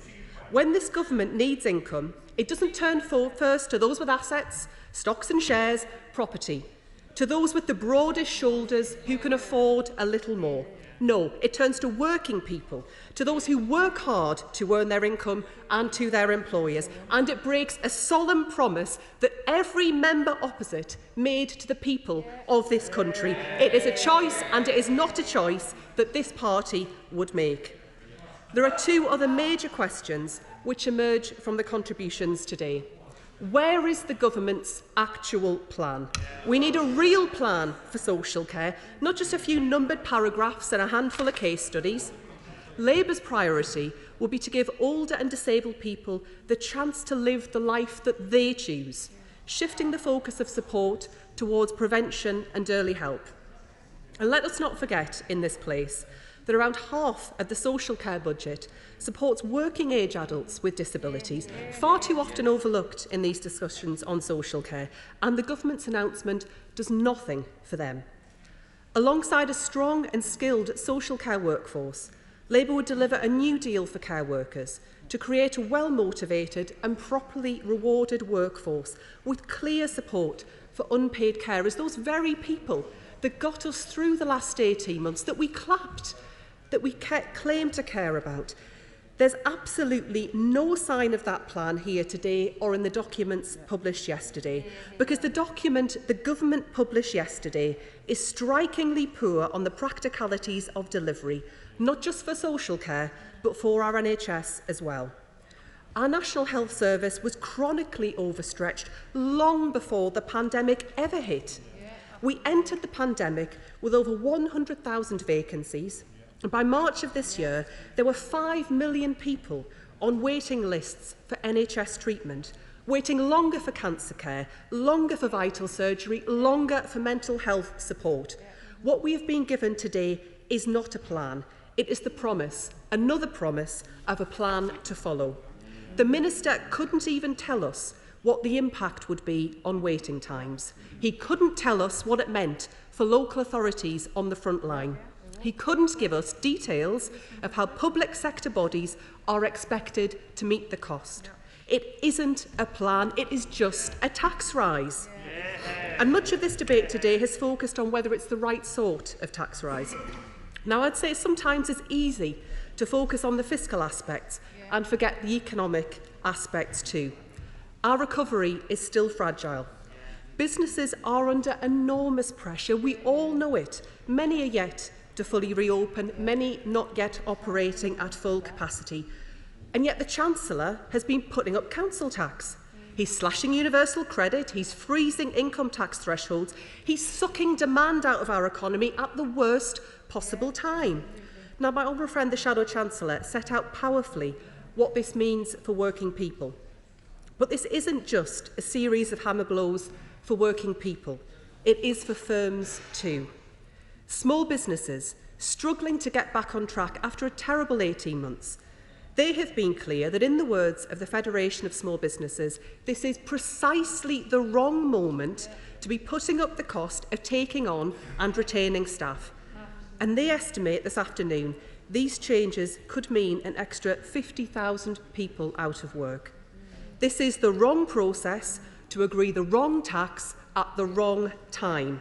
It won't deliver what is promised for our health and social care sectors. The Health Secretary can't even tell us if it will clear the NHS backlog this Parliament. It won't give social care the resources it needs in the next 3 years.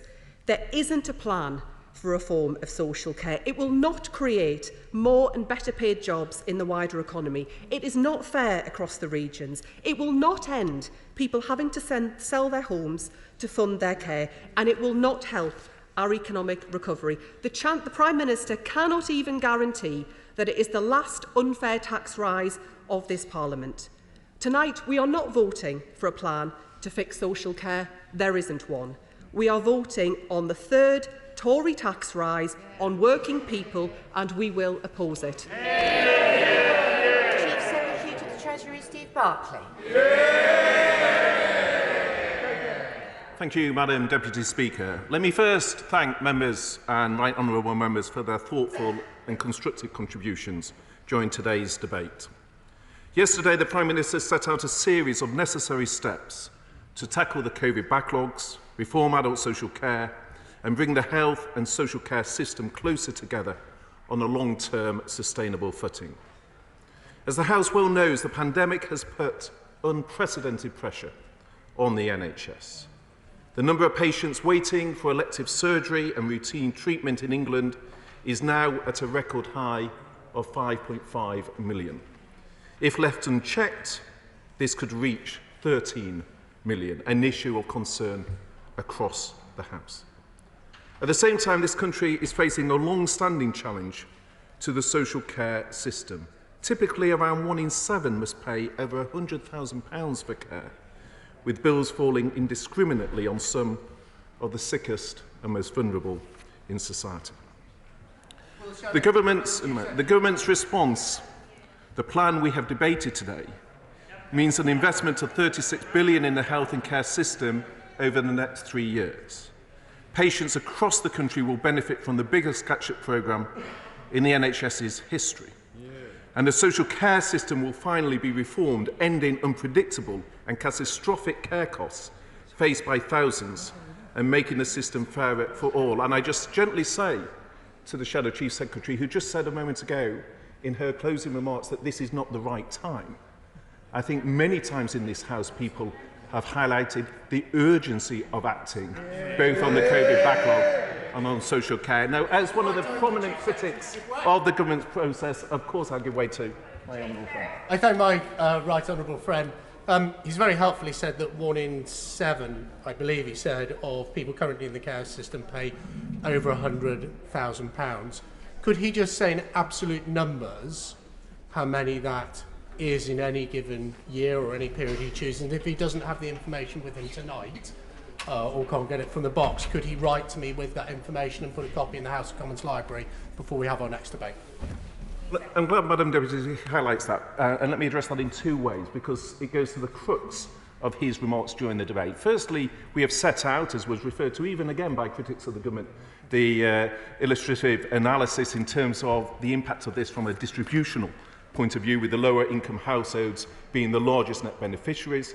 And we've also said that we will say more on that because it will evolve, obviously, by 23, when those on state age who are working come within scope. Obviously, the distributional analysis will change. But let me take head on his central concern, which was his constituents in Rosendale and Darwin, because of the lower housing costs, will be disproportionately impacted. But firstly, if one looks at London, the Evening Standard, for example, is concerned that 14% of those will pay the lion's share of the cost, because that's where the highest concentration of higher taxpayers are.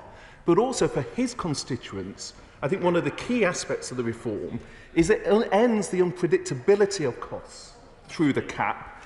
And it also, again, if I look at, for example, the northeast of England, where the Resolution Foundation found that only 29% of individuals aged over 70 in the northeast have sufficient eligible assets that they won't receive any state support. So the point is, the uplifting in the means test that my right honourable friend the Chancellor set out, again, benefits those parts of the country to which he was championing.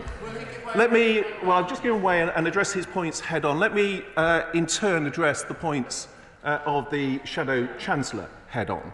And the Shadow Chancellor's speech said that she opposed this levy, despite, as a number of members pointed out, the previous Labour government taking a similar approach in 2002-3, because she said that she supports taxing wealth.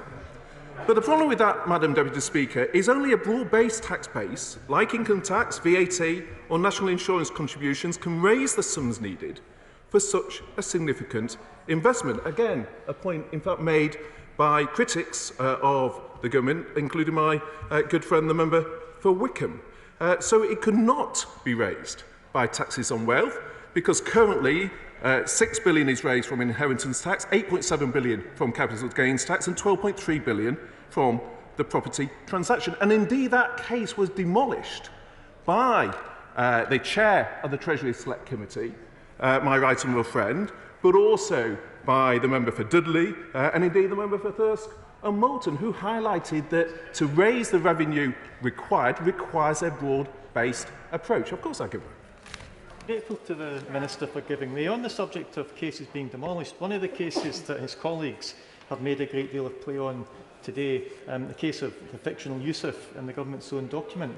According to the government, Yusuf's care home costs us £700 a week, and they claim under the current system they'd have had to spend £293,000 before it reached the current cap. The Minister will be aware, I hope we can count, that in order to spend £293,000, £100,000 at £700 a week. Gentleman to put his question. What percentage of people going into a care home have got any chance of being still alive in 9 years' time? Well, of course, one of the features of Dilnot, and Dilnot has been very frank about this, is his costs ramp up over time, and so that's why the initial funding is £5.4 billion, but obviously the social care element will increase. But I will come to the case put forward by the SNP, who seem to not want the union dividend that is actually offered, bizarrely, and seem to not be seeking this additional funding. But let me finish on the amendment that's been put forward by the... I will come to the devolution points and happily give way at that stage. But let me just deal with the opposition amendment, which requests a distributional impact assessment. And indeed, as we have covered, that has been set out today. The government has already published an impact of our health and social care on households, looking at the impacts of both the new spending and the levy, with a full distribution analysis being published at the budget and spending review. But looking at the impact on businesses will play their part in the funding of this plan.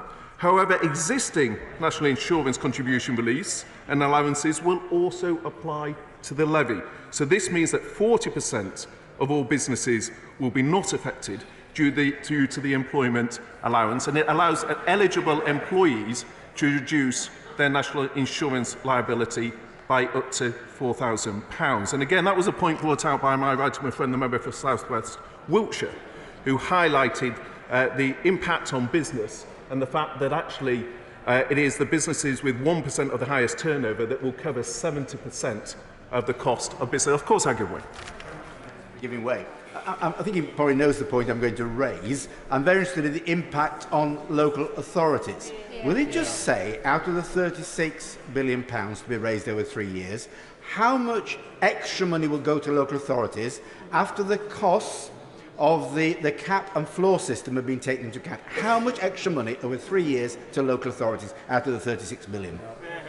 I listen very closely to his speech because he is a very informed and knowledgeable commentator on these issues, and quite rightly he pointed to paragraph 36 where we've been quite clear in terms of the role in terms of demographic and unit pressure. But as he well knows, part of the discussion at a spending review is to look at local government pressures in the round, and that is in the context also local authorities that are getting an additional £2.2 billion of additional funding.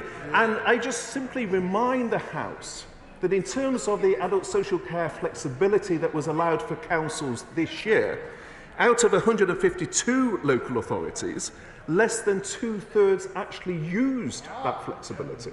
So that is part of looking at these issues in context in the round.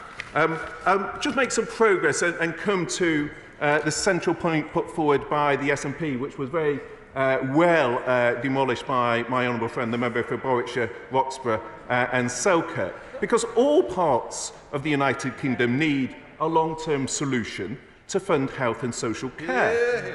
The Scottish Government's own independent review of adult social care recently noted, I'm quoting from your own review, I thought you'd want to hear that. It says that Scotland's ageing demography means that more money will be needed to be spent on adult social care over the long term, and that its recommendations to the Scottish Government would require a long-term and substantial uplift in adult social care funding. And in fact, in 2003, John Swinney said that a 1% increase was, quotes, progressive taxation, and it was, quotes, required to invest in a health service in Scotland. Now, of course I give way. Except that that was 18 years ago and things have changed, and since that time national insurance has not been reformed in any way to protect the poorest as income tax has been. Well, obviously what they regard as progressive has changed, but the point is if they disagree with this, they can adjust their bonnet consequentials and spend that and reprioritise their spending accordingly. And indeed, likewise, the member for Carmarthen East, who I hold in great affection, and he speaks very powerfully in the chamber, but he said, and I quote, "These are English priorities. Clearing the COVID backlog, addressing the challenge of social care are not English priorities, they're United Kingdom priorities. They're this government's priorities, and they're the people's priorities." Given time, Madam Deputy Speaker, this levy will enable the biggest catch-up initiative in the history of the NHS, a comprehensive long-term solution to the social care challenge, a significant long-term investment which will directly improve people's lives. And I say to the member for Wellingborough, I think those issues he values, and I hope he will support them. The Prime Minister said yesterday you can't fix the COVID backlogs without giving the NHS the money it needs. You can't fix the NHS without fixing social care, and you can't fix social care without removing the fear of losing everything to pay for it. Madam Deputy Speaker, this plan addresses those problems. I commend it to the House. I call Bridget Phillipson to move Amendment C formally. The question is that Amendment C be made. As many as are of that opinion say aye. Aye. Of the contrary, no. Aye. Division, clear the lobby.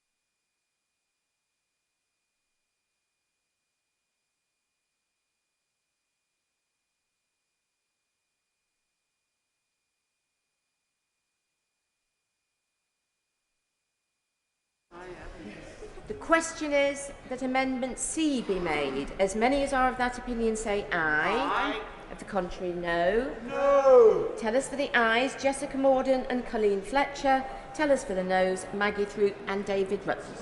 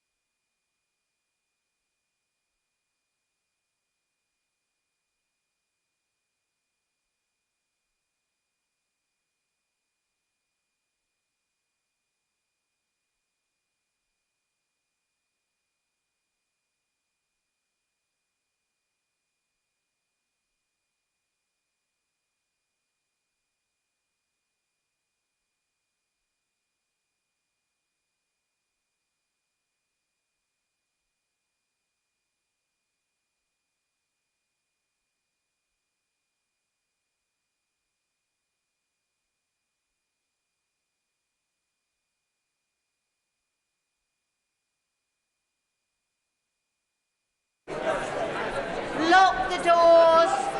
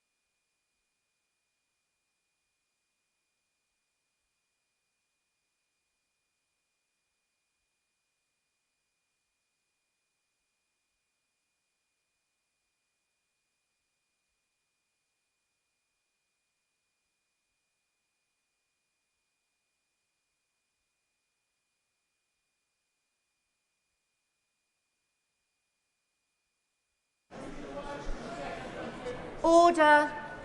Order.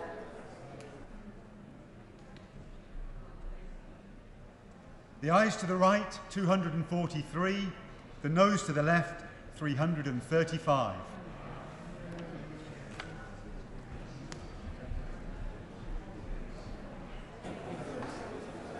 The ayes to the right, 243. The noes to the left, 335. So the noes have it, the noes have it. Unlock. Unlock! The question is the Ways and Means motion. As many as are of that opinion say aye. Aye! Of the contrary, no. Division, minority.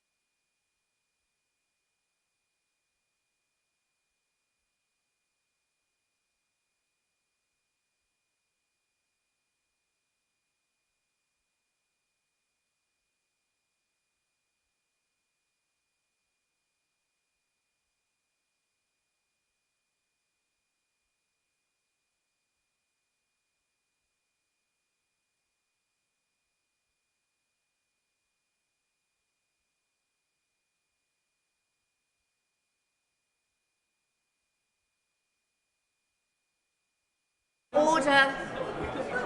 Order. Order.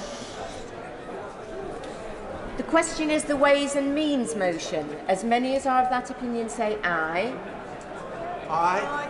The contrary, no. Tellers for the ayes, Maggie Throop and David Ruckley. Tellers for the noes, Jessica Morden and Colleen Fletcher.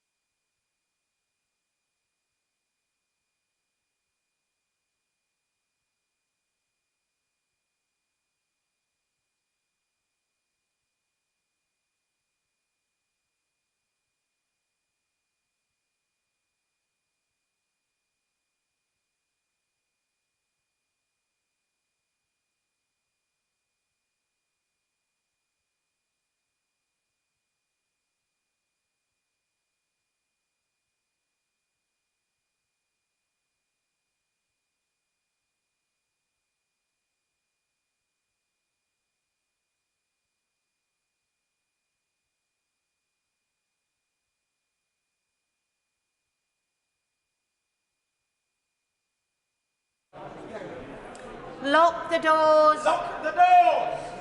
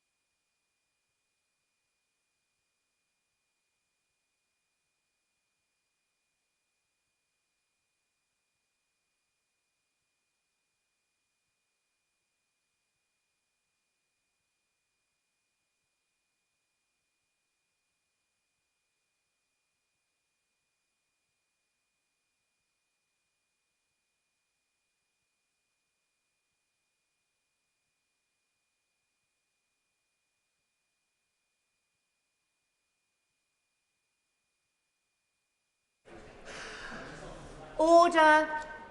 Order.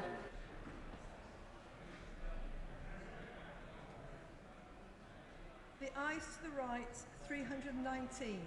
The noes to the left, 248.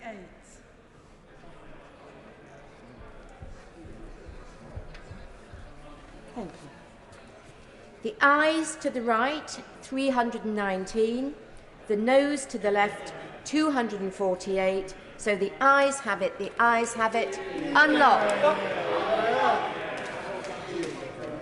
Bill ordered to be brought in upon the Ways and Means resolution. Who will prepare and bring in the bill? The Chairman of Ways and Means, the Prime Minister, the Chancellor of the Exchequer, Secretary Sajid Javid, Steve Barclay, John Glenn, Kemi Badenoch, and myself, Madam Deputy Speaker. Okay.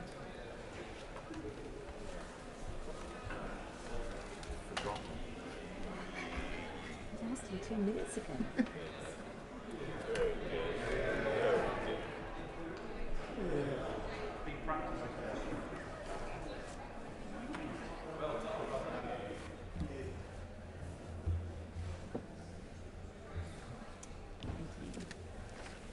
Health and Social Care Levy Bill.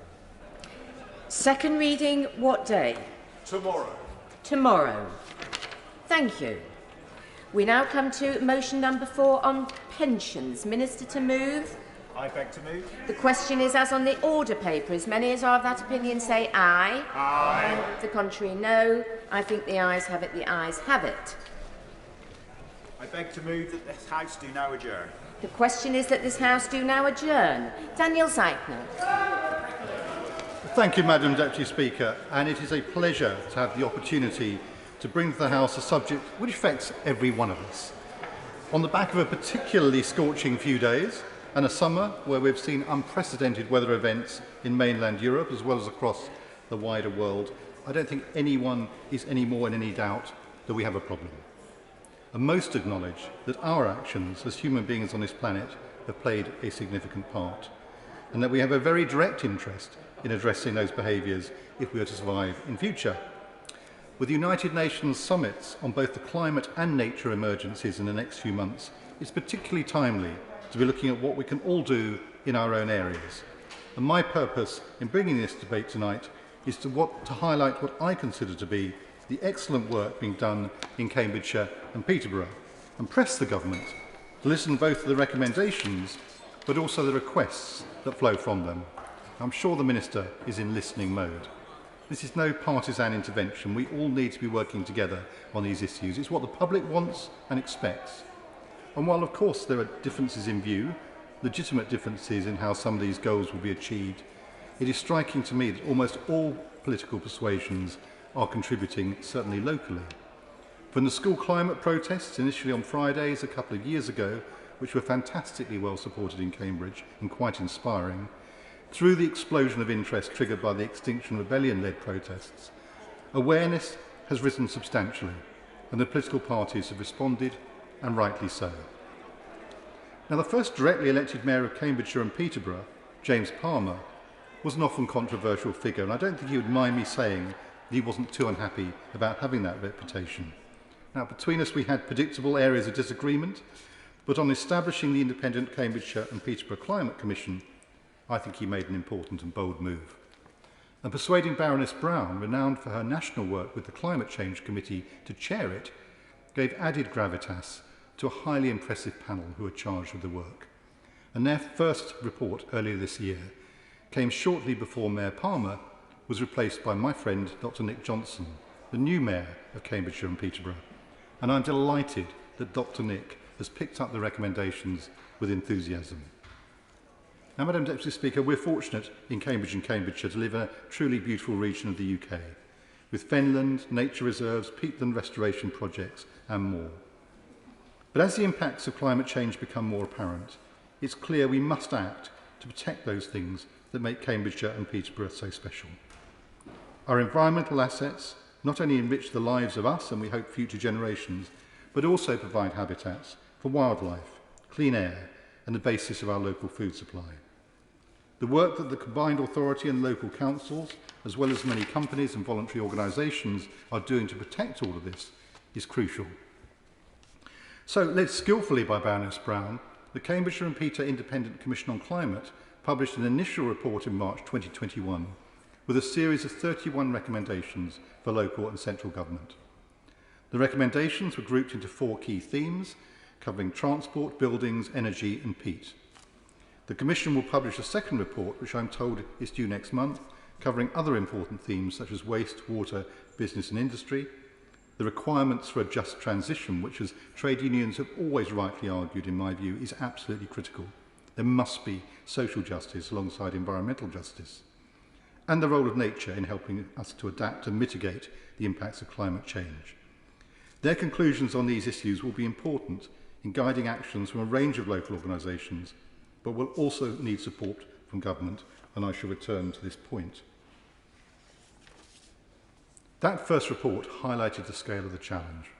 The region is particularly vulnerable to the impacts of climate change, with low-lying topography, some of the UK's highest quality farmland, but farmland that has been used hard over many years, complex systems of water management, and flood and very real drought risks. And worryingly, emissions in the Cambridgeshire and Peterborough area are 25% higher per person than the UK average, so there is much to be done. And it would be easy to be dismayed by the scale of the challenge, but also, I think, important to recognise work already in place. And it won't surprise the Minister that I will reference work being done by local councils, including the excellent Cambridge City Council. But while councils provide leadership, it's the wide range of organisations and business and individuals working together that will make the difference. And I was proud but not surprised to read that the Commission's survey of local residents showed a strong appetite for climate action. Many have signed up to the Cambridge Climate Change Charter, developed by the admirable Cambridge Carbon Footprint, as we all work to make Cambridge net zero by 2030. But to return to the recommendations of the report, they are extensive. For example, on transport, the Commission recommends in Cambridgeshire and Peterborough that all new residential and non-residential developments with parking provision be fitted with charging points for electric vehicles, and that buses and taxis should be net zero by 2030. That's quite a short sentence, but that in itself is a major and costly task, and I do not underestimate what we are asking, particularly of taxi and private hire drivers who have been hard hit through the pandemic. And I have to say, I do find it baffling that we have still been allowing homes to be built, and we have plenty of them in and around Cambridge, built without electric charging points. I can recall being shown around some of those new developments last year by developers and making this very point. And we've known for years that this is needed. And I do find it staggering that the oh-so-profitable housing development sector needs to be made to do these things. The market doesn't deliver, Minister. It needs regulation, it needs intervention. And it needs intervention in the electricity distribution system. It is too hard to get these systems connected at a cost-effective price. So will the government review arrangements for network access, the connection charges, to allow rapid take-up and delivery of local decarbonisation projects? Lack of capacity is now a real constraint. So will the government support operators to invest more in the distribution network to head off future capacity constraints? On buildings, the Commission recommends the Combined Authority decarbonise housing by adopting a net zero standard for new homes and improving funding and incentives for home retrofitting. They also advise that new properties have better drainage systems and flood defences. Again, short sentences, but big challenges, and I'm just summarising. On energy, the Commission recommends that the Combined Authority creates a local energy plan, considering options for hydrogen production with government support. And in passing, can I urge the Minister to look at the recommendations for the spending review from the all-party group the East of England, which I co-chair with the member for Waveney, because there's a real opportunity here for the East as a key driver of the wider UK economy. And on peatlands, the Commission recommends investing in climate change mitigation and biodiversity enhancement schemes for the fens. Now that in itself is worthy of a debate in its own right, with great work being done by a range of partners on the fen restoration projects through Fens for the Future. Now, commissioning a report is one thing. Taking on board the recommendations is quite another. And I think we're all familiar with excellent reports containing recommendations that languish on the shelf for years. We don't have time for that. This is a serious piece of work, and I was delighted to hear that the Combined Authority has committed to act on all of the Commission's recommendations. As well as committing to reducing its operations to net zero by the end of 2030, Dr Nick has appointed Councillor Bridget Smith, leader of South Cambridgeshire District Council, to a lead role championing climate and the environment. So a report commissioned by a Conservative, implemented by a Labour mayor, working with a Liberal Democrat council leader. It can be done. And the combined authority is undertaking a review of its local transport plan in the context of the Commission's recommendation with a focus on active travel and low carbon solutions, and is bringing forward proposals to reform bus services. As a former Shadow Transport Minister and lifelong bus enthusiast, I can say this is another sentence worthy of a whole debate in itself. And the reimagining of our bus system, I think, will be central to a more sustainable future. I'm pleased the authority has recently been successful in advancing to the next stage of bidding under the government's zero-emission buses competition, which would kick-start the transformation of the local bus fleet serving the Cambridge area. Although I can't help noting that the achievement of 10-minute frequency for buses in Cambridge will only take us back to the situation when the last Labour government supported buses more generously. But the real challenge will be to get that frequency to work reliably, which we weren't able to do before. And that's why I'm so pleased that the Greater Cambridge Partnership is putting the infrastructure in place to be able to make this a reality. Because, Madam Deputy Speaker, as I suspect you know too, people will only use the bus if it's reliable, if it's on time, and that means prioritisation. This investment will also support the Commission's recommendation that all buses become low carbon, and is part of an ambitious combined authority vision to transform the public transport offer and also connect the too many parts of Cambridgeshire and Peterborough that suffer significant deprivation. Now, there's so much more to be said on each of these issues. On farming and peat soils, and I've already alluded to this, the combined authority is supporting a partnership, drawing together local farmers and academics in understanding and developing effective changes. This has stimulated private sector investment in a collaborative approach and will provide local input to the government's Lowland Peat Task Force. The combined authority also has a target of doubling the amount of rich wildlife areas and green space across the area in line with the Commission's recommendation, another subject worthy of debate in itself. Earlier in my speech, I said I'd highlight the work that Cambridge City Council is doing in response to the Commission's report, and I pay particular tribute to some of the lead executive councillors involved. The leader, Lewis Herbert, with Rosie Moore, Katie Thornborough and Alex Collis. And it's very welcome that Cambridge has been awarded a Silver Sustainable Food Award and continues to reduce food waste through 8 new food hubs. And it was a delight to visit Cambridge's community farm, Cambridge Co-Farm, recently to see people working together to provide food for these hubs. The council has also recently secured £1.7 million from the government to install heat pumps and solar panels at local swimming pools, a measure that will reduce emissions from the council's biggest source of energy. On top of this, in 2018, Cambridge City Council was the first council to require all new licence taxis to be low-emission vehicles. So we're making some progress. But I strongly believe that the government needs to do much more to equip our local leaders with the tools to tackle the climate and nature emergencies. We urgently need better funding for greening our public transport system and investing in retrofitting, and more new green homes, such as the Passive House Council Home Scheme announced for Cambridge just a few weeks ago by Executive Councillor Mike Todd-Jones. And to look briefly beyond Cambridgeshire and Peterborough, I'm grateful to the House of Commons Library for drawing my attention to this, the Association of Directors of Environment, Economy, Planning and Transport, recently publishing a report titled Recognising Local Authorities as Key Partners in the Net Zero Strategy.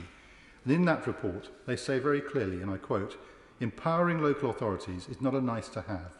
It's essential to delivering long-term, sustainable emissions reductions for local places." And I wholeheartedly agree. Many local authorities across the country are undertaking pioneering and innovative work to address the climate crisis.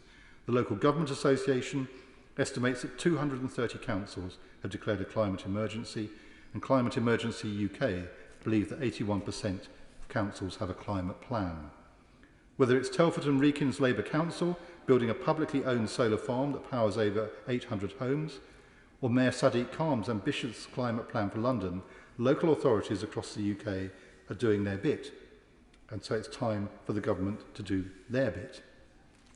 Polly Billington of the UK 100 network of local authority leaders across the country committed to tackling climate change has said that, and again I quote, "Local authority leaders hold the key to net zero, but 2 key hurdles remain."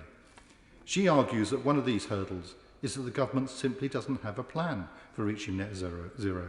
And I quote, "The reality is that the UK's current rules do not enable local authorities to do what they need to get to net zero locally. Put simply, the UK government won't be able to achieve what they want to do unless they work with local authorities and change the rules. Frankly, on all these issues, the government has been too slow. I've been closely involved in the passage of the Environment Bill, which has been repeatedly delayed and is still making its way slowly through Parliament. Too slow. The initiative we ought to be seeing from the government simply isn't there. For example, on housing retrofitting, the stop-start nature of government programmes means the market is unable to retain talent and skill. And I ask the Minister, will the government commit to funding retrofitting incentive schemes in Cambridgeshire and Peterborough over a longer multi-annual period? And will they devolve more control of such schemes to suit the characteristics of the area? I fear I know the answer, and I suspect we will run into the usual problem: which department is responsible? As this debate was shifted from one department to another, a problem in itself, quite frankly. Another ask: local authorities in the Cambridge area have planning policies in place to encourage high standards for energy efficiency and water usage in new developments, and are seeking to go further in their emerging plans. The lack of water supply and the environmental impact of water abstraction is a key concern of residents in the Cambridge area. Our chalk streams are a real worry. The government's heat and building strategy is expected soon. So will the government support Cambridgeshire councils as they seek to adopt higher standards to respond to the specific climate issues in the area? Will the future home standards be implemented? Otherwise, every home built now without low carbon measures becomes a much more expensive future retrofit cost. And of course, inevitably, there is the issue of resources. And ADEPT and many others have also called on the government to step up in investment and support for local authorities. Again, I suspect I know the answer. And sadly, a lack of data from the government has also proved a barrier to local authorities. A substantial area of UK lowland peatlands are found in Cambridgeshire and Peterborough, yet their emissions are not currently recorded in the UK emissions inventory. This is a clear area where the government can support local authorities with the tools and insight they need to make effective plans. I've spoken at some length and have only been able to touch on some very broad points, and have tried to highlight the way in which people across the political spectrum have been working together. Of course, not always is everyone so keen. There have been complaints from some Conservatives on the combined authority who don't like some of the proposals. But the good news is that the vast majority of mainstream opinion agrees we have a clear and urgent climate and biodiversity challenge. We can only have a chance of making progress if we have the consent of the majority of the people, and I think we have that. That's why it's so important that whatever our differences, mainstream politicians are able to work together on this key challenge. Local politicians are up for it. The question, Madam Deputy Speaker, is are the government prepared to play their role? Minister Anne-Marie Trevelyan. Thank you, Madam Deputy Speaker. Let me begin by congratulating my friend, the Honourable Member for Cambridge, for securing this important debate this evening. I'd like to take a moment, if I may, Madam Deputy Speaker, to recognise the excellent work done by Baroness Brown and the Commission in producing the report of the Cambridgeshire and Peterborough Independent Commission on Climate Change. The report is a testament to the drive and the ambition that local areas have in supporting the country's transition to a cleaner, greener future. And I know that across the UK, our local areas